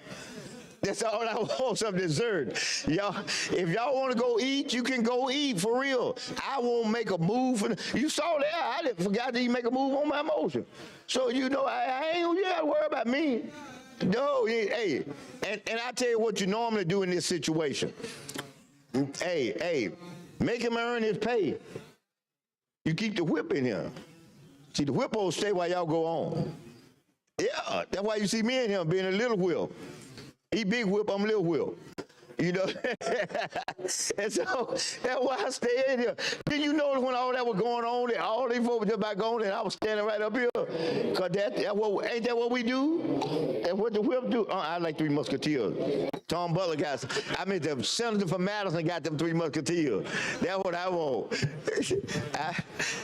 That's my friend, y'all. He always get me some Three Musketeers. He does. He always, see, watch you gonna bring back. I told you, watch this gonna happen. I know where the Three Musketeers. Hey, he take care of me too now. I've been by his office enough. He takes care of me. I ain't talking about this. I'm talking about eating. He takes care of me too. I got one on here who's special. Where is he? I want to see where he is. He ain't in here now. I'm trying to think. You know, I can't call no name, but the senator that was addressing the archives over there, the one that addressing the archives, he take care of me too. He make sure I get them sweets. You know, I appreciate it. See, Forget about us now. that's right. Listen, he makes sure I get sweets and eats. and treats. You know, he does. I just have to say that. And I say it because I thank y'all. I want you to know. I don't never want y'all to think that I don't appreciate nothing. That's what I want to say to you. Now, I want to get that straight to everybody in there. I appreciate it. Because if a person don't do nothing but think about you, that's important. And let you know they think about you. That's the truth. So I want you to know that now. So I had to say that first. Now, having said that, and I just about, I was talking about the hogs, and I'm going to go back to this. Because y'all know I got to kind of say, I got to give the nexus, if it's only as thin as this little piece right here, I got to give the nexus to keep in line with what we're trying to do here, okay? So I'm gonna do that part. And so nobody won't have to be hollering if it's germane and all that, because if I make the connection, then I think you'll know what I'm talking about. Now, the next paragraph said the proposed amendment will repeal all local bingo amendments. Let me stop right there. See, now I'm gonna tell you what's getting ready to happen.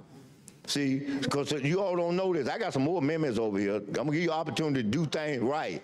I know it is funny because, you know, not you being funny with me, but I know it's funny. I ought to laugh because they're good amendments, and it act like, you know, I get the impression ain't nobody even heard what the amendment do. They just got, they want the title of Dr. No. You know, they ain't hearing it. Now, I'm going to talk about this right here. Let me tell y'all, this is the third thing. This situation, and I'm going to finish reading it. Y'all know what's going to happen? Let me tell you what the possibility that might happen. Do y'all remember the Cannabis Commission? How many people remember the Cannabis Commission that we have now? Y'all saw how long it was before they finally gave license. I think they did, didn't it? Didn't they get some license finally? Yeah, to some of them. And you said, why are you bringing them up? I'm bringing them up because through the appeals and through the objections and through the committee wanting to be deliberate, it took them forever to get to the point that they are at now. And the first thing you're going to say is that, what that got to do with what we're doing? Right here, these operators who operate right now, we have not put, listen at this. I want y'all to listen. We have not put any guidance on the commission on time frames when they're supposed to do their work to get to a time frame to where licenses are being issued. Okay? Now you say, why you bring that out? Because my amendment mirrors the House. The bill that came from the House, where the House in their wisdom realized that there had to be time frames so that these businesses wouldn't get caught with a gap where right now it's legal for them, whatever they're doing, to operate, and until they get those licenses, when you pass this and cancel them out, if they don't stay on track of the time frame that the House got, all our businesses but the people who are controlled by the federal government will be shut down. Lights out. The curtains pulled down. Okay? They're going to be closed. Yes. So that's what that amendment, and that's for 152. That's what it does. It mirrors what the House did. Once again, passed by the majority in the House. Okay, yeah, it's well thought out. We up here knee-jerking and reacting. Yeah, instead of thinking it out and doing it, because remember what I said yesterday? We up here playing checkers.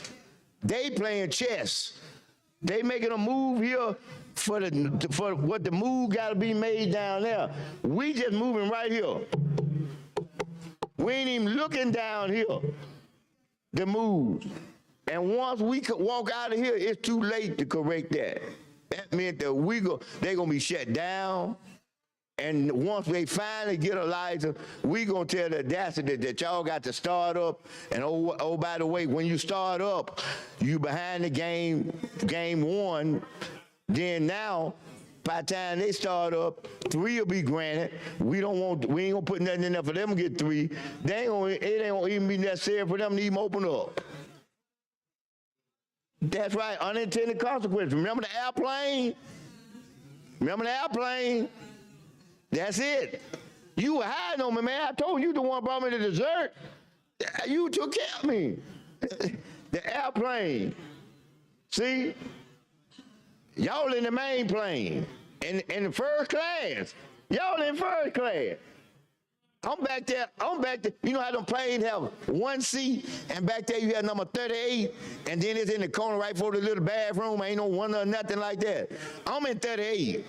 Y'all up there in first class with them big wide seats and just riding, you know. And look here, I ain't mad about the seat. I just want to do like you. I want to eat. I want to eat just like you.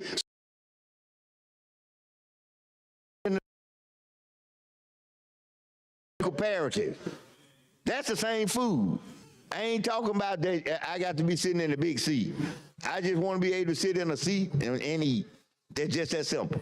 So right here, that's what another problem is with this bill. That's what another problem is.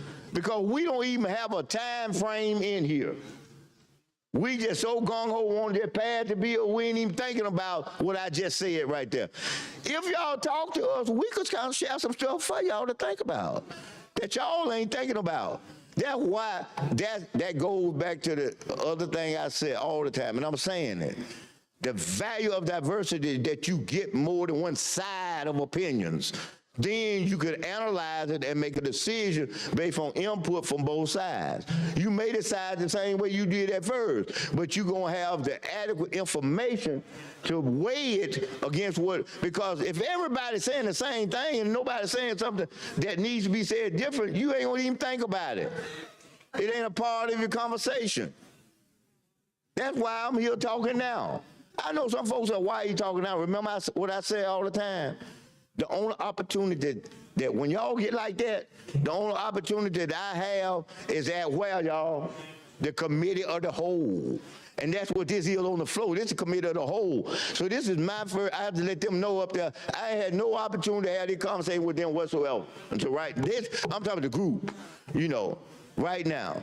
I ain't had a whole lot of time to say it with the small group because it's such a narrow window when you get your stuff that you don't have adequate time to really filter it. You can do a little cursory reading, but I'm talking about like we doing now, analyzing each step, okay? So yes, that is critical. Now, having said that, let me read on some more. Okay, it said that it will prohibit the enactment of any future local amendments. We taking away the rights for any community to make an effort to have an amendment relating to this issue. It said amendments to the Constitution of Alabama of 2022, providing for gambling activities. The proposed amendment would also authorize the legislature to provide any court jurisdiction to hear matters involving the Alabama Gaming Commission. All right. Now, that's a little, how much time I got? I got to make sure I ask about this. Long time. Like they say on the commercial, long time, chew, tootsie roll, lasts a long time. I got a long time, okay. Relating to the lotteries and gift enterprises, to propose an amendment to the Constitution of Alabama of 2022. You know, every time I see that Constitution, the word in that Constitution, it just brings back good memories. Good memories. Good memories. Having taught constitutional law for 25 years, you know, in law school. It brings back good memories, you know, and so much. Oh, thank you. Oh, thank you. I think I'm gonna last a long time. Thank you. And it brings back good memories because it brings back memories of our rights as people, as a country, as citizens. And it concerns me, like in here, when we taking away rights from people. See, we already don't really have any home rule for people. And the little home rule they got, home rule, this is home rule. We gonna bar them from being able to exercise home rule at this particular place and this particular time.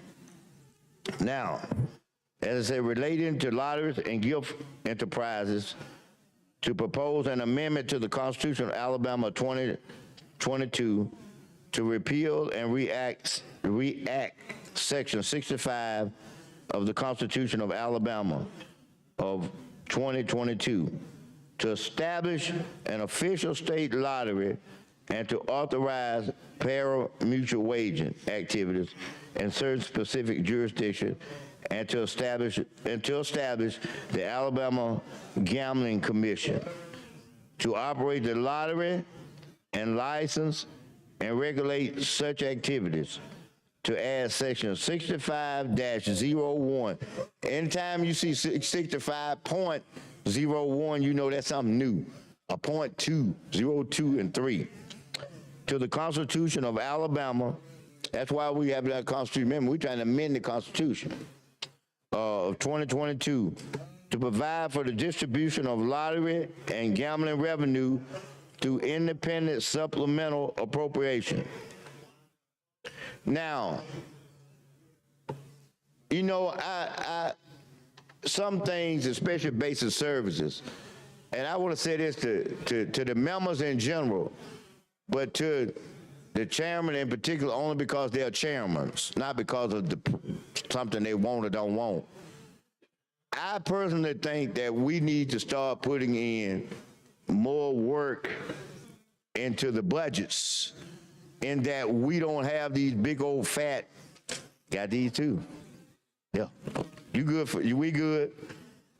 Hey, because I'm told them you take care of me the same way when I come in. I appreciate you, but we are. I'm thinking about that candy. That threw me off a little tad right there. I was looking at the candy. I got to get me some too. But let's see, where was I? Provide for the distribution of lottery and gambling revenue through independent supplemental. Yeah, about that supplemental appropriation. We need to deal with, and I mean, the chairmen do a good job with things that we address. So I want to say this to the chairmen of the budgets. This is not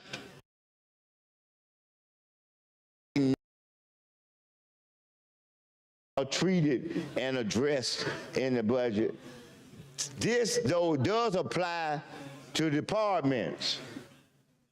Because why in the world should we appropriate a lump sum to a department only to have to go over there and beg the department to do what they're supposed to do and service the people in our district that it need, when we know there are situations that from the beginning that needs to be addressed?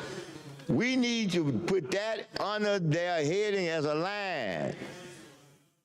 Okay, we need to do that. We need to do it.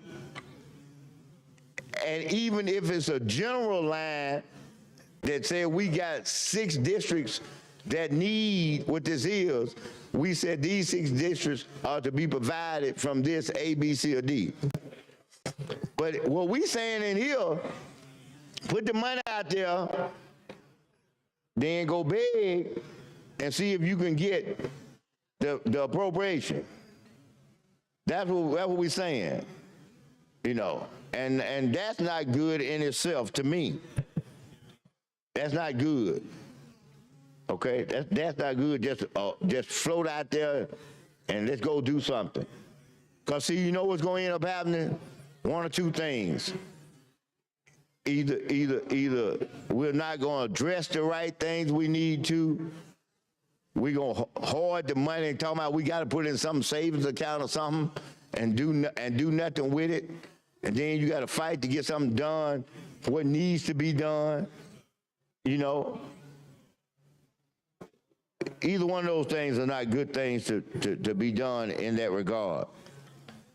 Said the Constitution of Alabama 2022 to provide for a tax on pari-mutuel wagering activity, to add section 65-03 to the Constitution of Alabama 2022 to provide for the establishment of a law Enforcement Division within the Alabama Gambling Commission to police lottery games and other gambling activities and eliminate unlawful gambling activities.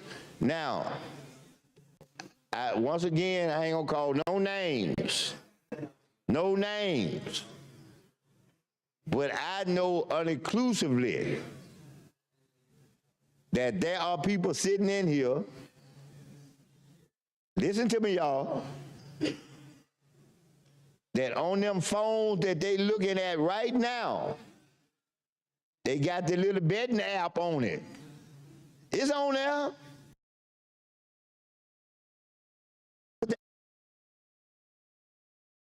We don't want it in the state, but we doing it. We could be getting revenue off of that, but we don't want it. Because why? What did I say, y'all? What the children said? We want to make like we got gambling. We want to make like we don't. Remember what I said? You flip the penny, that's gambling. That's just as much gambling as this here betting is. No, let me back out and say it different. For all y'all who play the board, how many people don't play the board? Raise your hand. If you don't play the football board or anything. Football board. That's no different. That's no different. That's no different than betting.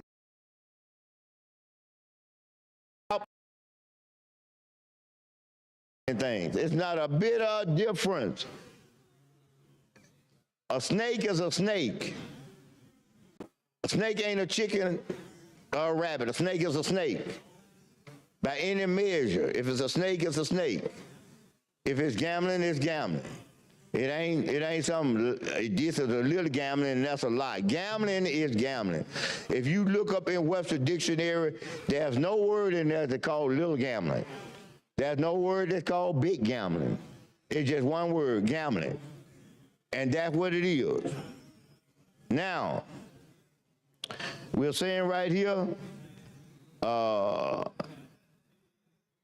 require the governor to negotiate a compact with the Porch Band of Creek Indians, to add section 65-05 to the Constitution of Alabama of 2022. Now, that is what we are supposed to do.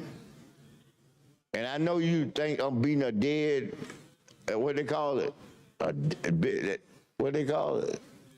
Dead horse. I don't want about horse be dead, but beating a dead horse. But we happen to come to this in the body. The other part was synopsis. That's why some of these things you hear me kind of repeating, I'm reading from the whole main section. I'll say it for the 50th time.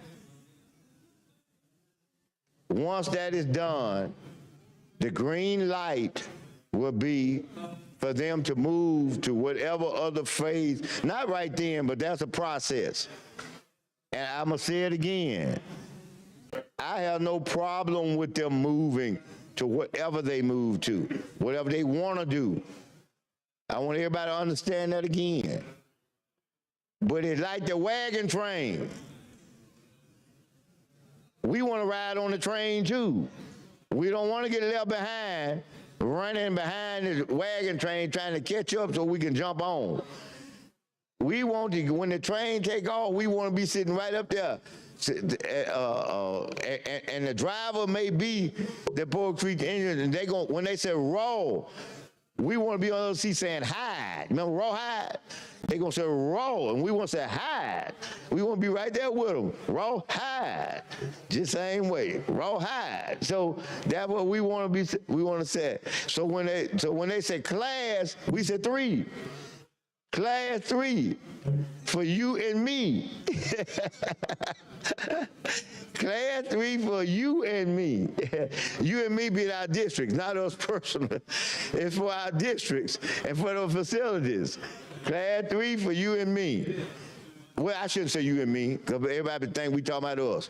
Class 3 for us and we. Us and we. So that's what I'm saying. We got to pave a way what I say again, put the candy down.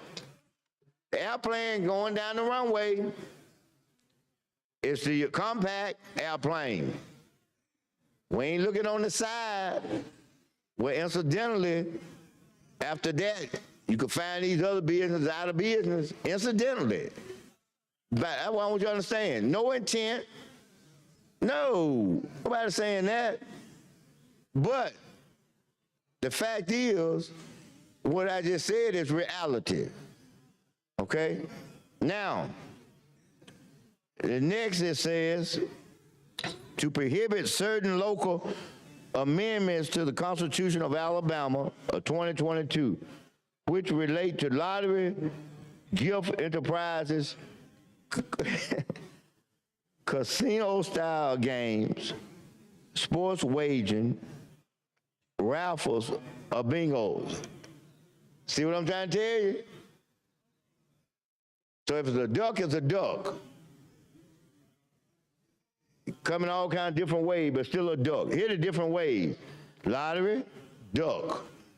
Gift enterprises, duck. Casino-style games, duck. Sports wagering, duck. Raffles. How many of y'all have been in a raffle? I know y'all scared to raise y'all hand. Yeah. Hey, the kids, yeah, look at that, y'all.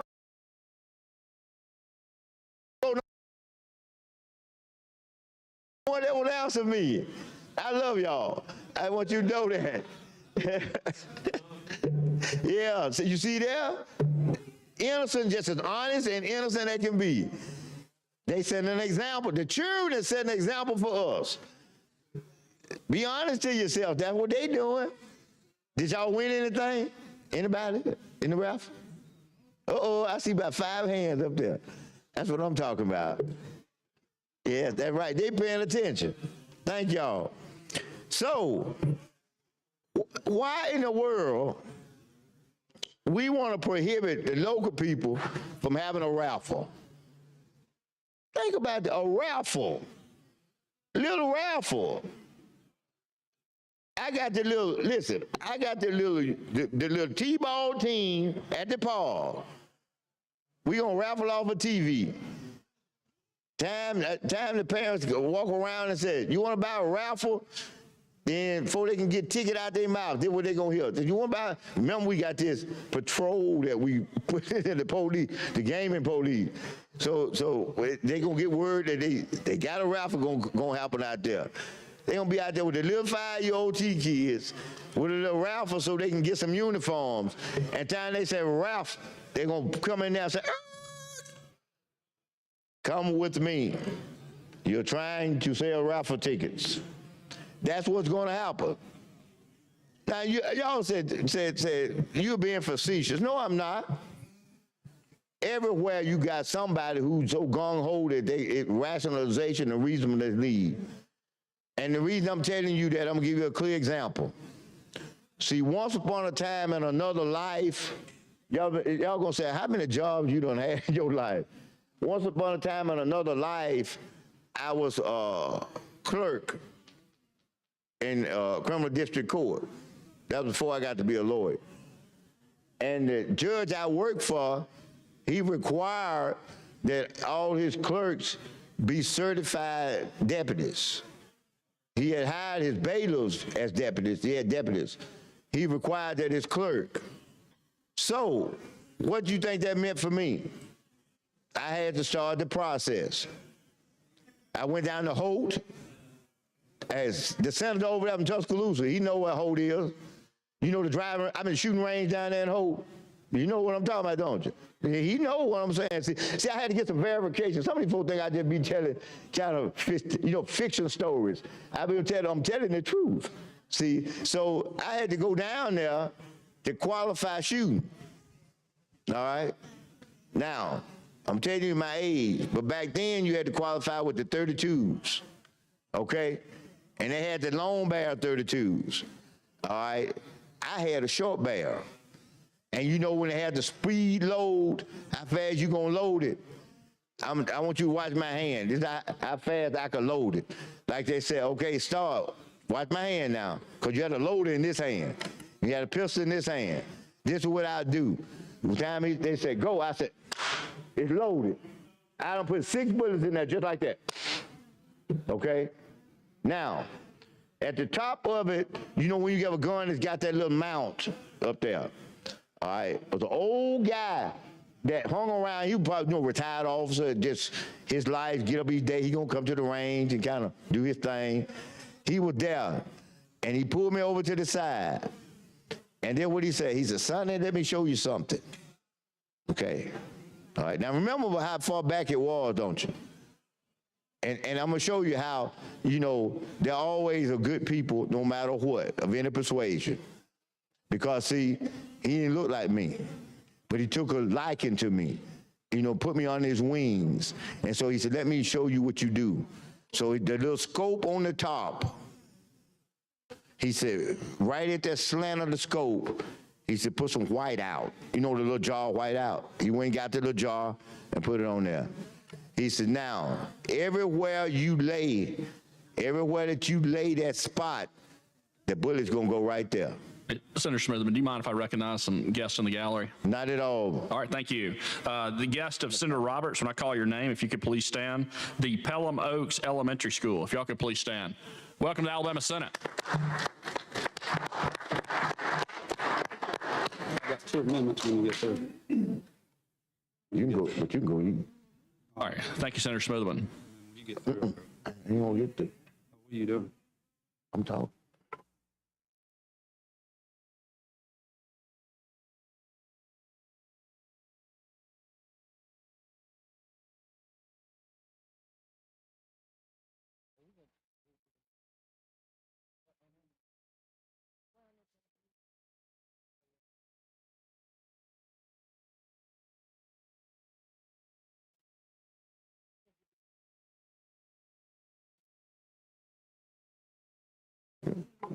Thank you. I'm gonna do you. I'll be right back. Be right. Okay, yeah. Let me see, where was I? He hit me with some real serious stuff over here. And I had to adjust myself and focus. You have to get focus on that. All right. Let me get back to this though. Okay. So here it is. I'm pick back up on here for right now. Here it is, we're telling them you can't do raffles.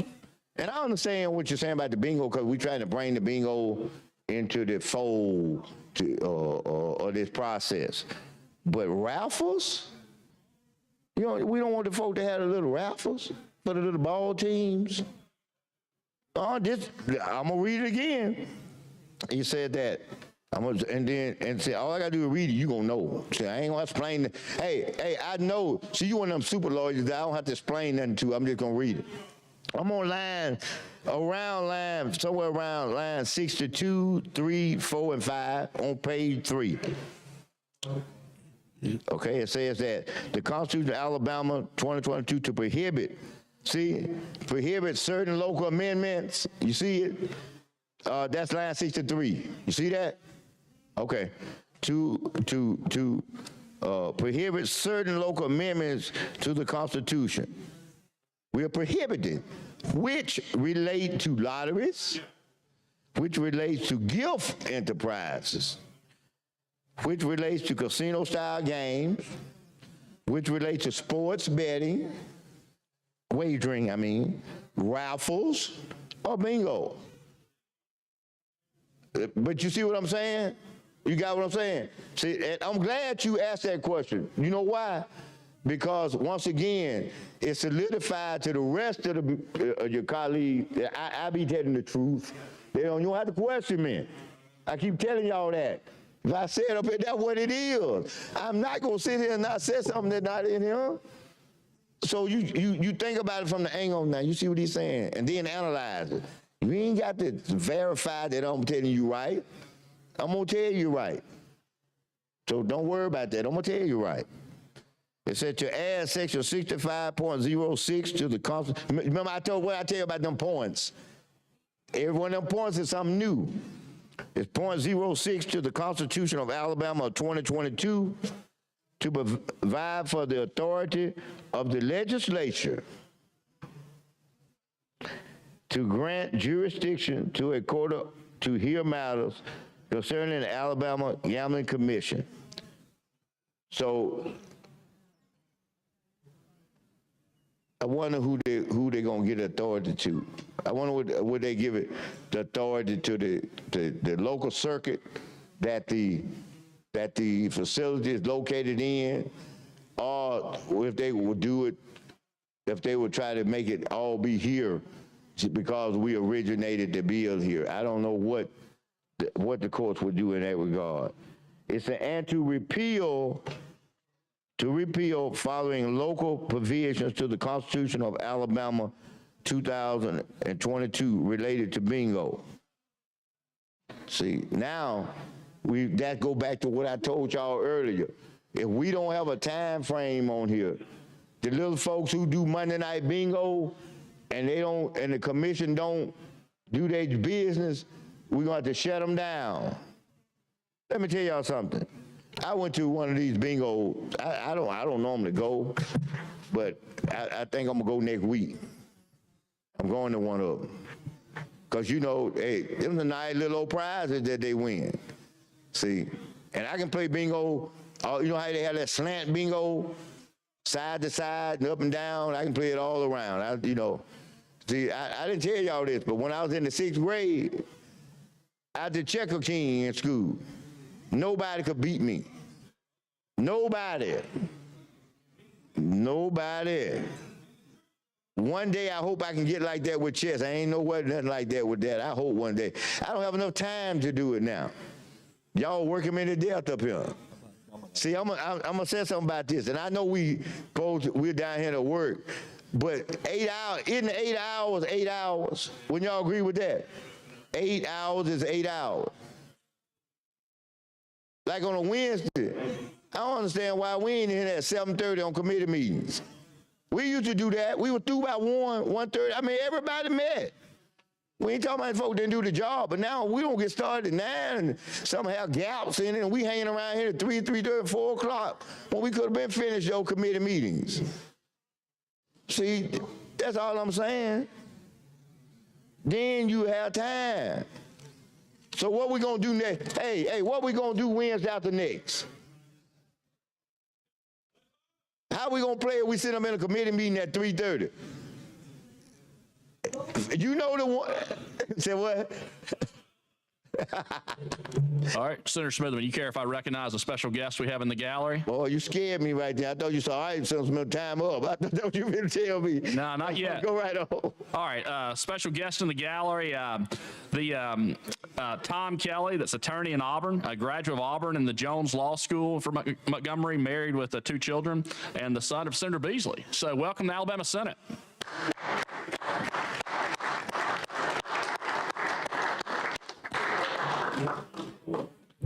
Great to have you today. All right, Senator Smithman. You sure be good. Have a good day.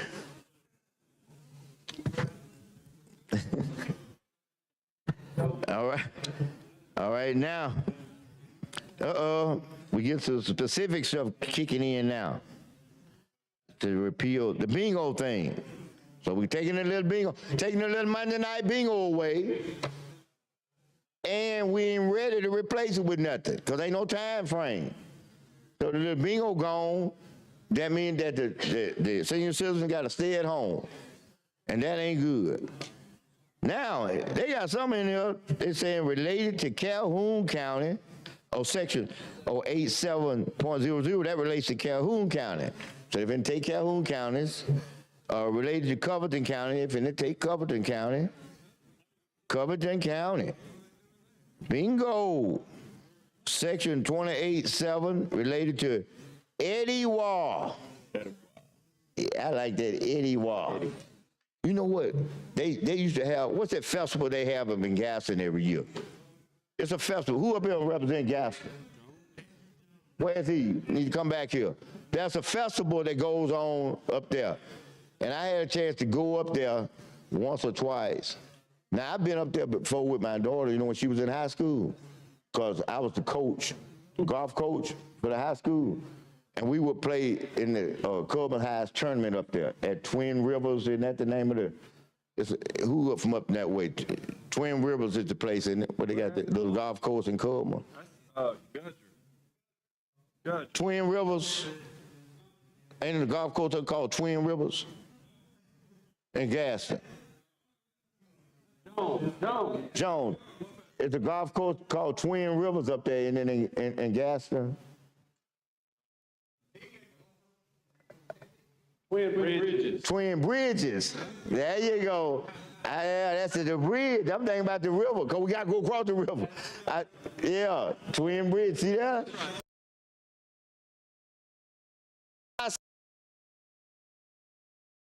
If I said twin, I ain't making up something. Okay, so I just from the gallery a lot today. I know it, but the gallery, don't y'all go nowhere. I need y'all. You know, but yeah. So we'll say it up there at a place, and they're booming y'all up there. They got the street thing where they blocking off the street now. All the vendors up there. Y'all didn't know I keep up with my state. They're doing that, and you know that Mayor Ford is doing a lot of creative things up there. You know, so here it is. We finna take the little bingo from the folks up there. All right, section 32.7 relates to Greene County. Man, there's a lot of places in Greene County that play bingo, and they finna wipe all them out. All right, related to Houston County and related to Jefferson County. Yeah, you know, I'm just gonna tell you something. I'm just gonna say it. I got to say it now. Man, I don't understand it.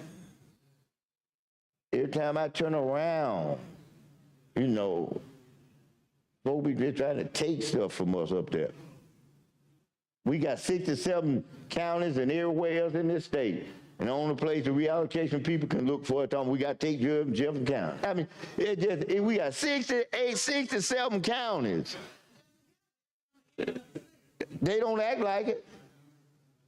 We provide a third of the revenue for the highway department out in taxes, and they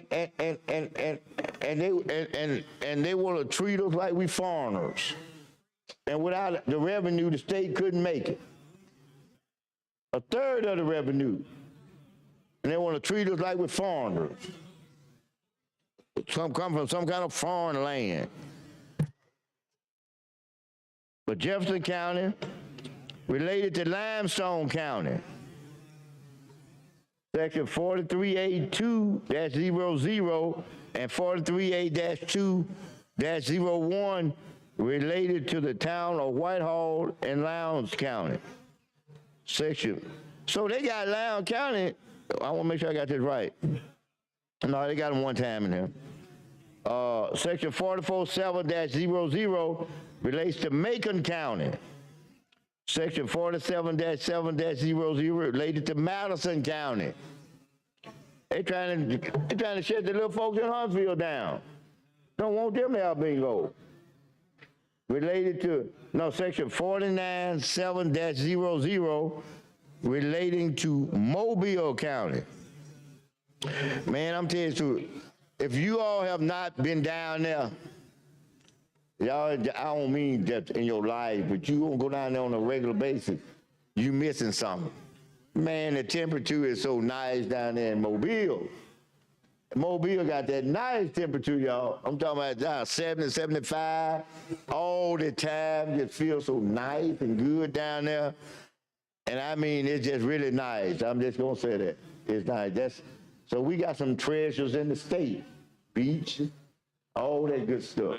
Right here in the state. Yeah. Yeah. Oh yeah. There's some good things going on down there. All right, and let's see. Oh, really? Oh, we coming on home, man. You know how you take a circle and be coming on back home. Section 51-70. When I say home, what do you think I'm talking about? No, Montgomery County. This is where we are now. I done came all the way back and got back on the session floor. I went all around the state and them counties, and now I'm back to Montgomery County right here. Okay?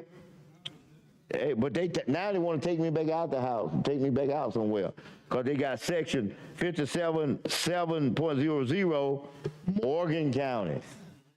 And then they got section 57.7-7-00 related to Russell County.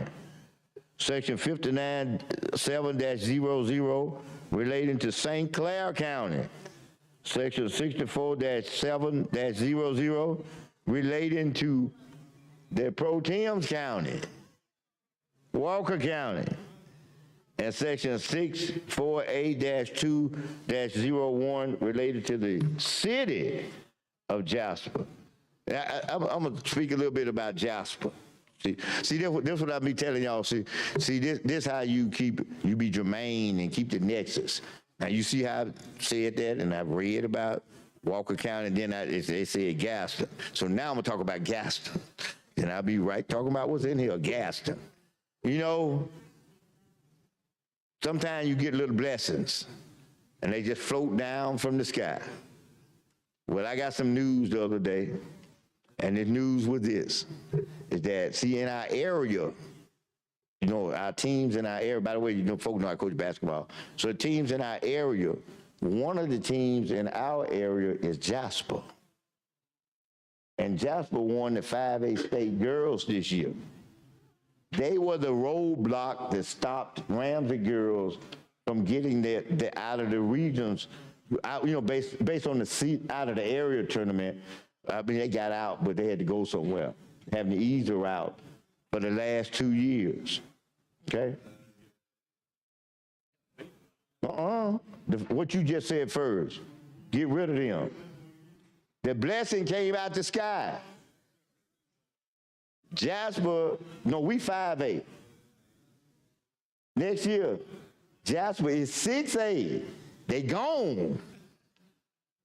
It ain't no roadblocks no more.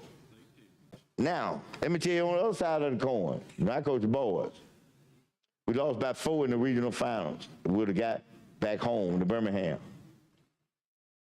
Guess who beat us? Not 4. The #1 team in 5A, which was Fairfield. Fairfield, okay? It was Miles is located in Fairfield. Fairfield. And guess what? The little blessing came again. No. Fairfield is now next year going to what? 4A. No roadblocks. See how the blessings come? He sent blessings. And it's about time for a little sermon in here. Y'all need a little preaching. So I ain't gonna give you but 10 seconds of it. And see, and you know what the Lord asks? He might ask a lot of things, but in my life, I've narrowed it in most times to 2 things. Okay? He wants you to do your very best to do the 10 Commandments. He already knows you ain't gonna be perfect. That's why he sent Jesus down here. You know, he went on the cross and died so we can ask forgiveness if we sincere. All right, that's so he wants you to do that first.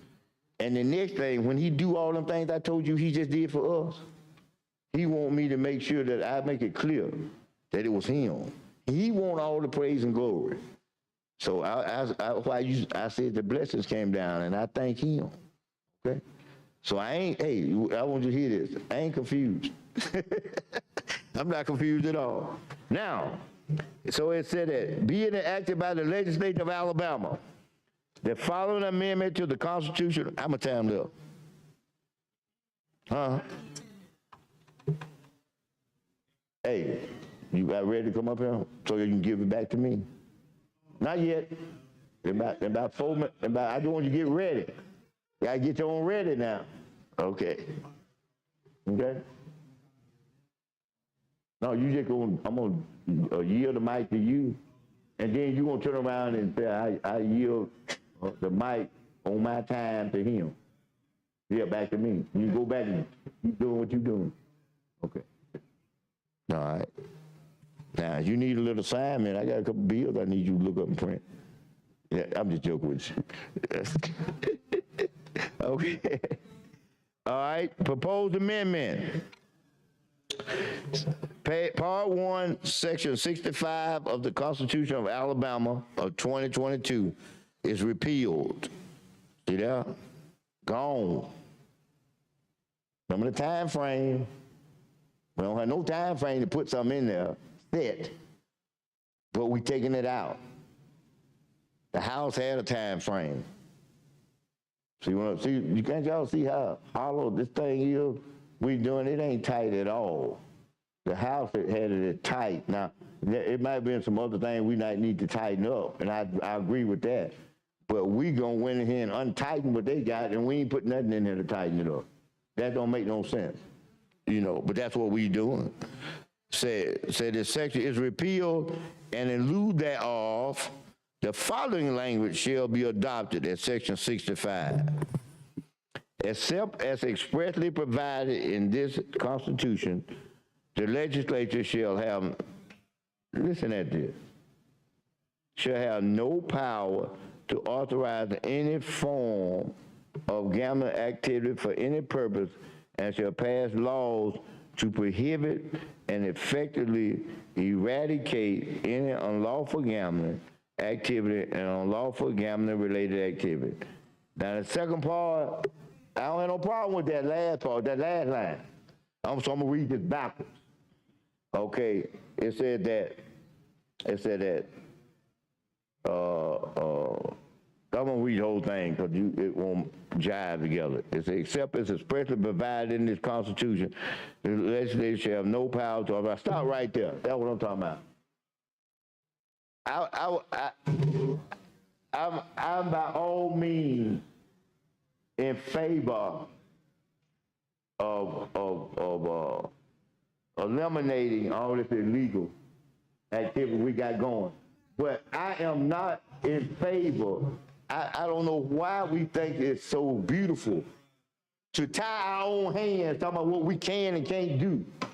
We gonna take away authority we got to look good about the fact that we done tied our hands and we can't do nothing else. That's crazy. That's about as crazy it can be. I ain't never seen nothing like that. To tie our hands is the Constitutional Amendment. Yeah. But we saying we can't even bring another Constitutional Amendment to the people because we saying that we can't do it. Well, that's what we saying in here. Y'all remember what I told you about the airplane? Hey, this ain't been thought through. No, I'm not interested in us eliminating the authority we got and the ability to do our job. That's crazy.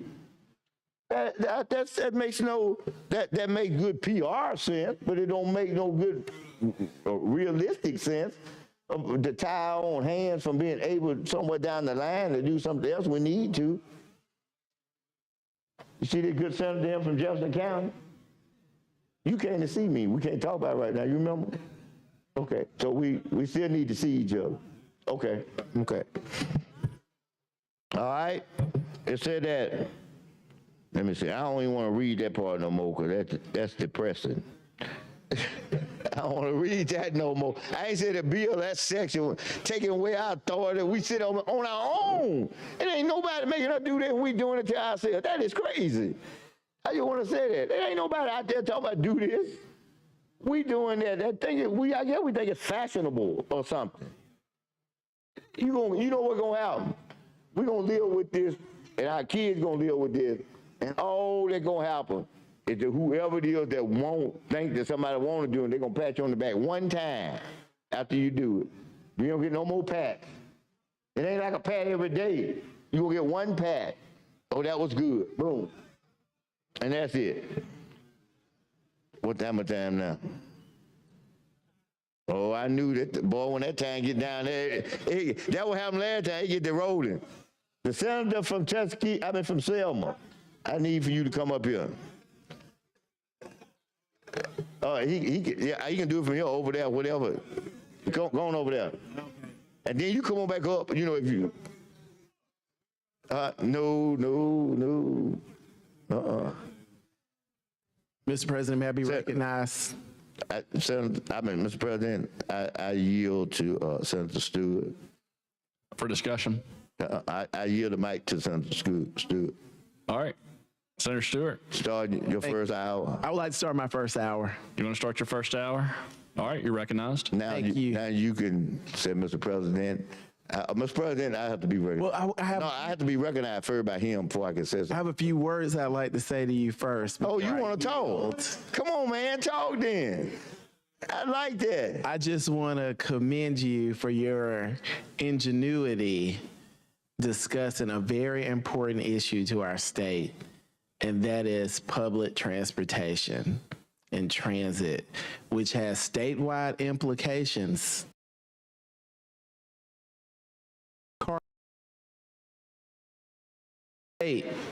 We've been talking about workforce. That's a very huge priority right now, is workforce development. Would you agree with that? I would.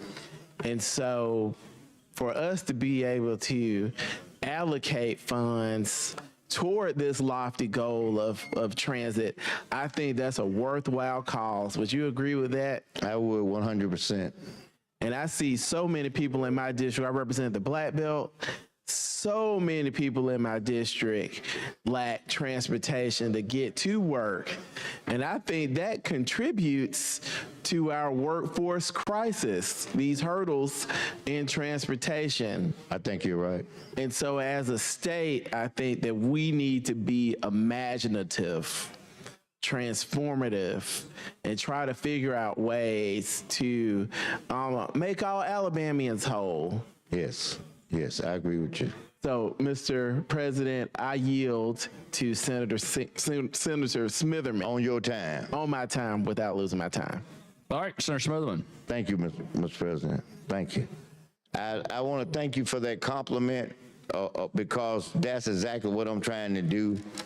And hey, it ain't hard, men and ladies, because we got ladies and ladies. It's not hard to do the right thing.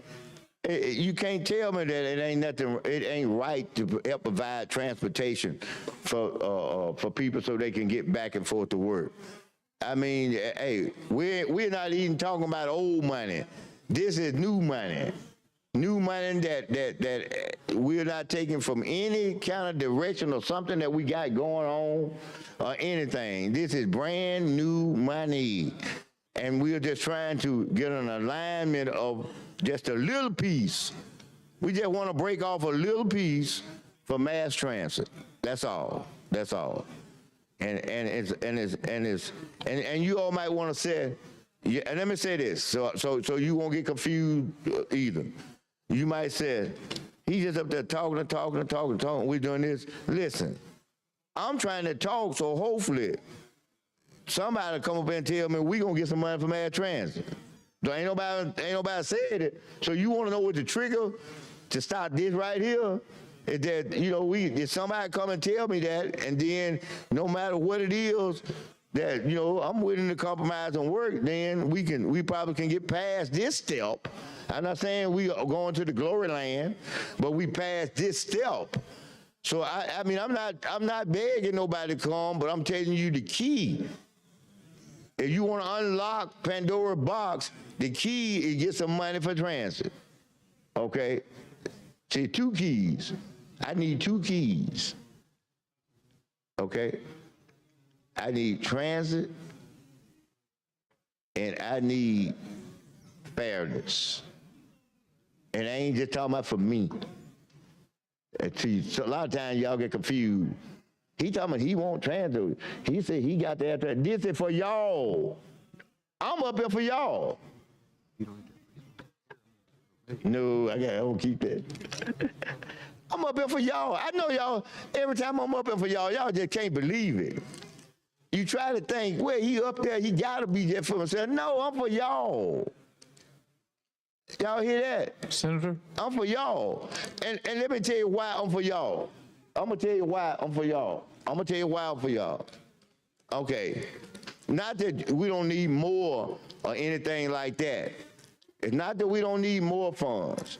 But you know when we got the little money when we increased the gas tax, y'all remember when we did that? You know, gas tax? Okay, and it's a portion that comes to like the cities and the counties. Well, I'm here to make a major announcement.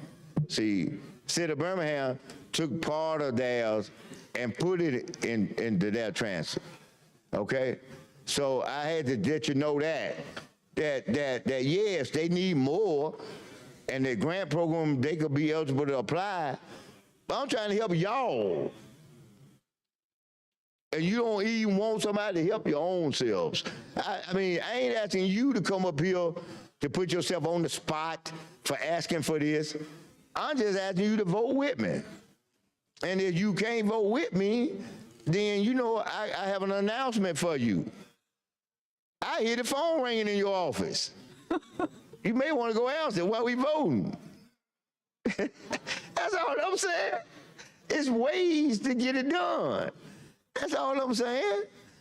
It's ways. Yeah.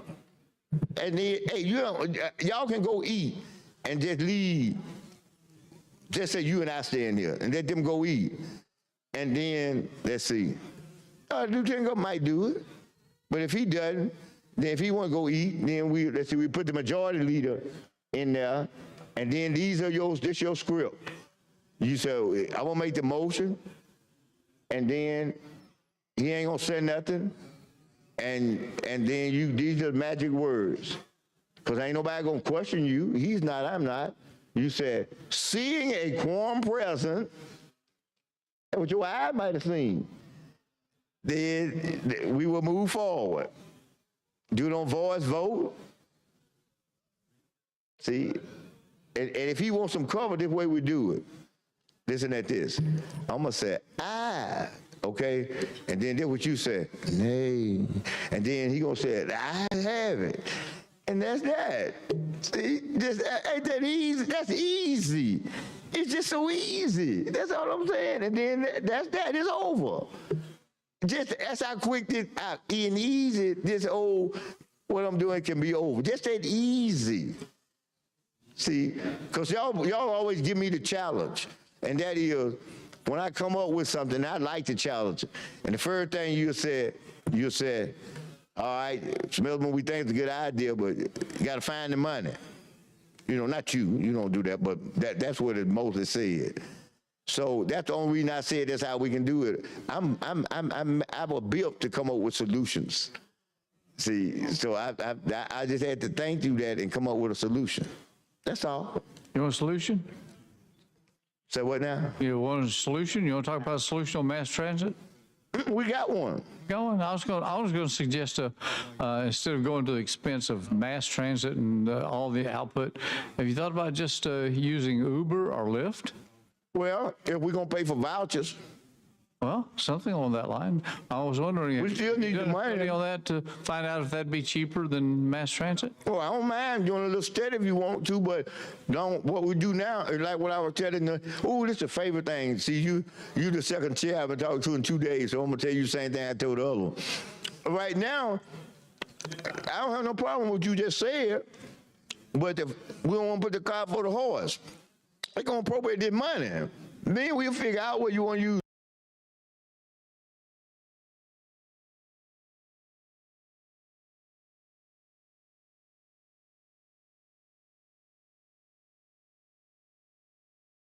Uber, you want to use that about this. And guess what? We can call it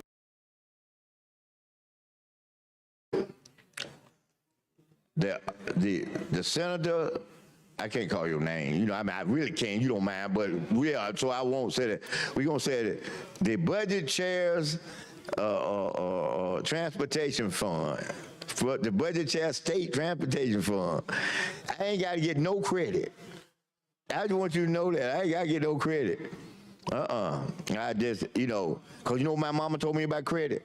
I was a little boy, and I used to say, Mama, I said, you don't never brag on me, because she had these other 2 ladies in particular. Really was 3 of them, but it was 2 most of the time. They always go shopping together. And see, I lived in rural Shelby County. So about twice a week, We drive up to Birmingham, you know, get their hair done, go shopping and stuff. And then they'll drop me off over there at the movies. And so I watch the movies and cross the street with the cafe, give me some money to eat. Then I might go down to a little closer. You know, I just kind of had my little, you couldn't go out of the 2-block area, you know, you stay in that little area. So I would do that. So I used to tell all the time. And, you know, and I ain't bragging, but I just got to tell you the truth. See, I was an honor student in school. You know, yeah, high school, SGA president, all that kind of stuff. You know, captain basketball, all that kind of good stuff. And I'll tell you, you know, in the plays, oh, I love the arts. You know, when they had a little king and queen play, you know how they have them in school. Yeah, look at him. Look, I'm going to do it like this. Look at him. King. Okay. In the band, I used to play alto sax. And I was also the conductor of the jazz band. You know, I get them notes up and do all that kind of stuff. I had no choice because, see, my mother taught piano lessons. Okay, and she was the minister of music for a couple of churches, big churches. So, you know, she said it wasn't gonna work with me because she tried to teach me how to do the piano. And we had a backyard that was about 80 yards long. Okay, you know what was happening outside, don't you? We were playing tackle football at the backyard, and you got me in there on the piano. I had to tell my mom, I want to go run some touchdowns. It got me on a piano. So I never did pick up the piano like I was supposed to, you know.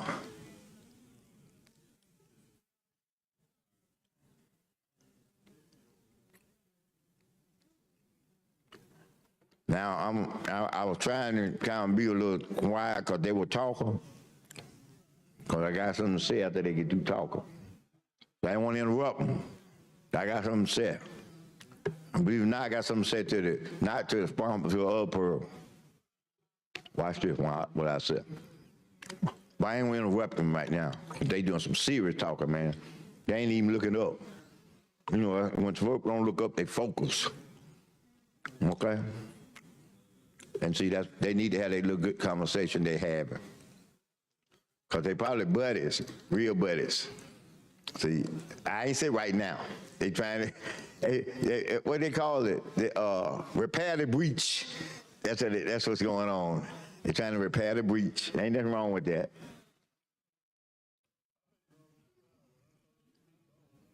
I'm still in here. Still in here. Oh, my man, look here. Hey, see, that one of them good representatives from Jefferson County. One of them good ones. I mean, we bump each other. Our district. Well, in fact, he's partly in my district a little bit. Yeah.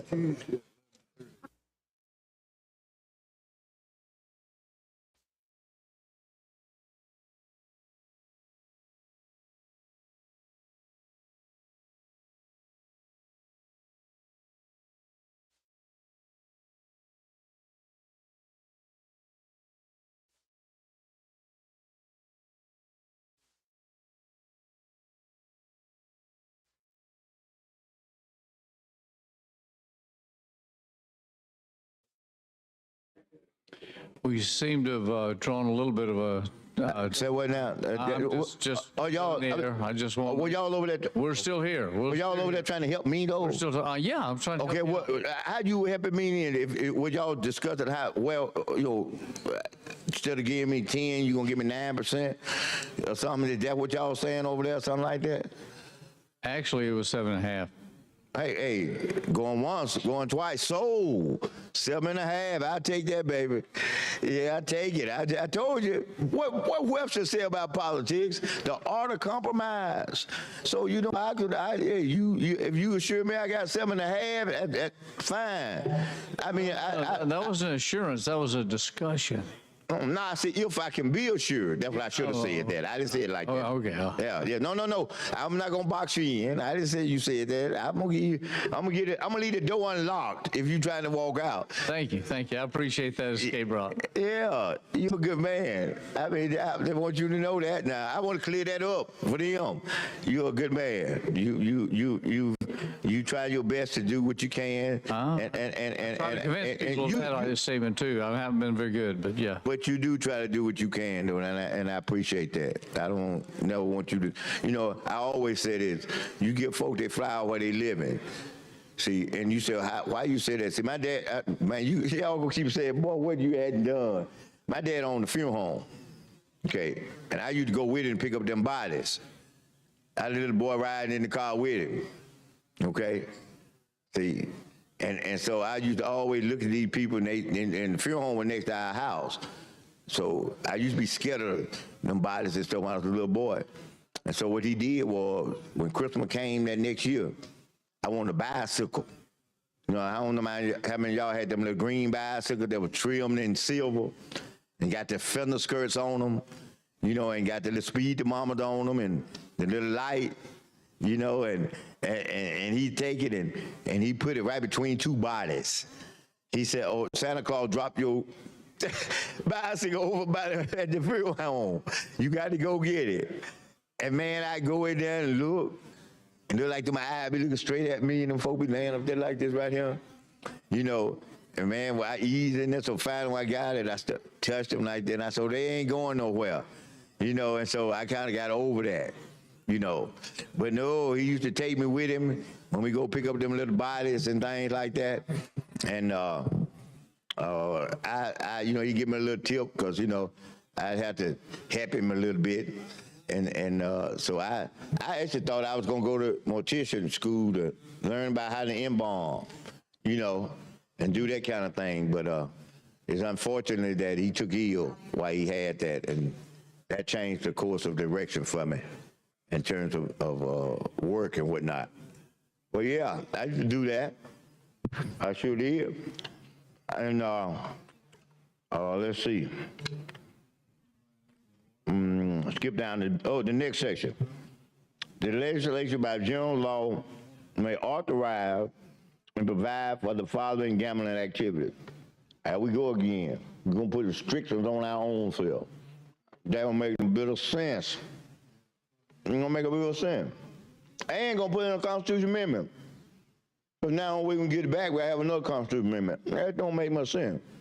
You know, if you're going to put those restrictions, at least put it in the Enabling Act, I think I'm saying that's right, in the Enabling Act, yeah, instead of in the amendment. That's all you got to do. That's all you got to do, man. You still doing what you say you're going to do, but it give you some room. That if you need to alter some, you can alter it. As a body, I mean. You see what I'm saying now? That falls on their field. Folks, they just want to shoot their own self in the foot. I don't understand that. Awesome. I'll take you a little bit of time if you need to have a good discussion. I'm not going to make a motion, do anything here if you want to. You need to have a discussion there. Do you need me to talk some? Wait a minute. Some time? So, Mr. President. Senator Smithman. If I'm gonna say it this way and then you correct me, you know, I ain't gonna ask for a point of order. I'm gonna let you give me a point of order if I need one. I will yield to him without losing my time and place. He's on Stewart's time. Right, yeah, you're on Stewart's time. I mean, you want to just let him... No, that's fine, that's fine. Ain't no problem. No, I mean, I thank you. You're trying to work it out for him, but no, I don't need secretary to come with strict interpretation on me. So I mean, I ain't saying he wrong, but you know, he a lawyer too. He know what I mean. You can interpret things strictly or loosely and be right both ways. If you want to keep and I don't want, because I know what we are and I know what this is, I don't want to be jammed. That's the word I use, accidentally or otherwise. So I'm gonna just talk. You know, I just talk. That's all. I ain't gonna ask nobody to do nothing. I just do it. I'm gonna take the pressure off, folks. I'll just talk. Okay, come here for a minute. All right. Senator Albritton, you're welcome. You're recognized. No, I got it. Are you fine for discussion, for him to talk while you still got the mic? I don't know what y'all might rule that I done lost it or something. No, you still got it. I know, but you still got it. I don't want to mess up, see. Yeah, but he can ask questions or, you know. All right, you're just not yielding the times. All we're doing. I'm getting, y'all hear somebody when they get auntie. Y'all hear auntie. I'm getting a little auntie. You good with that? worried. I'm getting worried. I just want you to You don't need to be worried. All right. All right. You're recognized for discussion. Yes, sir, just for discussion. I appreciate what you're talking about on these matters and everything, and I appreciate the time, but don't you worry about messing up. I think I've had a couple of mess ups even today. So I'm not going to try to maintain or grab hold of the mic. And in fact, I see Senator Stewart here, whose time it actually is. If he wanted to come in and take his time, I'd let him do that too, so we wouldn't have any issues. But the only thing I want to make sure of is that we're trying to get our bill that we have here passed and through. I've got, I think we have about 5 more amendments on the, maybe a fewer than that, ready to go on the CA, and then we'll move on to the enabling, which has a few more amendments. I hope we're able to get through some of these. I don't know of any other amendment that's scheduled or that's planned or anything of that nature. I hope that gets accomplished. But if you do, I'd like to see them. I've seen a new one that's come in here recently that looks like we can get accomplished. And I hope there's an understanding. Everyone's been able to go through all the matters that we have. We are at 4:20 this afternoon right now. And if we continue to move on with this project, depending on how many other interruptions and come aparts I may have, we might be able to get this accomplished within a reasonable time.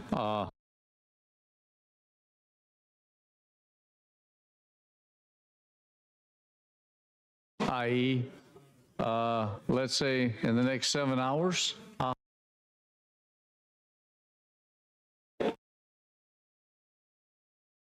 Send it back down to the House as we need to.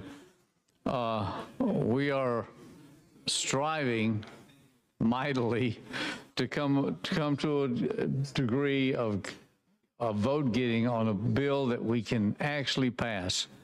We didn't know it was going to be this hard today. We didn't know it was going to be this difficult. We didn't know we were going to have all the issues and the challenges that come in. I guess that's part of the process. I can also tell you that what we're trying to achieve is putting this in a way so that the Senate, us, as difficult and as conflicting this may be, can come forward with a bill that's actually adopted by the body, by a majority of the party, all of these, everybody. We need to have at least 21 votes, and we're going to have to get everybody coming together on it. The enabling will require that same amount, but we'll still need a majority vote on it. And we're going to need everybody's hands, everybody's votes in that regard. At least that's what I can tell here from the contentious day that we've had. It's been a long time, I think, since we've taken this amount of time or argument on the House, in this body, as we dialogue and carry forward in trying to achieve what we believe is a good thing for the state. I'm not certain where the other avenues come, but while we're here, I'm going to go ahead and run through some things.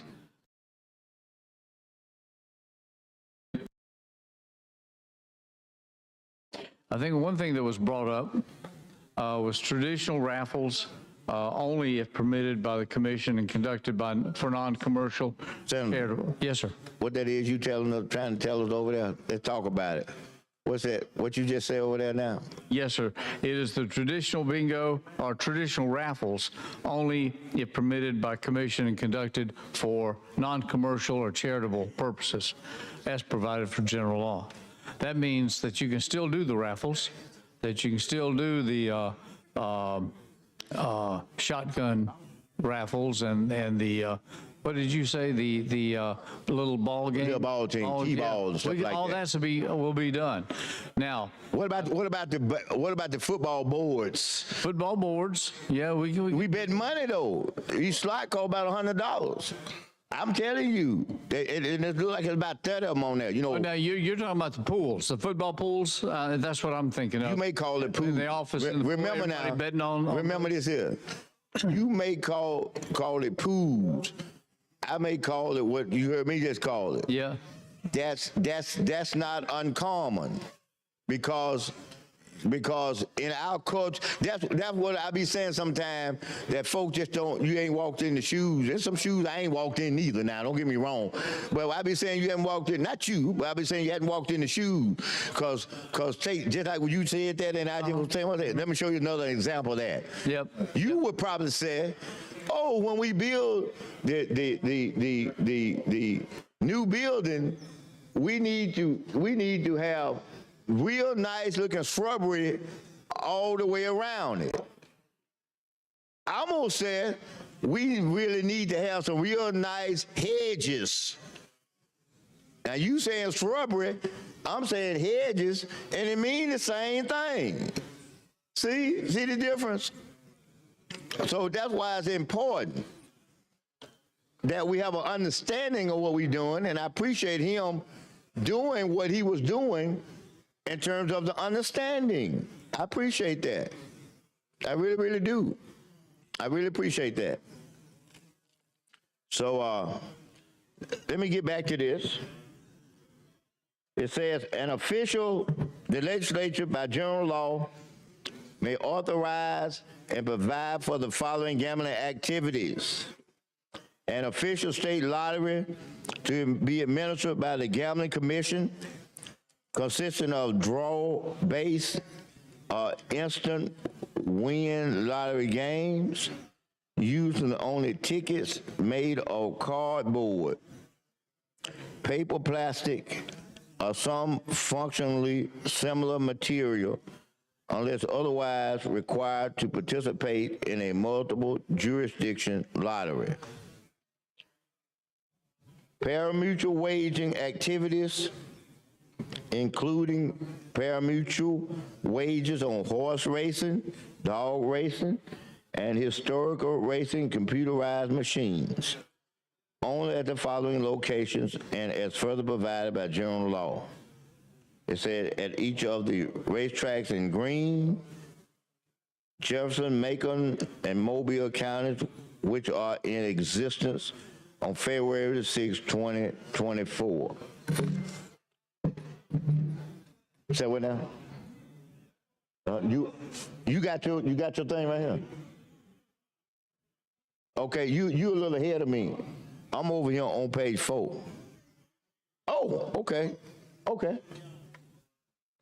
You're on page 4. I was on page 5 talking about the traditional raffles and stuff. Well, see that, because you know this stuff a little better than I do. That's why I have to go through it slow. You know, let me tell you something. I thought you were going slow because of my inability to keep up with you. See, I'm one of, some people like read and then they go back and kind of look at it and get understanding and everything. Yes, sir. I'm not like that. I read a little, I don't mean slow. I'm not a slow reader and slow in understanding, but I read more deliberately, because as I read, I'm doing my comprehension process, and you have to go a little slower. So people like you, see, you be on page 5, I might be on page 4. And then, that's all. You have a method that speeds you up. Yeah, that method. But see, that method is I didn't read page 4. I just I did it like, you skipped it. Yeah. But see, I don't want to skip it, because I promised everybody that I'm gonna read everything in. I follow you. So if you know what that famous word is, you put a pin on it, right? I'm gonna catch up. Mm-hmm. It will catch up. Now that brings back another memory. Yes, sir. Yeah, catch up. Catch up. We still trying to catch up. Always trying to catch up. I'm talking about we trying to catch up. That's what we trying to do with this transit. Catch up so we have jobs, catch up so we have a regular check, catch up so we can get us a house and have a basic income come in, catch up so we can get us a little piece of one-day ride and not have to necessarily ride the mass transit. We trying to catch up. And that's what we're trying to do with this transit thing, for people to get jobs so they can take their families and do what? Catch up. That's what we're trying to do. All right, now, let's see. I'm on line 107 on page 4. I'm over down there. Okay. Pari-mutuel waging activities included pari-mutuel waging on horse racing. Oh, no, I read that. I'm on 5. I'm catching up. I'm up on 113 on 5. You're skip 4 also now. Yeah. Okay. I'm surprised. I didn't know I was moving like that. Look at me. Additional locations in Greene County, which is a bingo hall in existence on February the 6th, 2024. At one location in Houston County, which is a bingo hall in existence on February 6th, 2024. And at one location in town of Whitehall in Lowndes County, which is a bingo hall and exists on February the 6th, 2024. Now, if you recall, I think we went back and we had an amendment that changed that date to September 30th of 2023. I think that's what we did earlier on. Okay. Now I'm keeping up. I hate to tell you like this, but I'm keeping up. There ain't but one little weak amendment we got on from this side over here. Weak. It ain't weak to him, but it's weak in substance of addressing all these issues that we talking about. It's important to him now. Don't get me wrong. To him, it's big. And it's big to us because, you know, it's a need that they have. But in terms of the overall scheme of the things I'm talking about, we ain't had a chance to address that. You know, are you speaking about the Whitehall issue? No. I'm speaking of all the other issues I done brought up. Oh, okay. Yeah, without being repetitive. I thought you were going back another page on me or something. Oh, no, I do need to, Delon. So let me go back to it. For the purpose of this amendment, pari-mutuel waging include historical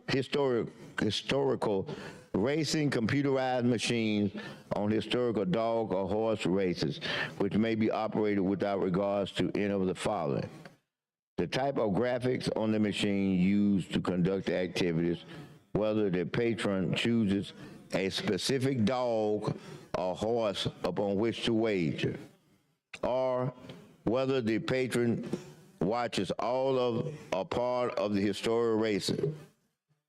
Traditional raffles only if permitted by the commission. See right there? Traditional raffles only if it's permitted. So this phrase is just as good as the commission. If the commission has some people on there who moralistically are against these, then theoretically the commission could not allow these. Okay? They could not allow these. Then it talks about traditional bingo using only cardboard, paper, plastic, or some fundamentally similar material.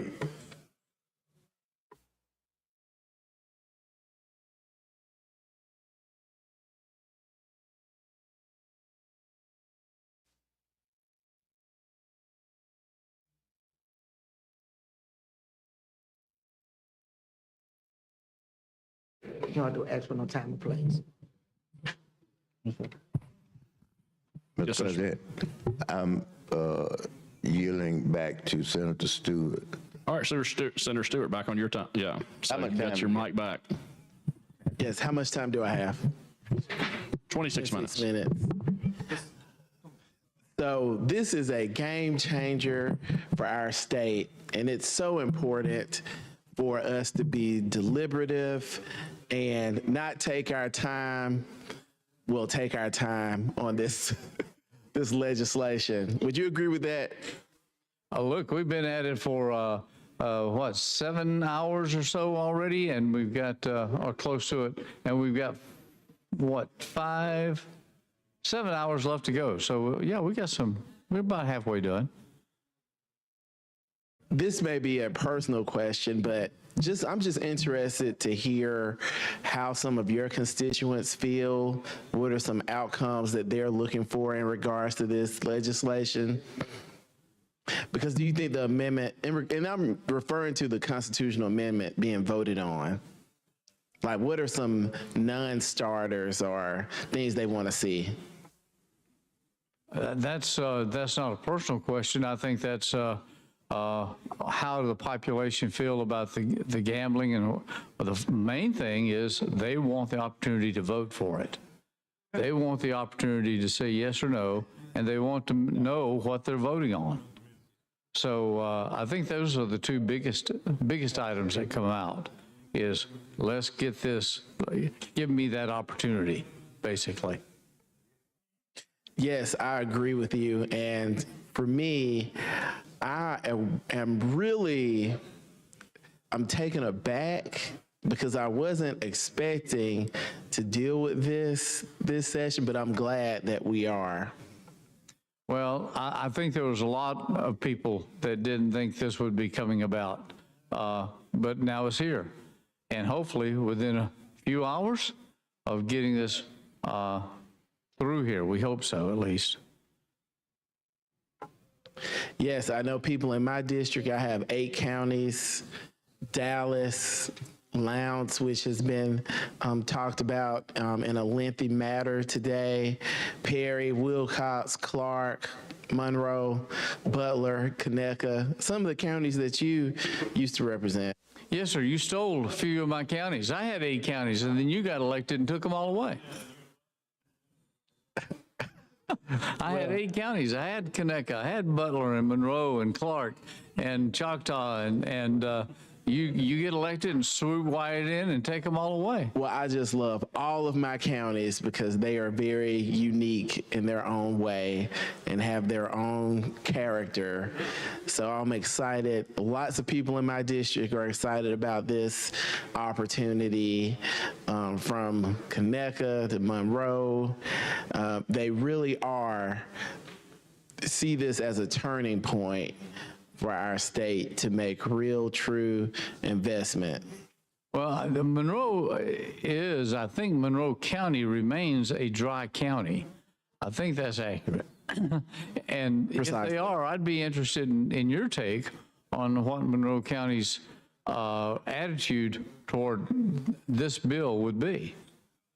Well, the people I engage with there regularly, they really want to see this happen. They want to see support for education, as well as support for infrastructure. For them, it's about being able to have a more livable and sustainable state than what we have now. Well, does that mean that they may, there's a good, I don't know if they refer to it anymore, but Monroe used to be called the wettest dry county in the state. And maybe with this, they may go whole hog. I don't know. You never can tell, but lots will have to be very deferential to the local elected officials. Of course, I agree. So, and I also represent Conecuh sausage, the home of Conecuh sausage. Didn't you used to? What, living? Represent, oh yeah, you live? Yeah, I represent Conecuh and still got property there, yeah. And so. If I get out of here, that's probably where I'm going to go to sleep tonight.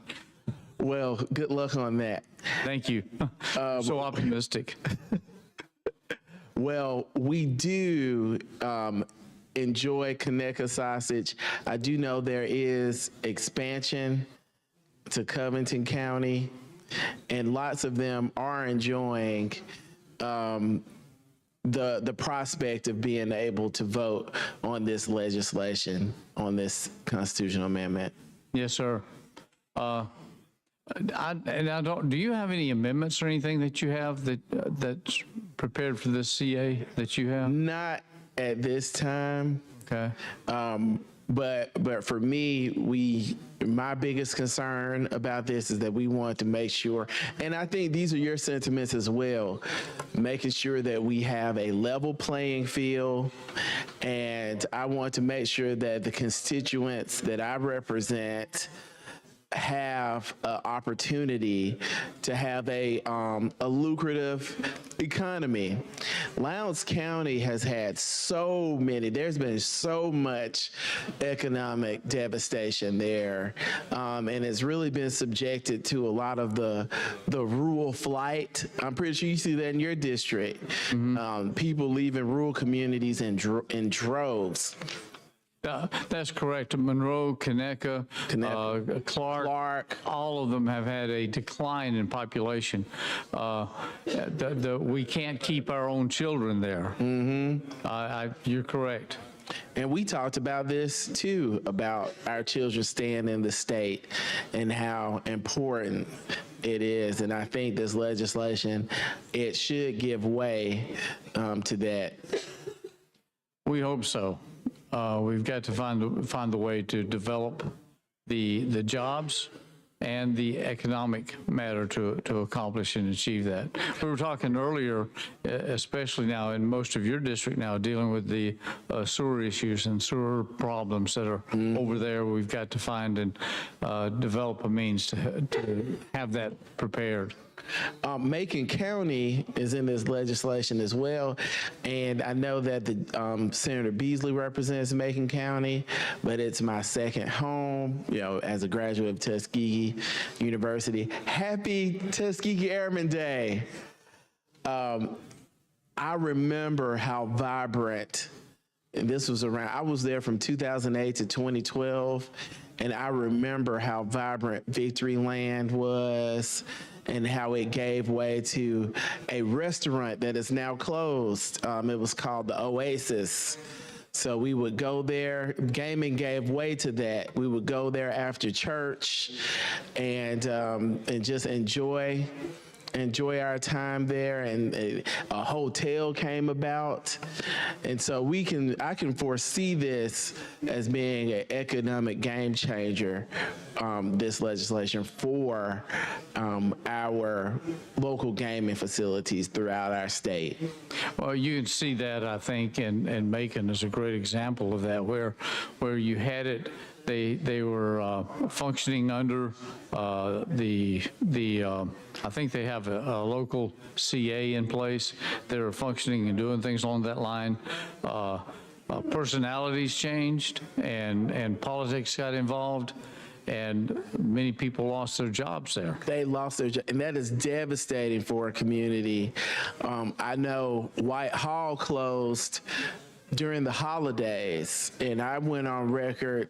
I got interviewed by the news, and I talked about how I'm concerned about the employees and how they matter.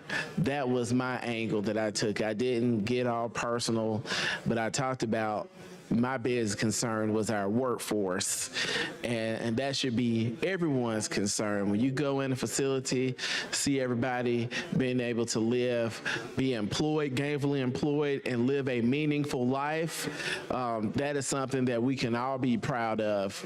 I agree. The aspect that we have, I'm against gambling. I don't like gambling. I don't think it's worthwhile, whatever. But I love jobs.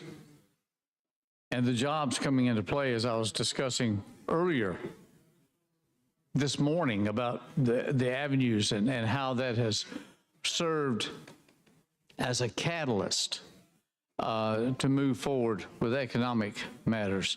You've got to have the nest egg somehow. And we've seen that serve in that way in several areas. It was working, some at least, in Macon, and then it became a target. And now we have lost jobs. We have a declining infrastructure, a declining population. We cannot, as the state, authorize something, have people depend on that, and then jerk it away. That is devastating to families and economics local. Those are my concerns. I'm glad to hear you say that. Those comments are very empathetic. And that speaks to the humanity of a lot of our lawmakers. Well, I disagree with you, Senator. That's not empathetic to me. Okay, that's not me. Nice try. No, it's economics. It's economics. I'd rather have some people working in some job so they can provide for their family. And that's where I'm on that.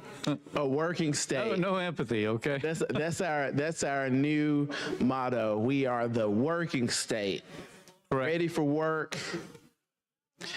And so I really think that this would be key to drive a lot of the workforce development. So let me ask you this. Can we speak to, does the CA address some of the illegal? Well, in a kind of a backhanded operations. Basically what it says is what this CA authorizes is all it authorizes. Anything not in the CA becomes illegal.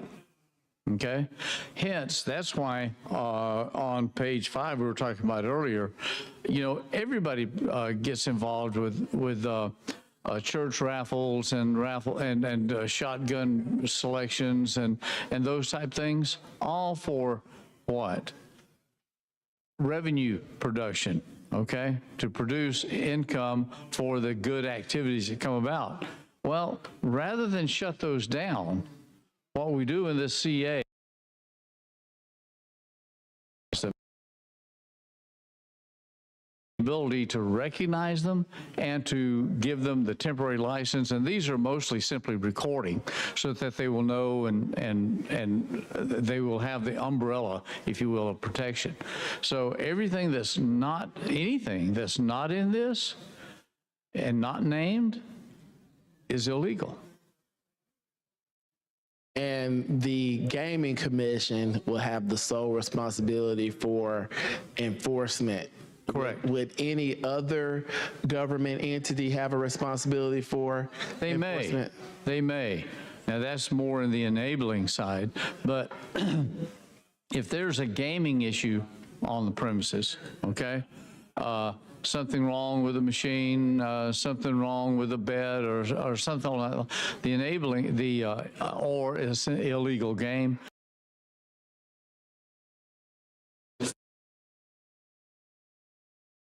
And controls that. Now, if there's a crime there that doesn't involve gaming, okay, let's say that there's a domestic issue in the parking lot, okay? Well, the ED folks that may be there they got cops and badges, okay? They can get control of that. But the investigation, the arresting, and everything like that goes to the local authorities. That's theirs. Now, the other is if there is a circumstance where they find a large incident, trafficking of illegal machines or things such as that, then what they will do is, and that's beyond where they are and such, they can call in the Attorney General or the DAs or any other active agency to come in and assist with the investigation and using resources there as a means to make sure that we control that. So the Gaming Commission will be responsible if they find a illegal operation, they would be responsible for Correct. Shutting it down. Exactly. Now, I'm not a gaming expert, but where does this leave? I know from my understanding, as of right now, a lot of times the local sheriff's department have strong jurisdiction or oversee a lot of the operations. Would that be the case with this now? All of the gaming would come under the Gambling Commission and its enforcement division, yes. So the local sheriff's authorizing, the local sheriff's licensing, all that goes away. The local sheriff's present in the gaming areas, okay, goes away. That doesn't keep them from patrolling the parking lots, from maintaining safety in the community. It doesn't prevent any of that. So with how do we engage the Alabama Department of Revenue regarding collections? Will they have a part in this? Regarding what? Collections. Collections? Oh, yeah. Certainly. When they're licensed and they come online, they've got to, just like any business, they got to register with the Department of Revenue, and then they will fall under the collection authorities and everything that Department of Revenue would control, just like any other business. Mm-hmm. Did you know that was my first job out of college? I was a revenue examiner with the Alabama Department of Revenue. Oh, I thought you were going to say you were a gambling bookie or something. But, well, I would be in jail, I think. Yeah. Just clarifying, Senator. Yeah, I just wanted to clarify. So I think the Alabama Department of Revenue, they are highly skilled at ensuring that we collect all that we can from this. Concur. And I have great confidence in them as well as their efforts. Houston County, are the operations there, are they in Dothan or? No, it is not in Dothan, I don't believe. I think it's outside Dothan. It's called Crossroads, I think. Crossing at, I apologize. But it's not in Dothan, all right? But it is in semi-rural Houston County. Of course, with us, no place in Houston County is rural compared to our rural, okay? Mm-hmm. And Houston, is that 231? Is it on that, do you know which highway? It may be on 231 or 331 or 84, something along that line, I think. I can't remember. Yes, well, I'm pretty sure there's lots of excitement in that regard. Well, somewhat. There was some misunderstandings about what that they could or could not do. But this bill takes what they are authorized, which is a paper bingo participation. It takes that and moves them to the same as everybody else, which is pari-mutuel wagering. Do you think with pari-mutuel and all those other aspects, do you think there could be a possibility that we have a Alabama Derby? With this, I suppose that's possible. Now, we used to have horse racing and dog racing here, but that gets expensive. Mm-hmm. Those get very expensive. Dog racing is about died out. But horse racing is alive and well in many places, Kentucky in particularly. Yeah. Texas also. And we may be able to draw some of the business and activities from that if we invest and make it worthwhile to invest those arenas and those venues. When we talk about the Kentucky Derby and then our potential opportunity for an Alabama Derby, I get really excited about the tourism opportunities that could possibly come from this. That's why I joined tourism. I thought we would be mostly talking about how we can get people to visit places, but that is not the case all the time. What are you talking about in tourism? It's a key driver in economic development. And so I know many of our towns depend on tourism. I know there's lots of opportunities in my district. And so I'm just really excited about that aspect. What are some tourism opportunities you may see in your district, or some opportunities that you may see as a result of this CA? Lots. In our district, I can tell you one thing that comes up there is the rivers and the delta that's there, the recreational possibilities, the underdeveloped assets that we have with that, with fishing, freshwater, saltwater, boating, freshwater, saltwater, the history aspects. Did you know that Aaron Burr, the former vice president, was captured in Washington County? I had no idea, and that used to be in my district. Yes, it did, and now took it from me. Only in retaliation. But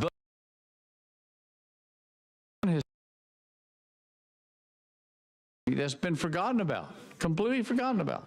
And yet it was a major, major issue that came into play. You know, they had his trial in up in Virginia, I think it was. Do you know why they captured him in Alabama? I think it was Mississippi Territory then, and transported to Virginia. You know why that was? You have to enlighten me. Thank you for that. I appreciate that. That was the nearest federal court. That was the nearest federal court that was available to where he was apprehended. Of course, he was found not guilty. Of course. And so, yes, tourism, that would be a very great opportunity for your district, for my district alike. You all have a very nice, as a result of gaming, a very nice hotel there. You get concerts. I think somebody in my family went to a Patti LaBelle concert down in your district as a result. And they were very thrilled that they had that opportunity. So hopefully we can have more opportunities like that. I'll tell you, my house is on, have an entrance from South Main Street, which is also Alabama Highway 21, goes directly down to Pensacola. Friday nights and Saturdays, it's difficult to get out because of the traffic coming from Pensacola to there. So there's you're right, there's a lot of attractiveness. And one thing that's also noted from tourism, as people come, they see, they partake, if you will, and pretty soon they move. With our gaming in Whitehall, Lowndes County is getting more recognition in regards to tourism for their role in the civil rights movement. There's a huge, right across from the gaming facility in Whitehall, there's a huge interpretive center that's funded by the National Park Service, and it's on the Selma to Montgomery Trail. Yeah, that march went right through Whitehall. Right through Whitehall. So this is a great opportunity to elevate that and maybe have more opportunities for tours, as well as I know there could be a great restaurant there as well. So I foresee that this will be a cyclical effect. Yeah, we hope so. This is just a part of what we're trying to accomplish with this bill. And hopefully we're moving forward on these matters. I'm trying to figure out, where are we on things at this point? Anybody know? Mr. President?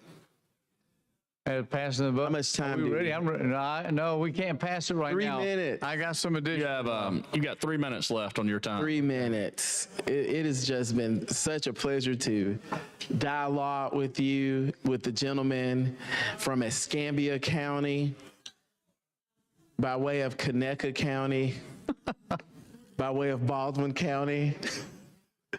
And so I just look forward to economic growth throughout our entire state. When I ran for Senate, that has been my priority, to make sure that we have economic opportunity in every corner of this state. And I believe we can do that. I believe we can have a gaming legislation, smart gaming legislation that works and that could really make a huge difference in our communities. Would you agree with that?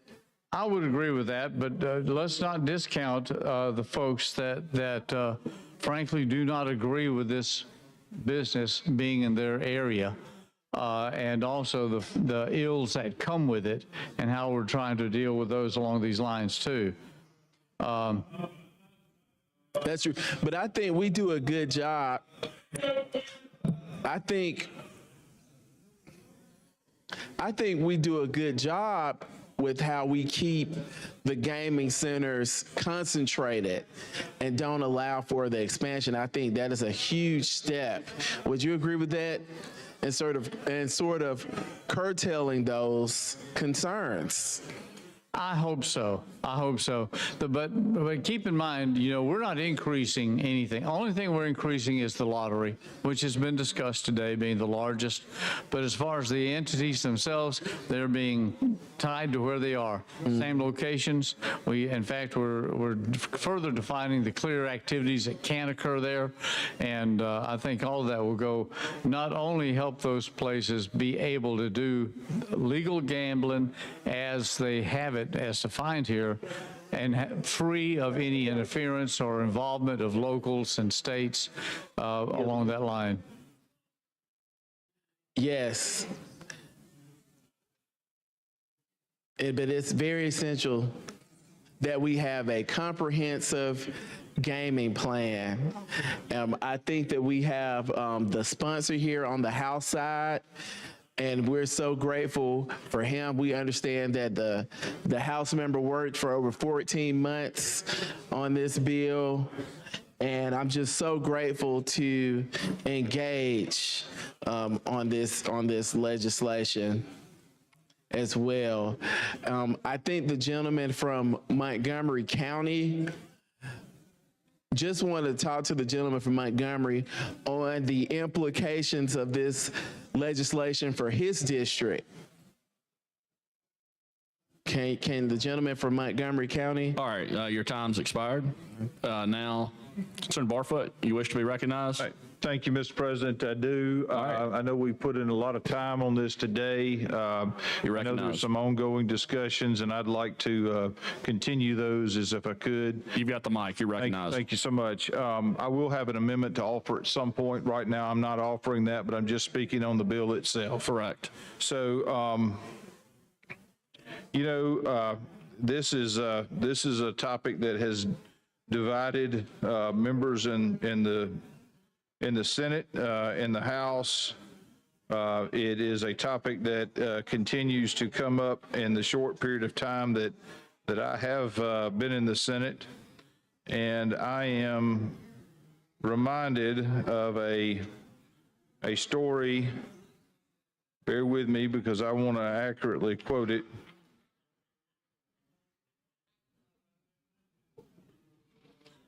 Involving Noah S. Soggy Sweat Jr. Now that name may not sound familiar, but let me give you a little bit of information about Mr. Sweat. He was a judge, a law professor, and a state representative in Mississippi.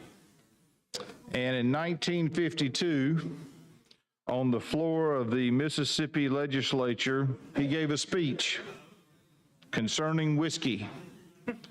And I think that speech concerning whiskey is applicable, as some would say, today as we discuss the topic of gambling. So I'd like to recite his speech. Some of y'all may remember it. So I quote from the gentleman from Mississippi. My friends, I had not intended to discuss this controversial subject at this particular time. However, I want you to know that I do not shun controversy. On the contrary, I will take a stand on any issue at any time, regardless of how fraught with controversy it may be. You have asked me how I feel about whiskey? All right, this is how I feel about whiskey. If when you say whiskey, you mean the devil's brew, the poison scourge, the bloody monster that defiles the innocents, dethrones reasons, and destroys his homes, creates misery, poverty, yea, literally takes the bread from the mouths of children, if you mean the evil drink that topples the Christian man and woman from the pinnacle of righteousness, gracious living into the bottomless pit of degradation and despair and shame, helplessness and hopelessness, then I certainly am against it. But if when you say whiskey, you mean the oil of conversation, the philosophic wine, the ale that's consumed when good fellows get together, that puts a song in their heart and laughter in their lips, and the warm glow in their eyes, if you mean Christmas cheer, if you mean the stimulating drink that puts the spring in the old gentleman's step, on a frosty, crispy morning, if you mean the drink which enables a man to magnify his joy and his happiness and to forget, if only but for a little while, life's great tragedies and headaches and sorrows, if you mean that drink, the sale of which pours into the treasures of the untold millions of dollars, which are used to provide tender care for our little children, our blind and pitiful aged and infirmed, to build highways and hospitals and schools, then I certainly am for it. This is my stand. I will not retreat from it. I will not compromise. What a wonderful speech on a different topic and a different time, and I think that is certainly applicable here. As we talk about gambling, and that's what it is, if we talk about gambling, there are benefits that we could receive from an industry that already prevails and has already reared its head in this state. I believe that. If we talk about gambling on the other side, it does create controversy, confusion, and ills to society. There is no question about that either. So I yield to my friend over there for conversation and dialogue. That's my story from Mr. Sagi from 1952 on the floor of the Mississippi legislature as it related to drinking. All right, so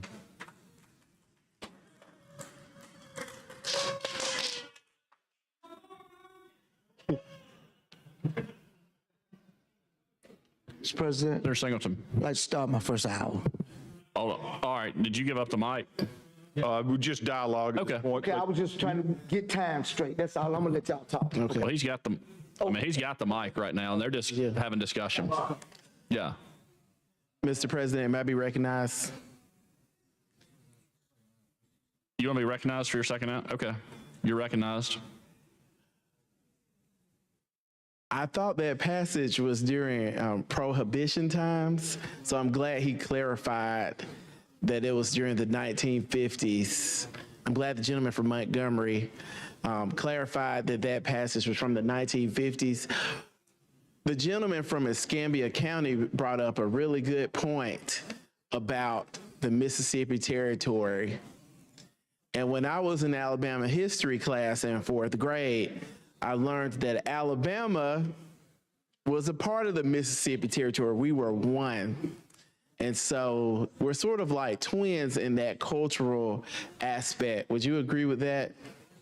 Yeah, I think you're right. I think at one point in time of history, if I remember correctly, the Mississippi Territory, there was a discussion about dividing it along the lateral line to cut the state with the northern part of Alabama and northern part of Mississippi would become a state. The southern parts of both would become a state. From a geographical standpoint, I think there was also a time when we could claim the panhandle of Florida. I think we probably should have kept that. Well, culturally, it still is. You have Florala, Alabama, which culturally is very similar to Alabama, and they both states have gaming.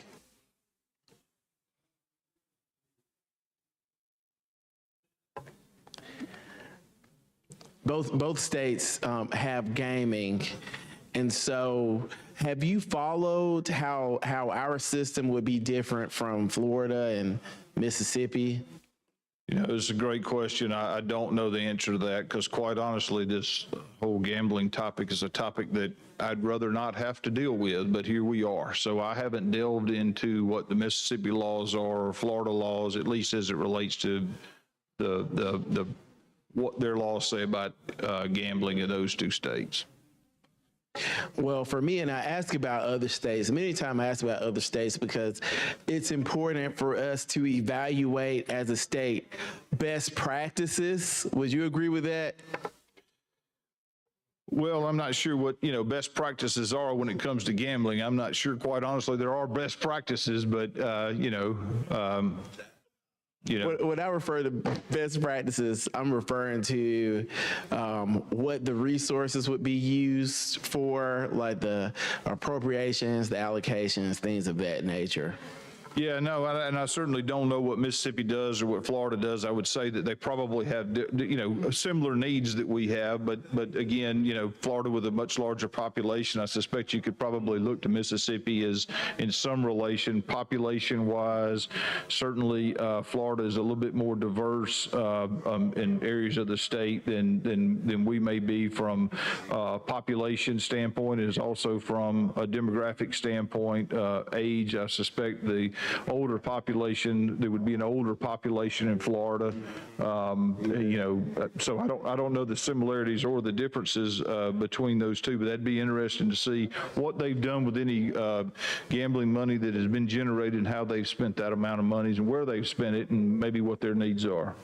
What I would like to hear is some feedback, because I think as a state, we need to understand what different demographics, how they would receive this legislation. So I would just love to hear about some of your constituents and how they would receive this legislation. It's a great question. I've had multiple folks that have told me that, they thought it was terrible, that the social ills of gambling, of which I certainly agree with, and we've seen that, unfortunately, with the gambling, be it legal or illegal in the state of Alabama as it holds now. And then I've had others that have come to me and said, hey, you should give us the right to self-determination about what we should do, being that it's a constitutional issue. Of course, we don't authorize gambling here. We certainly, if this constitutional amendment were to pass, it would simply be giving the people a right to vote on that specific piece of legislation. So I've heard from a good deal of people on both sides of the equation, very passionate in their support of or opposition to. Yes, this is a very hot button topic, the aspect of gaming. And there have been, mostly from my demographic, there have been lots of support for it. There has been opposition before as well. I have heard people being against it. But I would just be interested to hear from the gentleman from Montgomery if he thinks this legislation would kind of address the social ills by limiting the expansion, because this legislation limits expansion. And so I think it does a great deal of addressing the social ills of gambling and the effects that it has on families as well. I think there's going to be a lot of deliberation. I'm excited that we get to about the prospect that as a state, people can let their convictions be known. I would like to hear from the gentleman from Montgomery to see if in the CA, when you're dealing with the marketing of it, how when we have some language that would prohibit us from marketing to minors, and I would just like to hear your thoughts on that. I'm not sure if it's in the CA or the enabler. Yeah. I just want to hear your thoughts about not targeting, not doing marketing to minors. Well, I think you're right. It's not the CA, and to the extent we're supposed to, but I will address that. I think I certainly agree that we shouldn't be marketing to minors. I would take that a step further to say that I'm not sure we should be marketing any of this to anybody. That if somebody wanted to engage, if this CA passes and if the citizens pass it into law, vote on it to approve it, I'm not sure why we're marketing this to anybody. Just my thoughts. Well, the gentleman from Hale County said earlier, if we don't market it, how will people know about it? And so I just wanted to get your thoughts on that, because for me, the tourism aspect is very important. People spending dollars in our state, because people with their cars, they can go anywhere. And so I just wanted to just get your thoughts on that. Well, I think, you know, and I'm going to get a little bit out of my lane here, but I think there's restrictions on marketing other, you know, alcohol, liquor, to that extent, maybe even tobacco-style products. You used to see, you know, the Marlboro Man riding out. You don't see that anymore. So I think there's maybe some prohibitions on that. I'm way outside of my lane here, but I would suggest that, you know, I don't think we should be marketing this, certainly to children, and don't think we should, you know, listen, if this passes, again, if this CA passes, and if the people of the state of Alabama pass it on an election day, the people of the state of Alabama are going to know about it. I'm not sure why we need to dangle a carrot out there and shine a shiny object, say, come do this, come do this. If they're going to do it, they're going to do it. And I don't think that's a wise expenditure of our monies to try to entice folks into gambling or using their money on what's potentially a long shot or would be a long shot in any of those games, whether it be on a lottery or at the proposed pari-mutuel style games. That's just my personal opinion.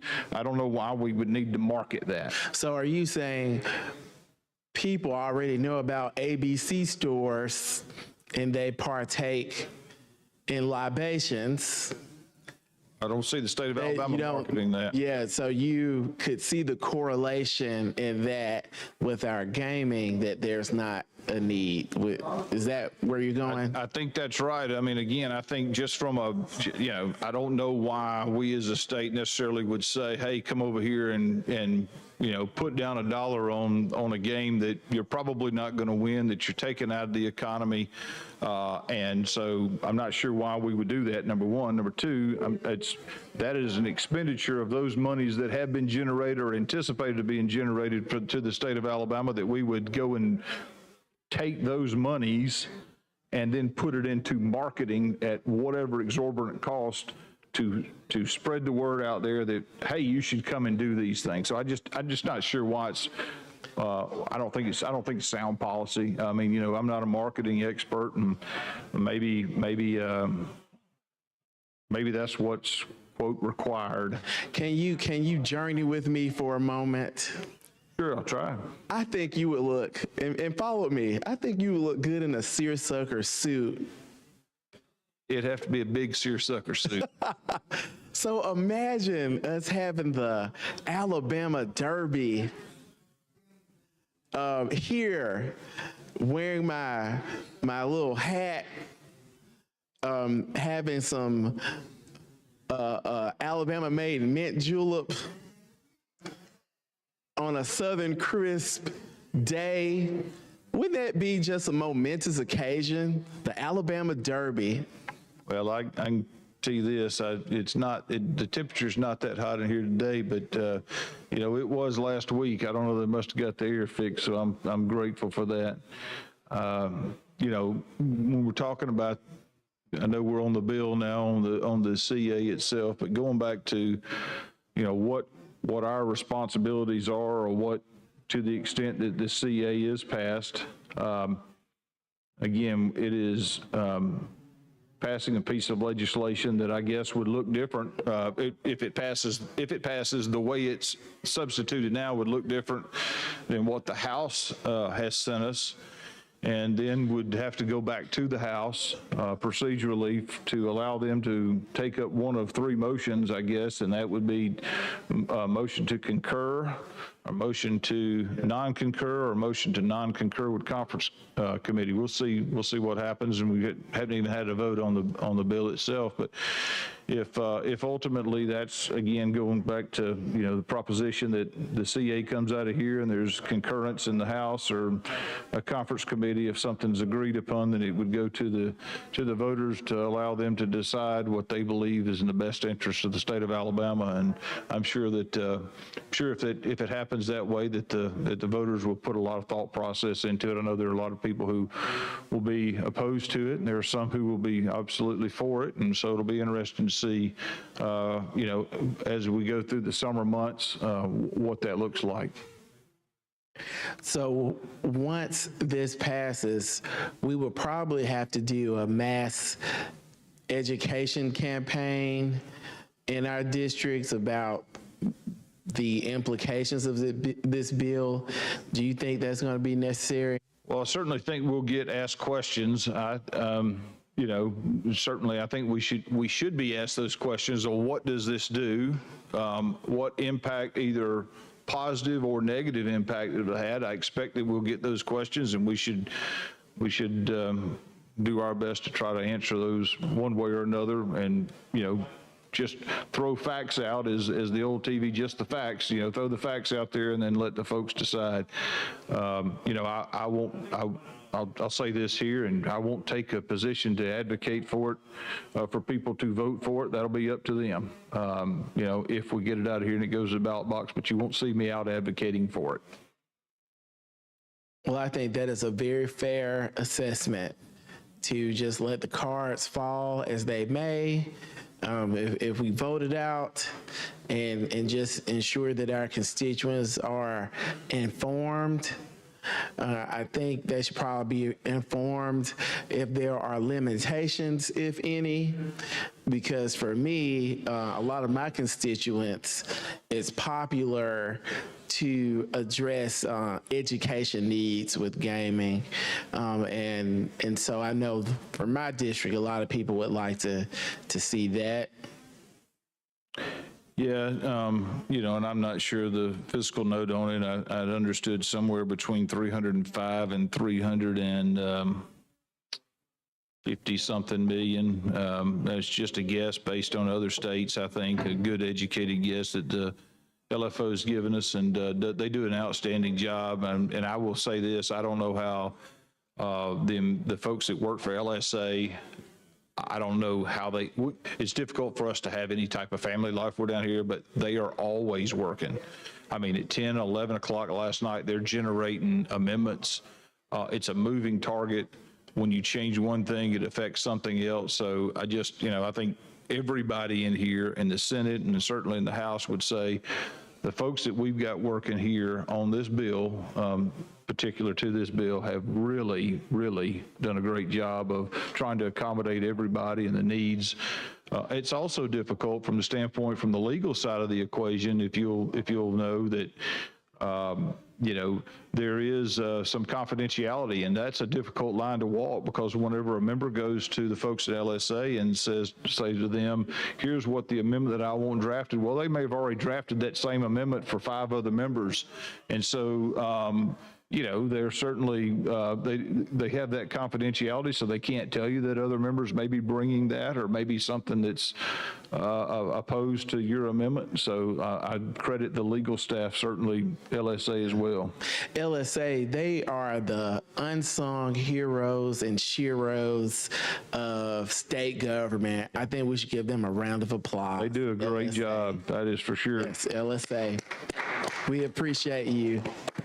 They do a great job, and not only, I know we're talking about the CA now, but not only this piece of legislation, but so many other pieces of legislation that I've dealt with them on, discussions, and listen, it's not just, hey, will you draft this for me, and here's what I want. It is, if I ask you to draft this, what does it affect? Tell me from a legal side of the equation, what it may be touching that I don't see or don't know or don't understand. And they always do a great job when asked, and I always try to ask because they're smarter than I am. They really Where are are the smart than me. pitfalls here? What am I doing? What do I not see? Is this comma supposed to go here? What effect does that have? So it's good to have those intellectual, special legal conversations with those folks, and they do a great job with it. While we're talking about folks, and you know, certainly we've got a bunch of folks that are sitting here, and we don't give them enough credit, but they're hanging in here with us. I know we're at about 5:20, and we're still on the CA. The enabling bill has yet to come up, and there's several amendments, and I know members are continuing to talk and work through some issues, and so we're glad to sit here and continue our discussion as it relates to the CA while they continue to try to work through some of those issues, I think. I want to just talk about workforce and regarding the CA and how we can address workforce. Yesterday was Disability Awareness Day. There was people with disabilities. They had an advocacy day, and I would like to just engage with the gentleman from Montgomery briefly, or I can engage with the gentleman from Escambia County. Well, I think I can engage with the gentleman from Montgomery County or Jefferson County or Escambia County. Yeah, he's the gentleman from Escambia County. I just want to talk about briefly workforce. Just want to address the gentleman from Escambia County on workforce in the CA. Yes, sir. Yesterday was Disability Awareness Day. We had a lot of advocacy groups.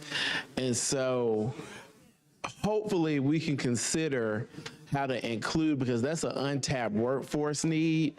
There are lots of people who are disabled, who are what's called stuck in the middle. Right? They're not totally disabled, but they want to work. They want to participate in the workforce. I know what you mean. And, you know, and I want to give Republicans credit because you all passed the American with Disabilities Act. That's something that President Bush pushed. And so I want to make sure that our fellow disabled citizens are not forgotten about. I follow you. Okay. Thank you, and I yield. I yield to Senator Smithman. Thank you. All right. You want to yield your time to Senator Smithman? Yes, Mr. President. All right. Senator Smithman. Thank you, Mr. President. Senator, you know, you try to find, not you, but I'm talking about as the person, you try to find where there's a medium, and you know how in our profession, you know, we say, you know, the mediator's job or the compromise job is that if neither party is if both parties satisfied, neither party happy, then you got a good compromise. Yes, sir. So I haven't talked with you. I appreciate you considering again the consideration of the percentage rate, and I would like to offer for your consideration an amendment to it that, you know, last time I said 26. Right. But this time it says 28. Yes, sir. And if you would accept it as a friendly amendment, I would appreciate that. So this is the another amendment dealing with the tax rate in the CA, and it changes it the range from 20 to 28%, correct? That's correct. Okay. That's fine. Yes, I'll take that as a friendly amendment, certainly. Yes, sir. You want to introduce the amendment? Yes. I appreciate your working with me and with others to come to that compromise position. Well, thank you very much. All right, Secretary, read and receive the amendment, please. Thank you very much.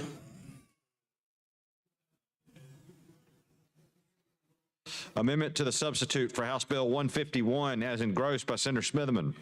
Replace line 197 on page 8 with the following: be at a rate of between 20 and 28% of the net gambling. If If there's no other questions, I'd move for adoption of the amendment. And, you want me to call it a long roll? Do we have a good roll? Let's do a long roll. All right. And I encourage everyone to vote aye. All right, Secretary, call the long roll. Mr. Albritton, Mr. Allen, Mr. Barfoot, Mr. Beasley, Mr. Bell, Mr. Butler, Mr. Carnley, Mr. Chambliss, Mr. Chastain, I think so. I need to talk to you later on. Ms. Coleman, Talk to you later on. Ms. Coleman Madison, I'm gonna come up there. Mr. Elliott, Ms. Figures, Mr. Gavan, Mr. Gudger, Mr. Hatcher, Mr. Hovey, Mr. Jones, Mr. Kelly, Mr. Kitchens, Mr. Livingston, Mr. Melson, Mr. Orr, Mr. Price, Mr. Reed, Mr. Roberts,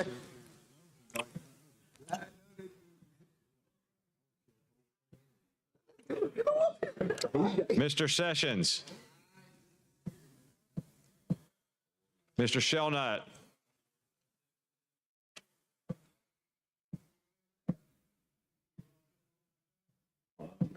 Mr. Singleton,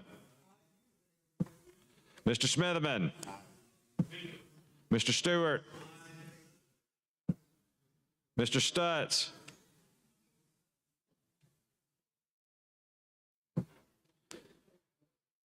Mr. Wagner,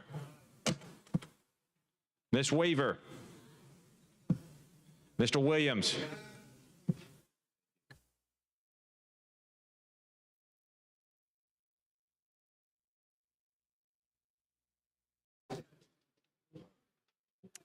$27 ayes, 6 nays. The Senator Smitherman amendment's adopted. Mr. President. Senator Smitherman. I just want to thank the pro tem, thank the sponsor, and thank the members for their consideration and their support in that.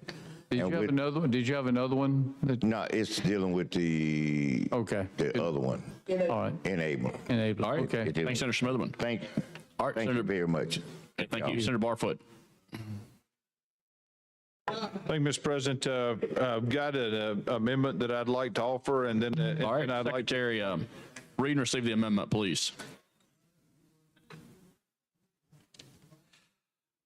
Amendment to the substitute for House Bill 151 as engrossed by Senator Barfoot. Replace lines 107 through 108 on page 4 with the following. Pari-mutuel wagering on horse races, dog races, and historical. Members, if I could. Yes, Senator Barfoot. Thank you, Mr. President. Members, if I could, let me explain the amendment and the nexus for the amendment. So this is a change that replaces line 107 through 108 of the CA. And the original language on those lines, and I'm going to read through the end of that sentence, as it's in there now, the substituted CA says pari-mutuel wagering activities, including pari-mutuel wagering on horse races, dog races, and historical racing computerized machines. I'll stop there because it does go on.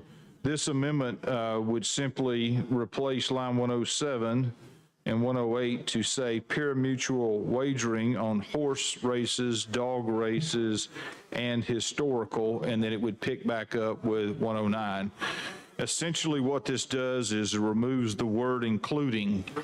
And I thought that was important in light of, I was listening here a couple weeks ago to oral arguments on an Alabama Supreme Court case where there was a lot of questions about whether or not the words after including, if it was the sentence structure was including, and then had a list of things that it included, was that, those words after including, was that meant to be examples of what was included only, or was that meant to be a definitive list? And quite honestly, I'm not sure that the court answered that in the opinion that was issued, but I did think it was significant enough to address here. And so this, it removes the word including and specifically delineates those that are betting options or gambling type options that are already there. Senator, if I may, your argument is compelling. Would you make a motion? Thank you. Appreciate your kindness, and if you were a judge in a courtroom, maybe I'd fare better than I do sometimes. With that being said, hearing no opposition, Mr. President, I'd ask for a final passage. Excuse me, back up. I'd like for to adopt the amendment as proposed using. We got a good roll. It was 27-6. We'll use the previous roll. All right, any objection? We got some folks that'd like to be added, Mr. President.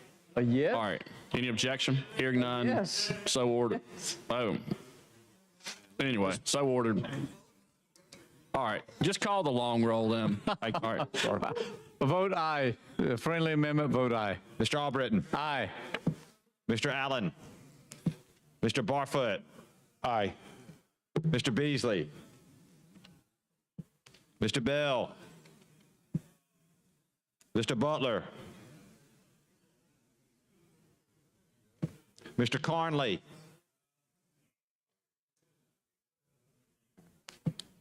Mr. Chambliss. Mr. Chasteen. Ms. Coleman. Ms. Coleman Madison. Mr. Elliott. Ms. Figures. Mr. Gavan. Mr. Gudger. Mr. Hatcher. Mr. Hovey. Mr. Jones. Mr. Kelly. Mr. Kitchens. Mr. Livingston. Mr. Melson.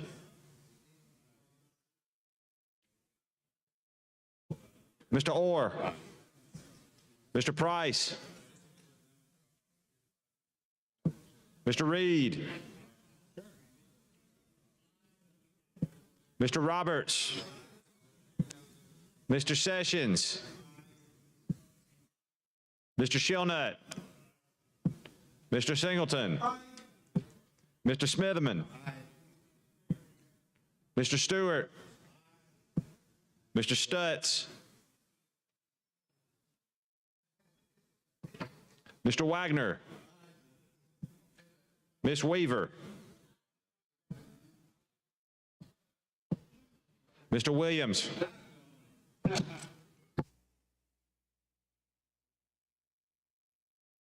32 ayes, 1 nay. The Senator Barfoot amendment's adopted. All right, Senator Gudger. Thank you, Mr. President. I have an amendment I'd like to.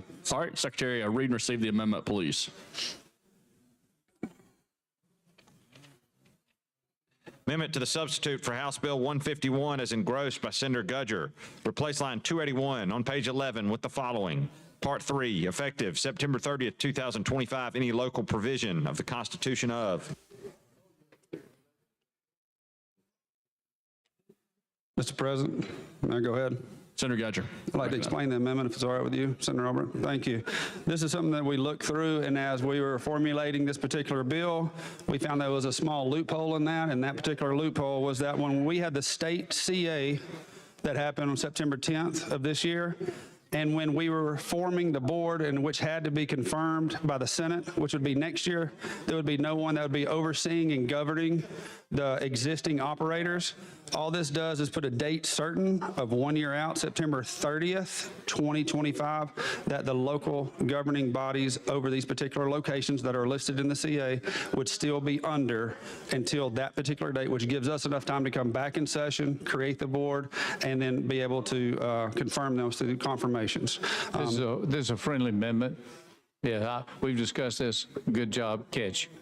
Thank you, Senator Albright. I'd like to make a motion for third and final passage using previous rule.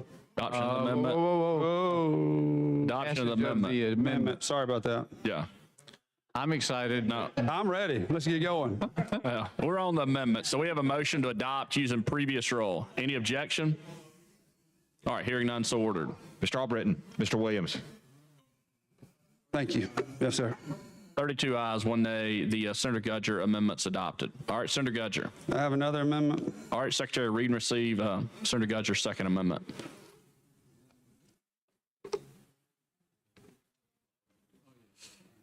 Amendment to the substitute for House Bill 151 as engrossed by Senator Gudger. Replace line 178 on page 7 with the following, including but not. This particular amendment just takes out a few words on line 178, which is preservation and maintenance projects. It's redundant from the words right above it on line 177, which is the road and bridge projects of that. I have talked with Senator Albritton, the sponsor of the bill. I believe this is It's a friendly amendment. I think we caught that together. We sure did. You did, so that works out good. I'd like to make a motion to adopt using previous rule. All right, any objection? Hearing none, so ordered. Mr. Albritton, Mr. Williams. 32 ayes, 1 nay. 32 ayes, 1 nay. The Senator Gudger amendment number 2 is adopted. Thank you, Mr. President. Thank you, sponsor. All right, Senator Albritton. Thank you. I think that's all the amendments that we've got. And with that, Mr. President, I'd like to move for final passage, third reading of final passage using previous rule.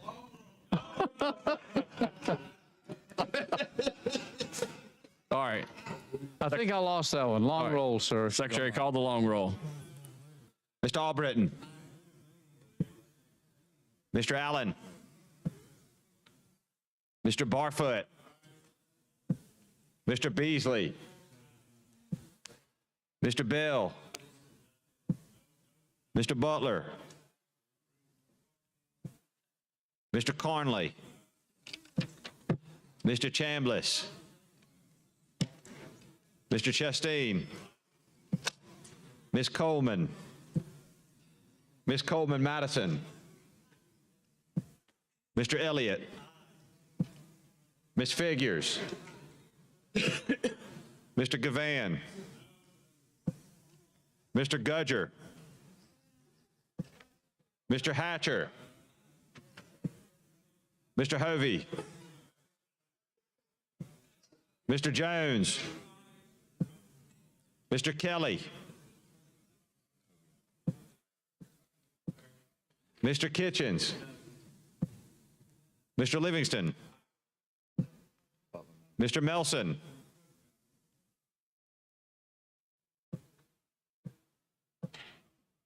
Mr. Orr. Mr. Price. Mr. Reed. Mr. Roberts. Mr. Sessions. Mr. Shelnut. Mr. Singleton. Mr. Smitherman. Mr. Stewart. Mr. Stutz. Mr. Wagner. Ms. Weaver. Mr. Williams.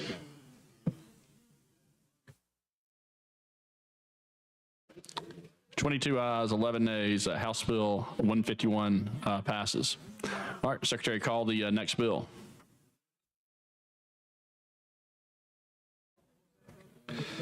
On page 22 of the calendar, House Bill number 152 by Representatives Blackshear and Witt relating to gaming. BR pending. Mr. President. Senator Albritton. Move for passage of the BIR using, let's go ahead and start a long roll. All right, Secretary, call the long roll. Mr. Albritton. Aye. Mr. Allen. Mr. Barfoot. Mr. Beasley. Mr. Bell. Mr. Butler.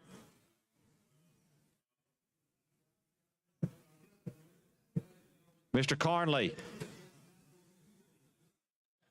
Mr. Chambliss. Mr. Chastain. Ms. Coleman. Ms. Coleman Madison. Mr. Elliott. Ms. Figures. Mr. Gavan. Mr. Gudger. Mr. Hatcher. Mr. Hovey. Mr. Jones. Mr. Kelly.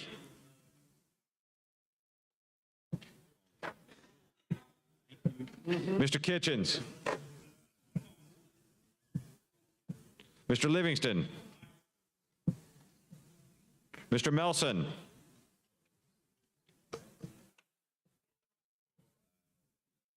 Mr. Orr.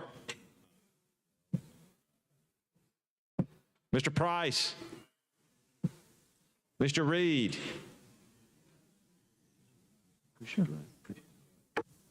Mr. Roberts. Mr. Sessions. Mr. Shelnut. Mr. Singleton. Aye. Mr. Smitherman. Mr. Stewart. Mr. Stutz. Mr. Wagner. Ms. Weaver. Mr. Williams.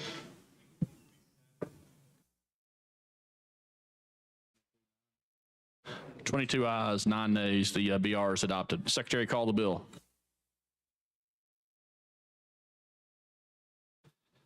On page 22 of the calendar, House Bill 152 by Representative Blackshear relating to gaming, committee substitute pending.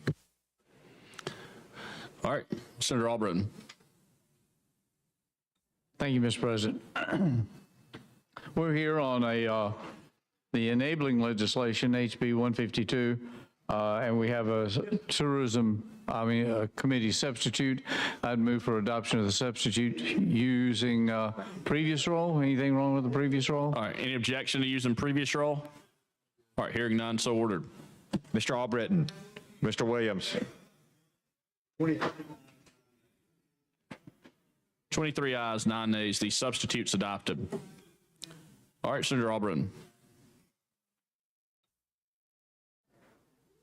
Mr. President, thank you. We're here on the enabling legislation. It is a little bit longer than the other one. We have several amendments, I think, coming in. This is 87 pages, most of which we've gone through in various and sundry ways. But to start with, if I might, I have a couple of amendments I'd like to have, and I'll first present this amendment. Now, before I hand it over, which is my only copy, let me tell you what it does. This amendment requires or prevents a recipient of public assistance benefits as defined under the code may not use any portion of the benefits for playing any form of gambling activity. So in essence, public funds going for housing, food, or whatever beneficials cannot be used for gaming activities, basically. Present the amendment.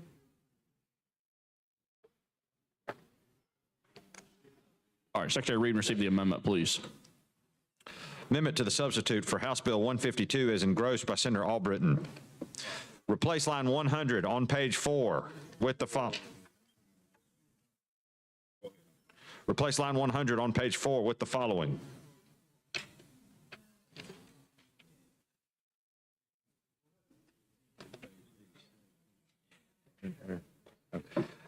After line 2401 on page 86, insert the following sections and renumber the remaining sections accordingly.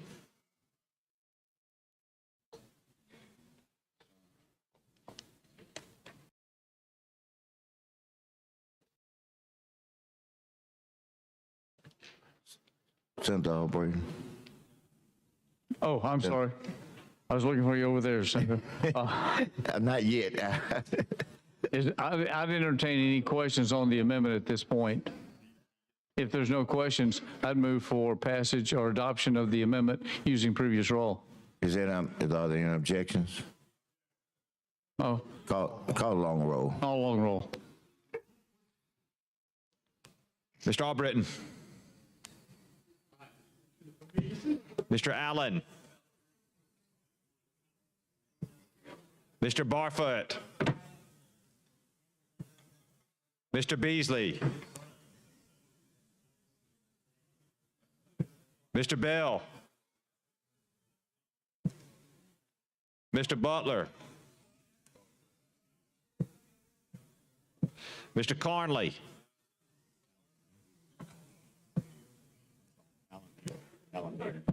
Mr. Chambliss. Mr. Chasteen. Ms. Coleman. Ms. Coleman Madison. Mr. Elliott. Ms. Figures. Mr. Gavan. Mr. Gudger.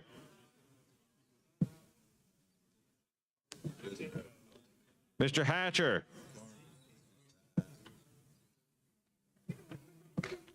Mr. Hovey. Mr. Jones. Mr. Kelly. Mr. Kitchens. Mr. Livingston. Mr. Melson. Mr. Orr. Mr. Price. Mr. Reed. Mr. Roberts.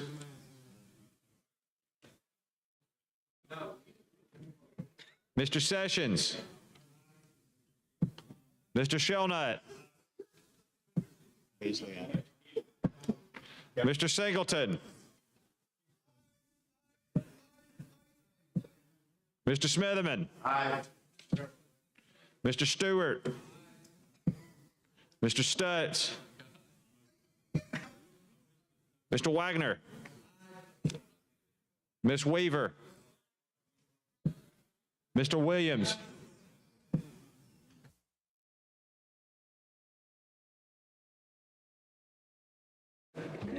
"31 ayes, 0 nays. The Senator Albritton amendment is adopted. All right, Senator Albritton.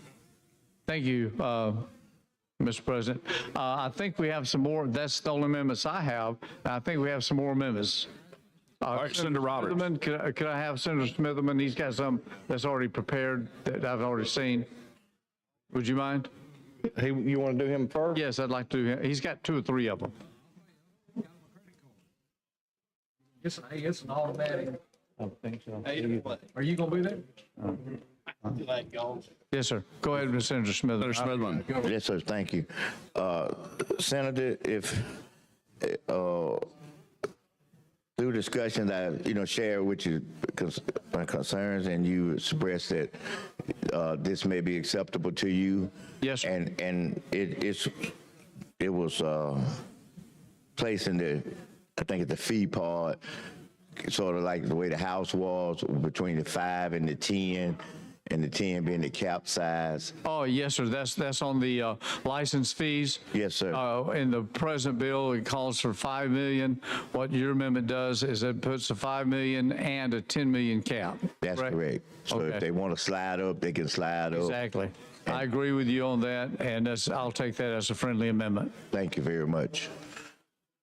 Is for clarification, this amendment does not, it changes the fee. Secretary Reed received the amendment. Yes. Yeah. Amendment to the substitute for House Bill 152 as engrossed by Senator Smitherman. Replace line 1473 on page 53 with the following. Replace lines 1485 through 1488 on page 54 with the following.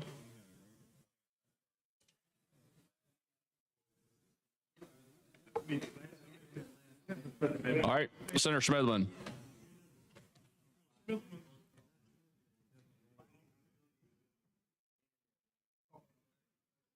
All right, Senator Smitherman. Mr. President, Senator, if it's no other questions, then I would ask for adoption of the amendment. And I don't know if you want to do long roll. All right, Secretary, call the long roll. Friendly amendment, I encourage you to vote aye. Mr. Albritton. Mr. Allen. Mr. Barfoot. Mr. Beasley. Mr. Bell. Mr. Butler. Mr. Carnley. Mr. Chambliss. Okay, thank you. Mr. Chasteen. Ms. Coleman. Ms. Coleman Madison. Mr. Elliott. Ms. Figures. Mr. Gavan. Mr. Gudger. Mr. Hatcher. Mr. Hovey. Mr. Jones. Mr. Kelly. Mr. Kitchens. Mr. Livingston. Mr. Melson. Mr. Orr. Mr. Price. Mr. Reed. Mr. Roberts. Mr. Sessions. Mr. Shelnut. Mr. Singleton. Mr. Smitherman. Mr. Stewart. Mr. Stutz. Mr. Wagner. Pass out. Ms. Weaver. Mr. Williams. 24 ayes. 24 ayes, 6 nays. The Senator Smith amendment's adopted. Thank you, members. Thank you, Mr. Chairman. Thank you. Is that the only one you had? You had another? I gave you another one. Yes, sir. We already did that one. Huh? That one.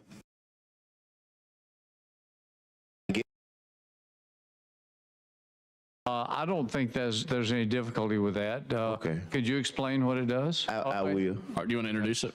Yes. Yes. Oh, I'm sorry. I'll introduce it. All right, Secretary, read and receive the amendment. I knew you had to. Amendment to the substitute for House Bill 152 as engrossed by Senator Smitherman. Go ahead. You ready for me? Yeah, Senator Smitherman. What this amendment does is that in the legislation, it says that the people who presently operate, whoever it might be, then they operate for a year. And then after that, there's no more room for them to operate. The concerns was that if you notice the Cannabis Commission, because of the different suits and the different things that they were not on a timeline to go through the steps to get to licensing to that point after it's passed. What this does, the House had certain steps that by timeline, like review the application by so many time limit, then respond by so many times. And what this amendment does, I took just what the House timeline, so we would have a timeline versus it just floating out there, because after a year, if they don't do it, now I'm not saying their intention won't do it, but if they don't do it, all of the operations have got to shut down to zero until they do it. Then they got to try to crank back up. This just keeps them where they are right now until they get the license, and then wherever they fall into that category, they fall into it. And that's it. That's what it does. So if there's any questions, I don't mind answering. And I've read through this. In fact, I was involved in drafting some of this language along. It gives timelines and criteria so that we can have a timely turnover. If there's a problem, it can go back and refurbish and that type of thing. It's a friendly amendment. Thank you. All right, did y'all want to, how do you want to, long roll, previous roll? What would you like to do? Whatever the body wants, you want long roll or? Long roll? All right, Secretary, call the long roll. Mr. Albritton. Aye. Yeah, it doesn't affect that time. Mr. Allen. It's a matter that when you get to the time, Mr. Barfoot. when it's complete, they got to determine whether it's complete or not complete. Mr. Beasley. Following occurrence, the commission shall. Mr. Bell. Time to review. Mr. Butler. That's fine. Mr. Carnley. Mr. Chambliss. Mr. Chasteen. Ms. Coleman. Ms. Coleman Madison. Mr. Elliott. Ms. Figures. Mr. Gavan. Mr. Gudger. Mr. Hatcher. Mr. Hovey. Mr. Jones. Mr. Kelly. Mr. Kitchens. Mr. Livingston. Mr. Melson. Mr. Orr. Mr. Price. Mr. Reed. Mr. Roberts. Mr. Sessions. Mr. Shelnut. Mr. Singleton. Mr. Smitherman. Mr. Stewart. Mr. Stutz. Mr. Wagner. Ms. Weaver. Mr. Williams. 25 ayes. 25 ayes, 6 nays. The Senator Smitherman Amendment number 2 is adopted. Thank you very much, members, very, very much. And thank you, Mr. Chairman, very much. All right. I think we have one more. All right, Senator Roberts. Mr. President. Senator, thank you for your patience on that. I knew, just had to get some of those out of the way. All right, Secretary, read and receive the amendment. I have an amendment. Thank you, sir. Amendment to the substitute for House Bill 152 is engrossed by Senator Roberts. Replace lines 545 through 550 on page 20 with the following. Mr. President. Yes, Senator Roberts. Having had the privilege to serve as chairman of contract review the last 15 months now, we met again this morning. My colleague was very tied up on other things this morning, but we took care of you on that, sir. But I've learned a good bit about procurement. This amendment simply brings us under the new group created under 414124B. It puts them on the same status as the legislature or the judiciary in their procurement policies. It allows for transparency, proper use of public funds and whatnot. And I think this is a friendly amendment. Senator, we talked about this yesterday, and I would like to offer this, please. Mr. President. The senator did approach me, I think yesterday, was it? And again today with this amendment. It was a little, I did read through it and such. And Senator, I think it is, I personally believe it's redundant. I don't think it's necessary.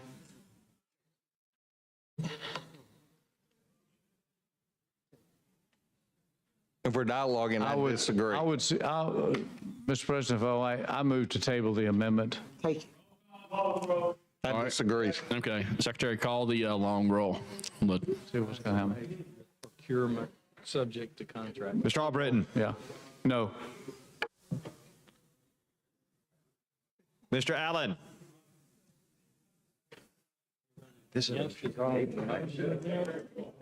Mr. Barfoot. Make me an aye on the table. I apologize. Mr. Beasley. Mr. Bell. Mr. Butler. Mr. Carnley. Mr. Chambliss. Mr. Chasteen. Ms. Coleman.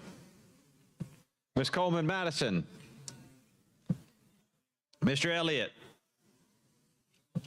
Ms. Figures. Mr. Gavan. Mr. Gudger. Mr. Hatcher. Mr. Hovey. Mr. Jones. Mr. Kelly. Mr. Kitchens. Mr. Livingston. Mr. Melson. Mr. Orr. No. Mr. Price. Mr. Reed. Mr. Roberts. Mr. Sessions. Mr. Shelnut. Mr. Singleton. Mr. Smitherman.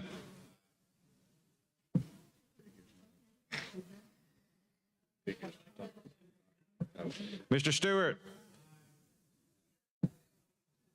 Mr. Stutz. Mr. Wagner.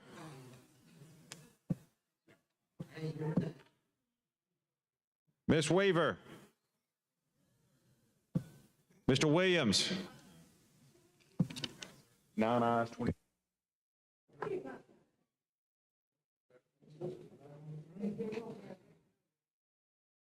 All right, motion to table fails, so we're now on the amendment. Senator Roberts.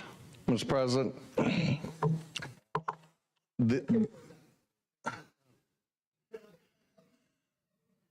so it is not tabled. Correct, we're on the amendment, yes. That's what I thought. The benefits of doing this are simply transparency in what we do. We meet every month to go over contracts that come through this state, trying to add transparency. Senator Chambliss, I believe, may have been the one that worked so hard on our procurement procedures. And this is trying to be tabled for lack of transparency and what I believe the sponsor has already called bad in his earlier comments today, raising taxes on things we don't want to encourage. We just passed a constitutional amendment encouraging this. Mr. President, may I dialogue with the Senator? Yeah, you're recognized for. Thank you, Mr. President. Senator, I think, I looked at the vote count. You had 22 nays, which means 22 people wanted transparency, wanted the contract review process. I know the sponsor says it's duplicative. I see it like chicken soup. It's not going to hurt anything if it is duplicative. So I think you're probably in order to move it again and we go ahead and make the motion. It's on the board, and we'll have another vote here, and hopefully it'll pass, and people will vote for transparency. Mr. Mile. Mr. President, I move for using previous roll even. That works fine, right? No? No. Okay, long roll. All right, Secretary, call the long roll. Motion been made, previous roll. Long roll. Mr. Albritton. Glad to have awake folks. Mr. Allen. Mr. Barfoot. Mr. Beasley. Mr. Bell. Mr. Butler. Mr. Carnley. Mr. Chambliss. Mr. Chasteen. Ms. Coleman. Ms. Coleman Madison. Mr. Elliott. Ms. Figures. Mr. Gavan. Mr. Gudger. Mr. Hatcher. Mr. Hovey. Mr. Jones. Mr. Kelly. Mr. Kitchens. Mr. Livingston. Mr. Melson. Mr. Orr. Mr. Price. Mr. Reed. Mr. Roberts. Mr. Sessions. Mr. Shelnut. Mr. Singleton, Mr. Smitherman, Mr. Stewart, Mr. Stutz, Mr. Wagner, Ms. Weaver, Mr. Williams.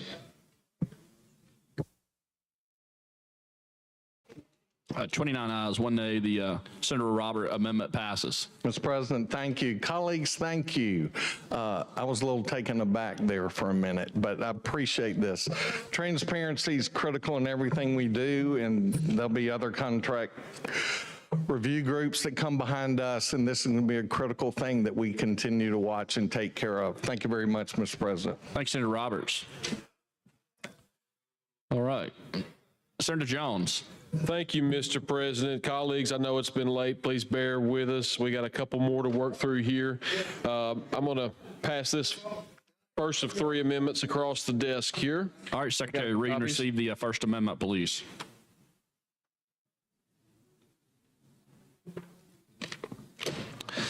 Amendment to the substitute for House Bill 152 as engrossed by Senator Jones.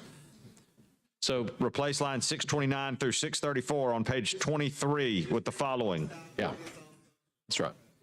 Replace line 1684 on page 61 with the following. Appreciate you.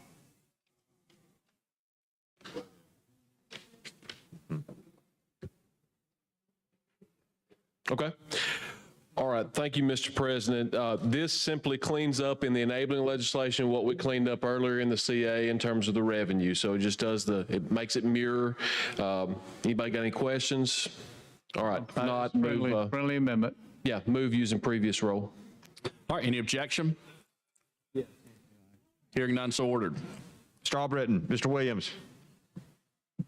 30 ayes. 30 ayes, 0 nays. The Senator Jones amendment is adopted. All right, Senator Jones. All right, thank you, Mr. President. Next one. All right, over. Secretary Reed, receive the amendment. Amendment to the substitute for House Bill 152 as engrossed by Senator Jones. Replace line 594 on page 22 with the following. Replace line 1667 on page 60 with the following.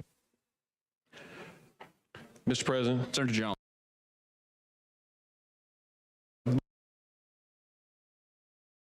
Language that's in the bill. It takes the exact same thing that our friend Senator Melson had in the medical cannabis bill. We use the exact same language there, that the commission may, by rule, restrict signage and advertising in different media or forums as they see fit. And this will limit not only to minors, but just, keep us from being Bama Vegas. So if there's no questions. If I might, Mr. President, we've discussed this and gone through. It's a friendly amendment. Okay. If there's no objection, I'll move using previous role. All right, any objection? Hearing none, so ordered. Mr. Albritton, Mr. Williams. 30 ayes. 30 ayes, 0 nays. Senator Jones amendment number 2 passes. Senator Jones. Mr. President, one more. All right, Secretary Reed, and receive the amendment. Amendment to the substitute for House Bill 152 as engrossed by Senator Jones. Replace line 1684 on page 61 with the following. Mr. President. Senator Jones. This is an example of how this body, by coming together and working together, can do good.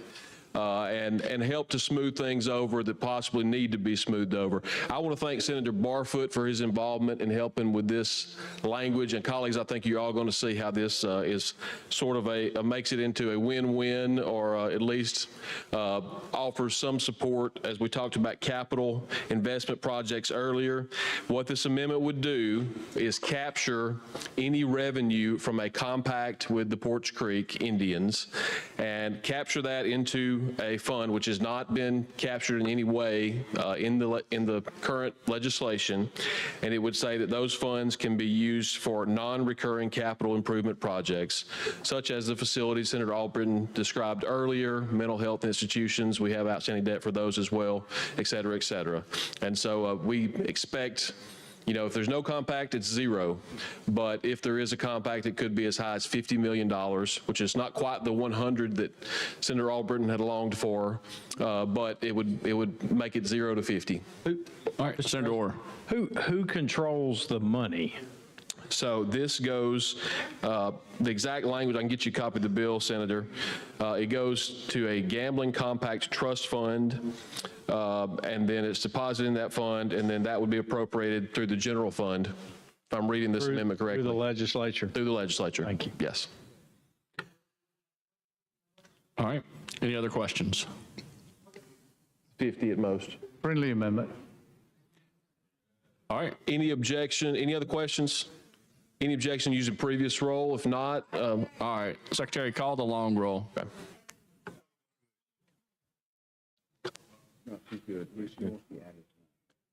All right, any objection to using previous roll? There is? Okay, call the long roll. Mr. Albritton. Aye. Mr. Allen. Mr. Barfoot. Mr. Beasley. Mr. Bell. Mr. Butler. Mr. Carnley. Mr. Chambliss. Mr. Chastain. Ms. Coleman. Ms. Coleman Madison. Mr. Elliott. Ms. Figures. Mr. Gavan. Mr. Gudger. Mr. Hatcher.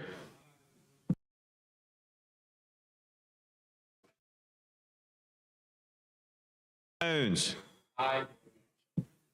Mr. Kelly. Mr. Kitchens. Mr. Livingston. Mr. Melson.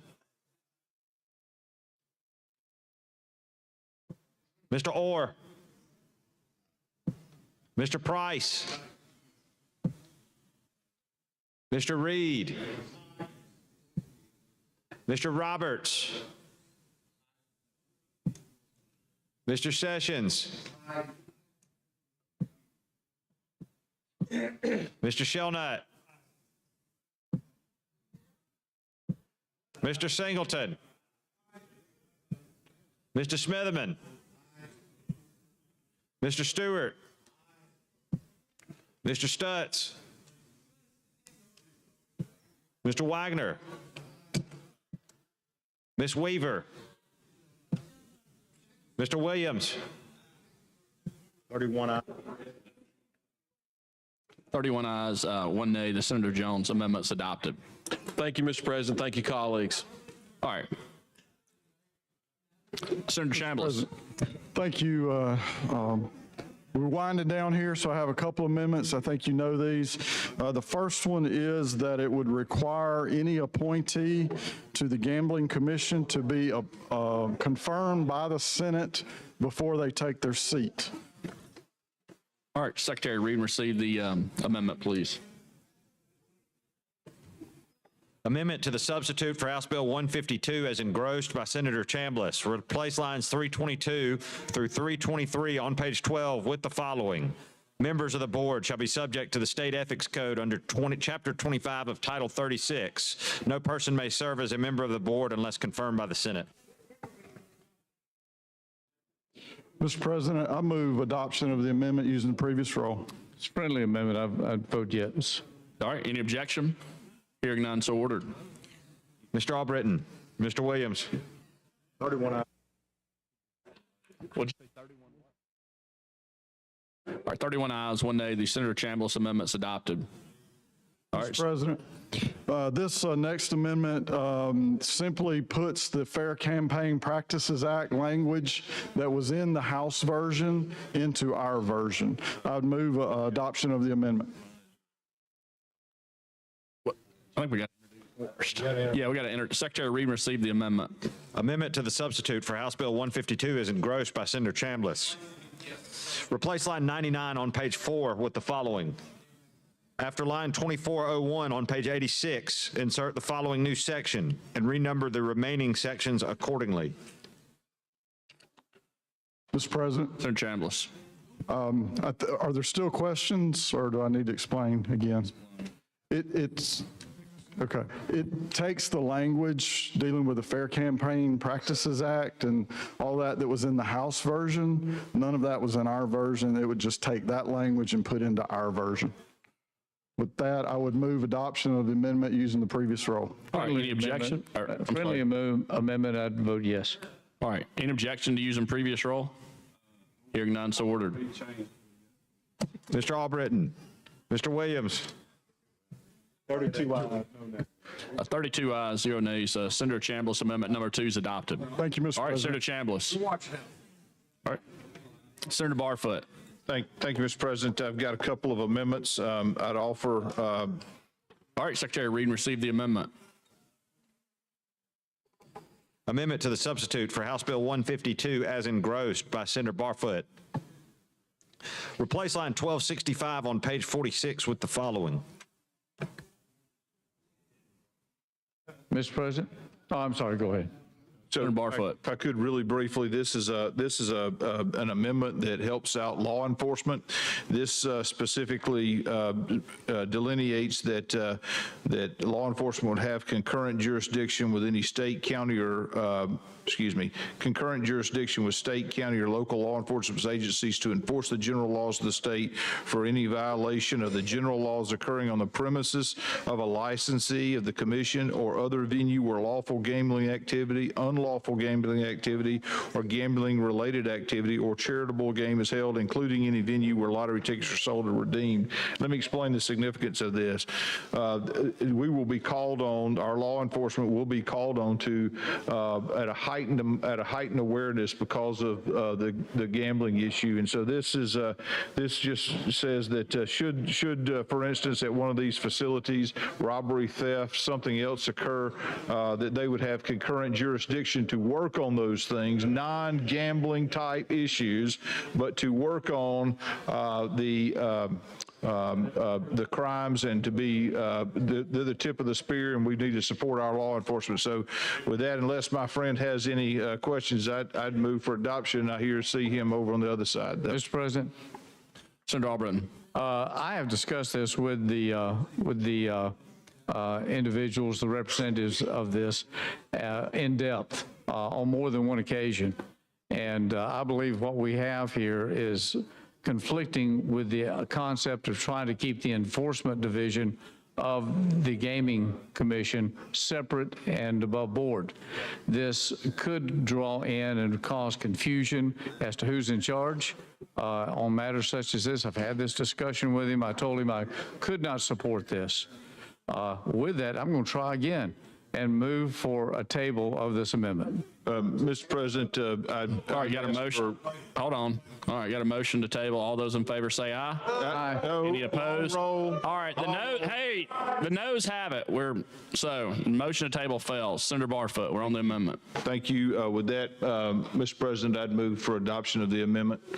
Using long roll? Using long roll. All right. Secretary, call the long roll. Mr. Albritton. No. Mr. Allen. Mr. Barfoot. Mr. Beasley. Mr. Bell. Mr. Butler. Mr. Carnley. Mr. Chambliss. Mr. Chasteen. Ms. Coleman. Ms. Coleman-Madison. Mr. Elliott. Ms. Figures. Mr. Gavan. Aye. Mr. Gudger. Mr. Hatcher. Mr. Hovey. Mr. Jones. Mr. Kelly. Mr. Kitchens. Mr. Livingston. Mr. Melson. Mr. Orr. Mr. Price.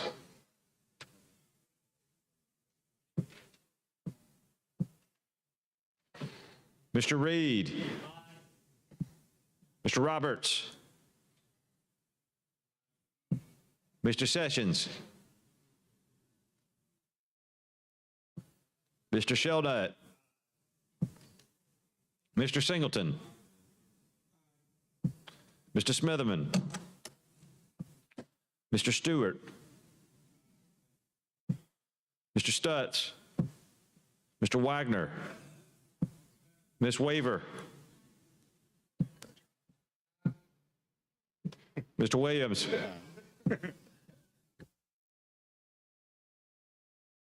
All right, 29 ayes, 1 nay. The Senator Barfoot amendment's adopted. Thank you, Mr. President. Could I be recognized? You are. Mr. President, I have another member. All right, Secretary, read and receive the amendment, please.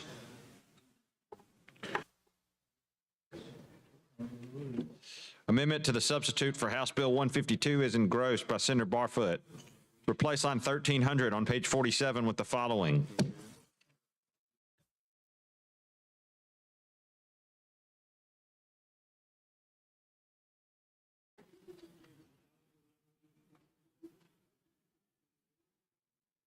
All right, Senator Barfoot. Thank you, Mr. President. Let me tell the body this amendment. Under the current Enabling Act, there is the commission has the ability to ask for the assistance of local law enforcement. If the commission asks for the assistance of the local law enforcement, this would provide for a reimbursement to that local law enforcement for their assistance. Again, it's not mandating that they get in the fight. It's not authorizing them to do anything. It's just if they're asked by the commission to investigate or to assist in some form or fashion, it allows for their reimbursement, much the same way that we do in the Civil Court of Appeals. So I see my colleague. Yes. Away. I would like to ask, let's take, for example, a sheriff. Sheriff is a constitutional officer who can move around as he please and do investigations.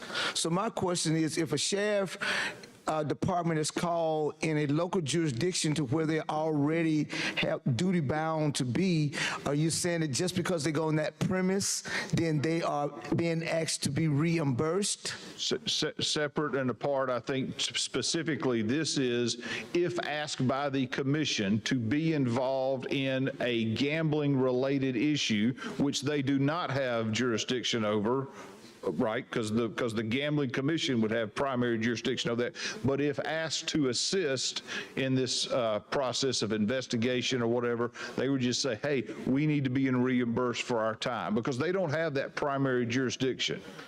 So if it is a theft on the property, an employee stole some money, and they want further investigation by the local sheriff to help out. So if the local sheriff has to go on that particular piece of property, now the gaming commission has to reimburse the sheriff for their time while being there with that investigation? That's what you're saying? I'm not sure that's true. The request to investigate, because the request to help out with the commission would have to come from the commission. That's what I'm saying. As it relates to gambling issues. Your scenario used theft. I think that what we just passed gave them that authority. Give me a gambling issue then. Let's say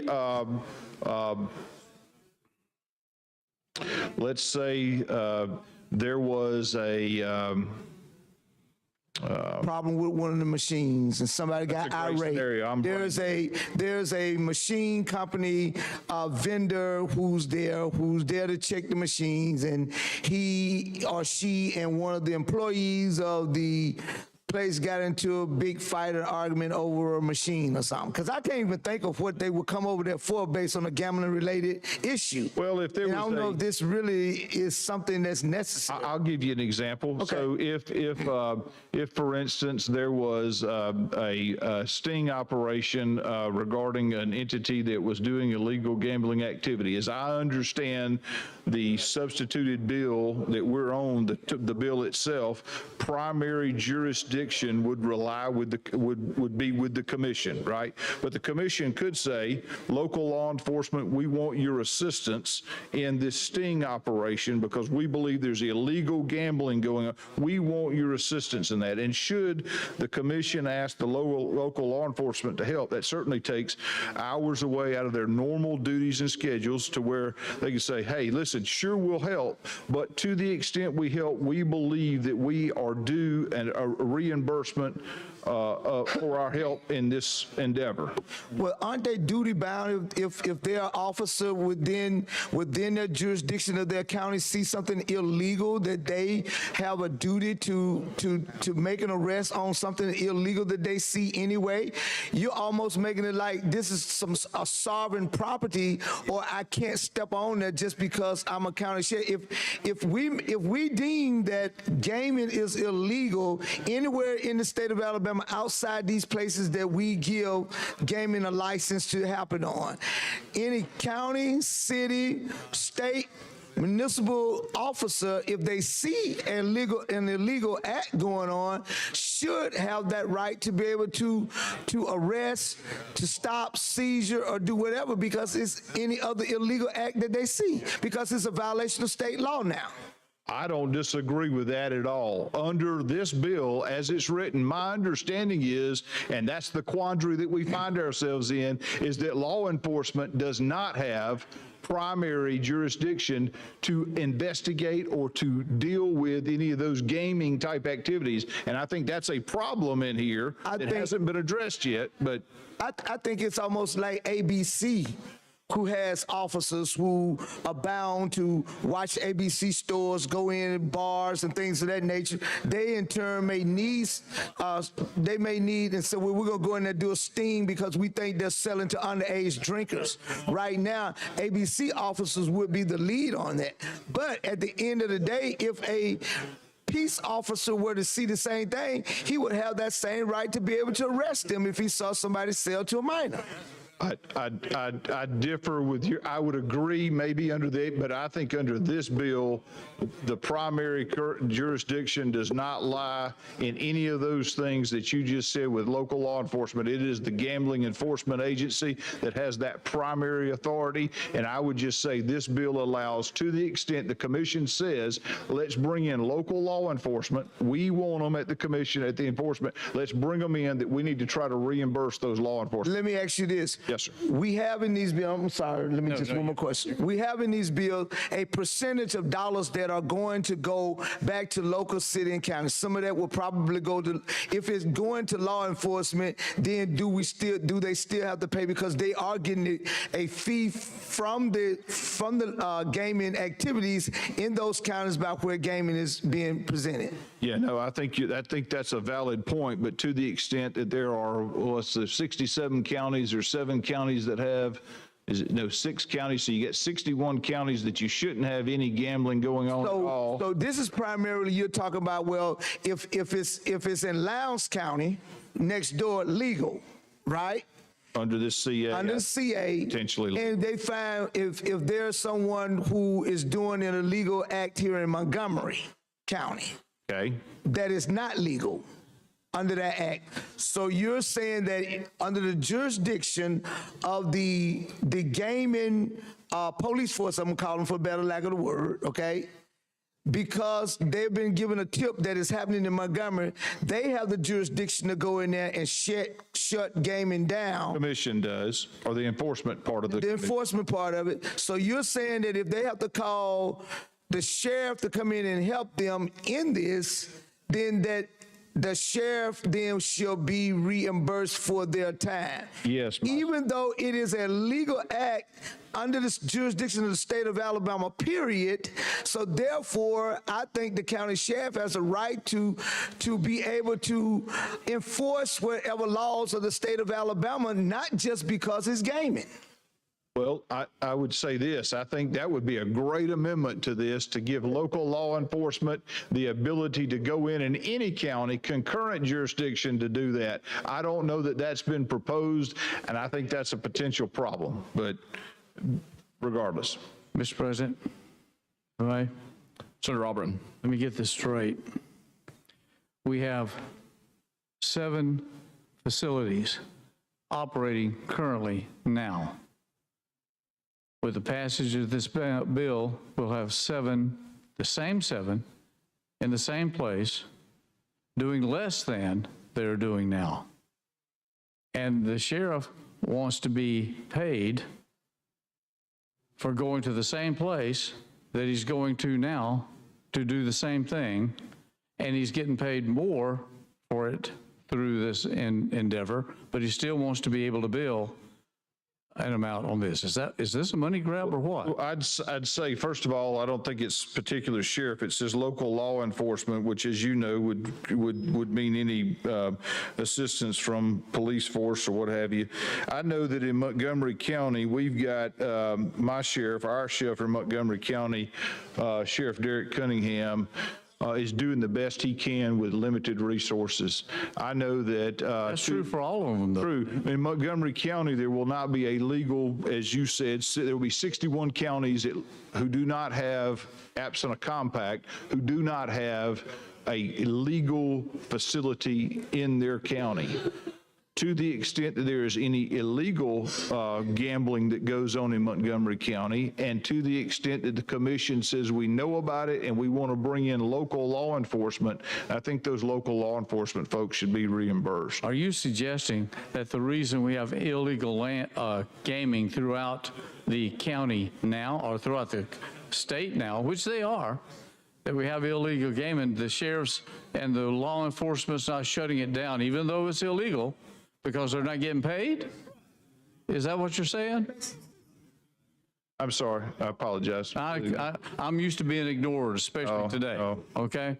I'm listening. Sorry. Look, in Montgomery County and every other county, we got illegal gaming. We've seen that. We know that. Yeah. All right? Sheriffs have a duty now to go in and shut those places down, and they haven't done it. That's why we have the problems, because they're not doing it. Are you telling me they're not doing it because they're not getting paid for it? I can't speak for the other counties. I know that. Well, that's what the amendment seems to indicate, is that you pay me and I'll go do my job type thing, or I'll do my extra. Anyway, this is a money grab. I'm not going to move to table this because I've already been beat up enough on that. If he moves to do this, I would please encourage the members to not grant this money grab on the locals. We're already giving them money in the plan that's there.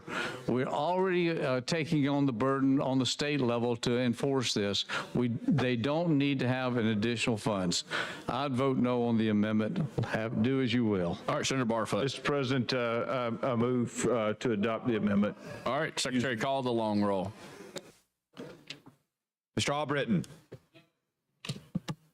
Mr. Allen. Mr. Barfoot. Aye. Mr. Beasley. Mr. Bell.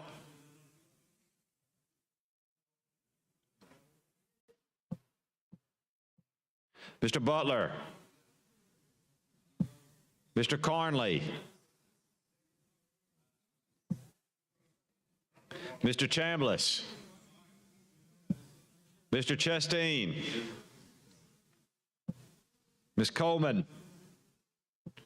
Ms. Coleman Madison. Mr. Elliott. Ms. Figures. Mr. Gavan. Mr. Gudger. Mr. Hatcher. Mr. Hovey. Mr. Jones. Mr. Kelly. Mr. Kitchens. Mr. Livingston. Mr. Milson. Mr. Orr.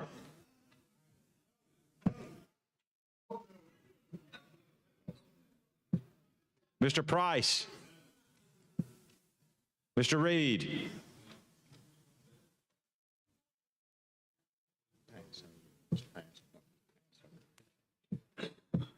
Mr. Roberts. Mr. Sessions. Mr. Shelnut.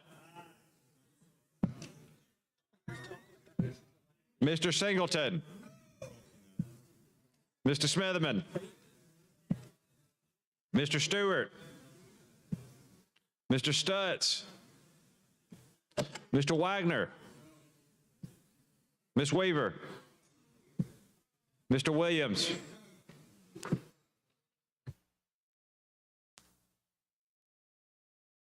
Nine ayes, 22 nays. The Senator Barfoot Amendment number 2 fails. All right, Senator Albritton.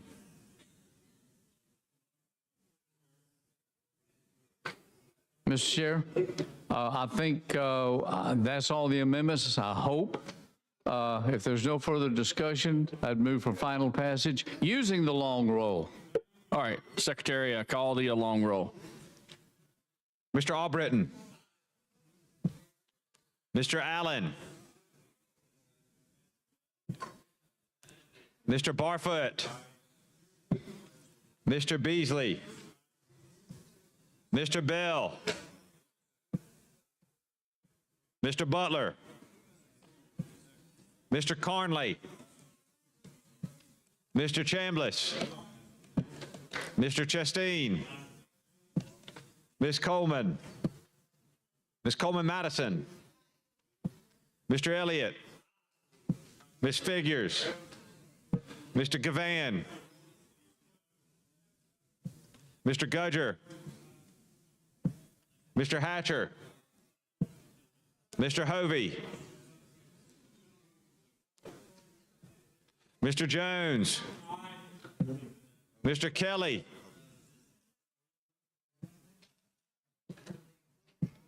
Mr. Kitchens, Mr. Livingston, Mr. Melson, Mr. Orr, Mr. Price, Mr. Reed, Mr. Roberts, Mr. Sessions, Mr. Shelnut, Mr. Singleton, Mr. Smitherman, Mr. Stewart, Mr. Stutz, Mr. Wagner, Ms. Weaver, Mr. Williams,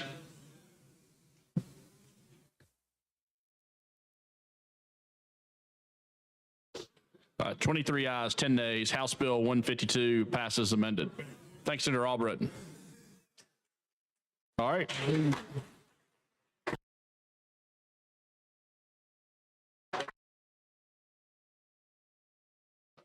Mr. President. Yes, Senator Smitherman. If the pro tem will allow and you will allow, I'd just like to be recognized for a moment. For a point of personal privilege? Yeah, that's. I like the way you did that. Okay. They put that cap, no matter what, on some time, but I don't want time. I just wanted to, Senator Albritton, I just want to thank you very much for your willingness to work, you know, and to get to that point. I mean that, and I see why you are a good attorney, because you, in spite of, I don't want to use the right words, in spite of the moment, you understood what they called demeanor, you know, and you did a good job of putting that.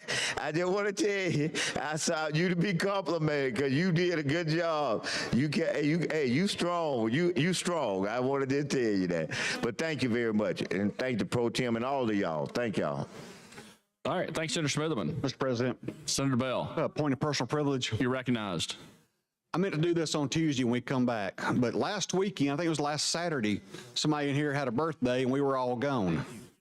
Senator Smitherman, happy birthday. I'm not going to ask what number it was, but I hope that you had opportunity to celebration 39. I believe there's a lie or two being told here, but just happy birthday.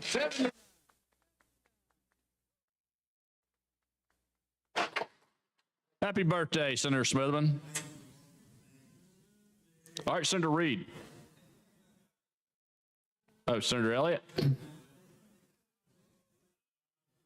Mr. President. Senator Elliott. Members, can I have y'all's attention real quick? It was my intention to file this bill this morning and introduce this bill this morning, and I missed it by about 30 seconds because we had one or two other things going on. Y'all may have seen that. But I want to make sure as we've moved through things this week and the week before that everybody had plenty of time to look at and read what's coming. So I have been working on a little bill. It won't fit in the folder. It's 525 pages long, and it deals with the consolidation of the administrative functions of boards in the state of Alabama. I am going to email you all a copy of this. Also, I have a copy of charts that try to summarize and break this down. I just wanted everybody before you go home to have time this week ahead to read this lovely piece of legislation. Our friends at LSA and, hold on, wait for it, you're going to hear this. And the governor's office has been working with me on this piece of legislation.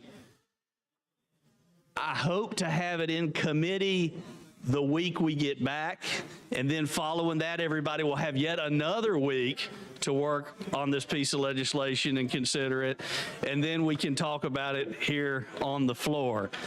It is important to note the first couple of 40 to 50 pages are really where the meat is. The balance is looking at the individual boards and realigning those administrative responsibilities. Of course, I'm available to answer any questions, so you'll all have a copy of this to look at and read over your break. Thank you very much, Mr. President. Thank you, Senator Elliott. And all right, Senator Reed.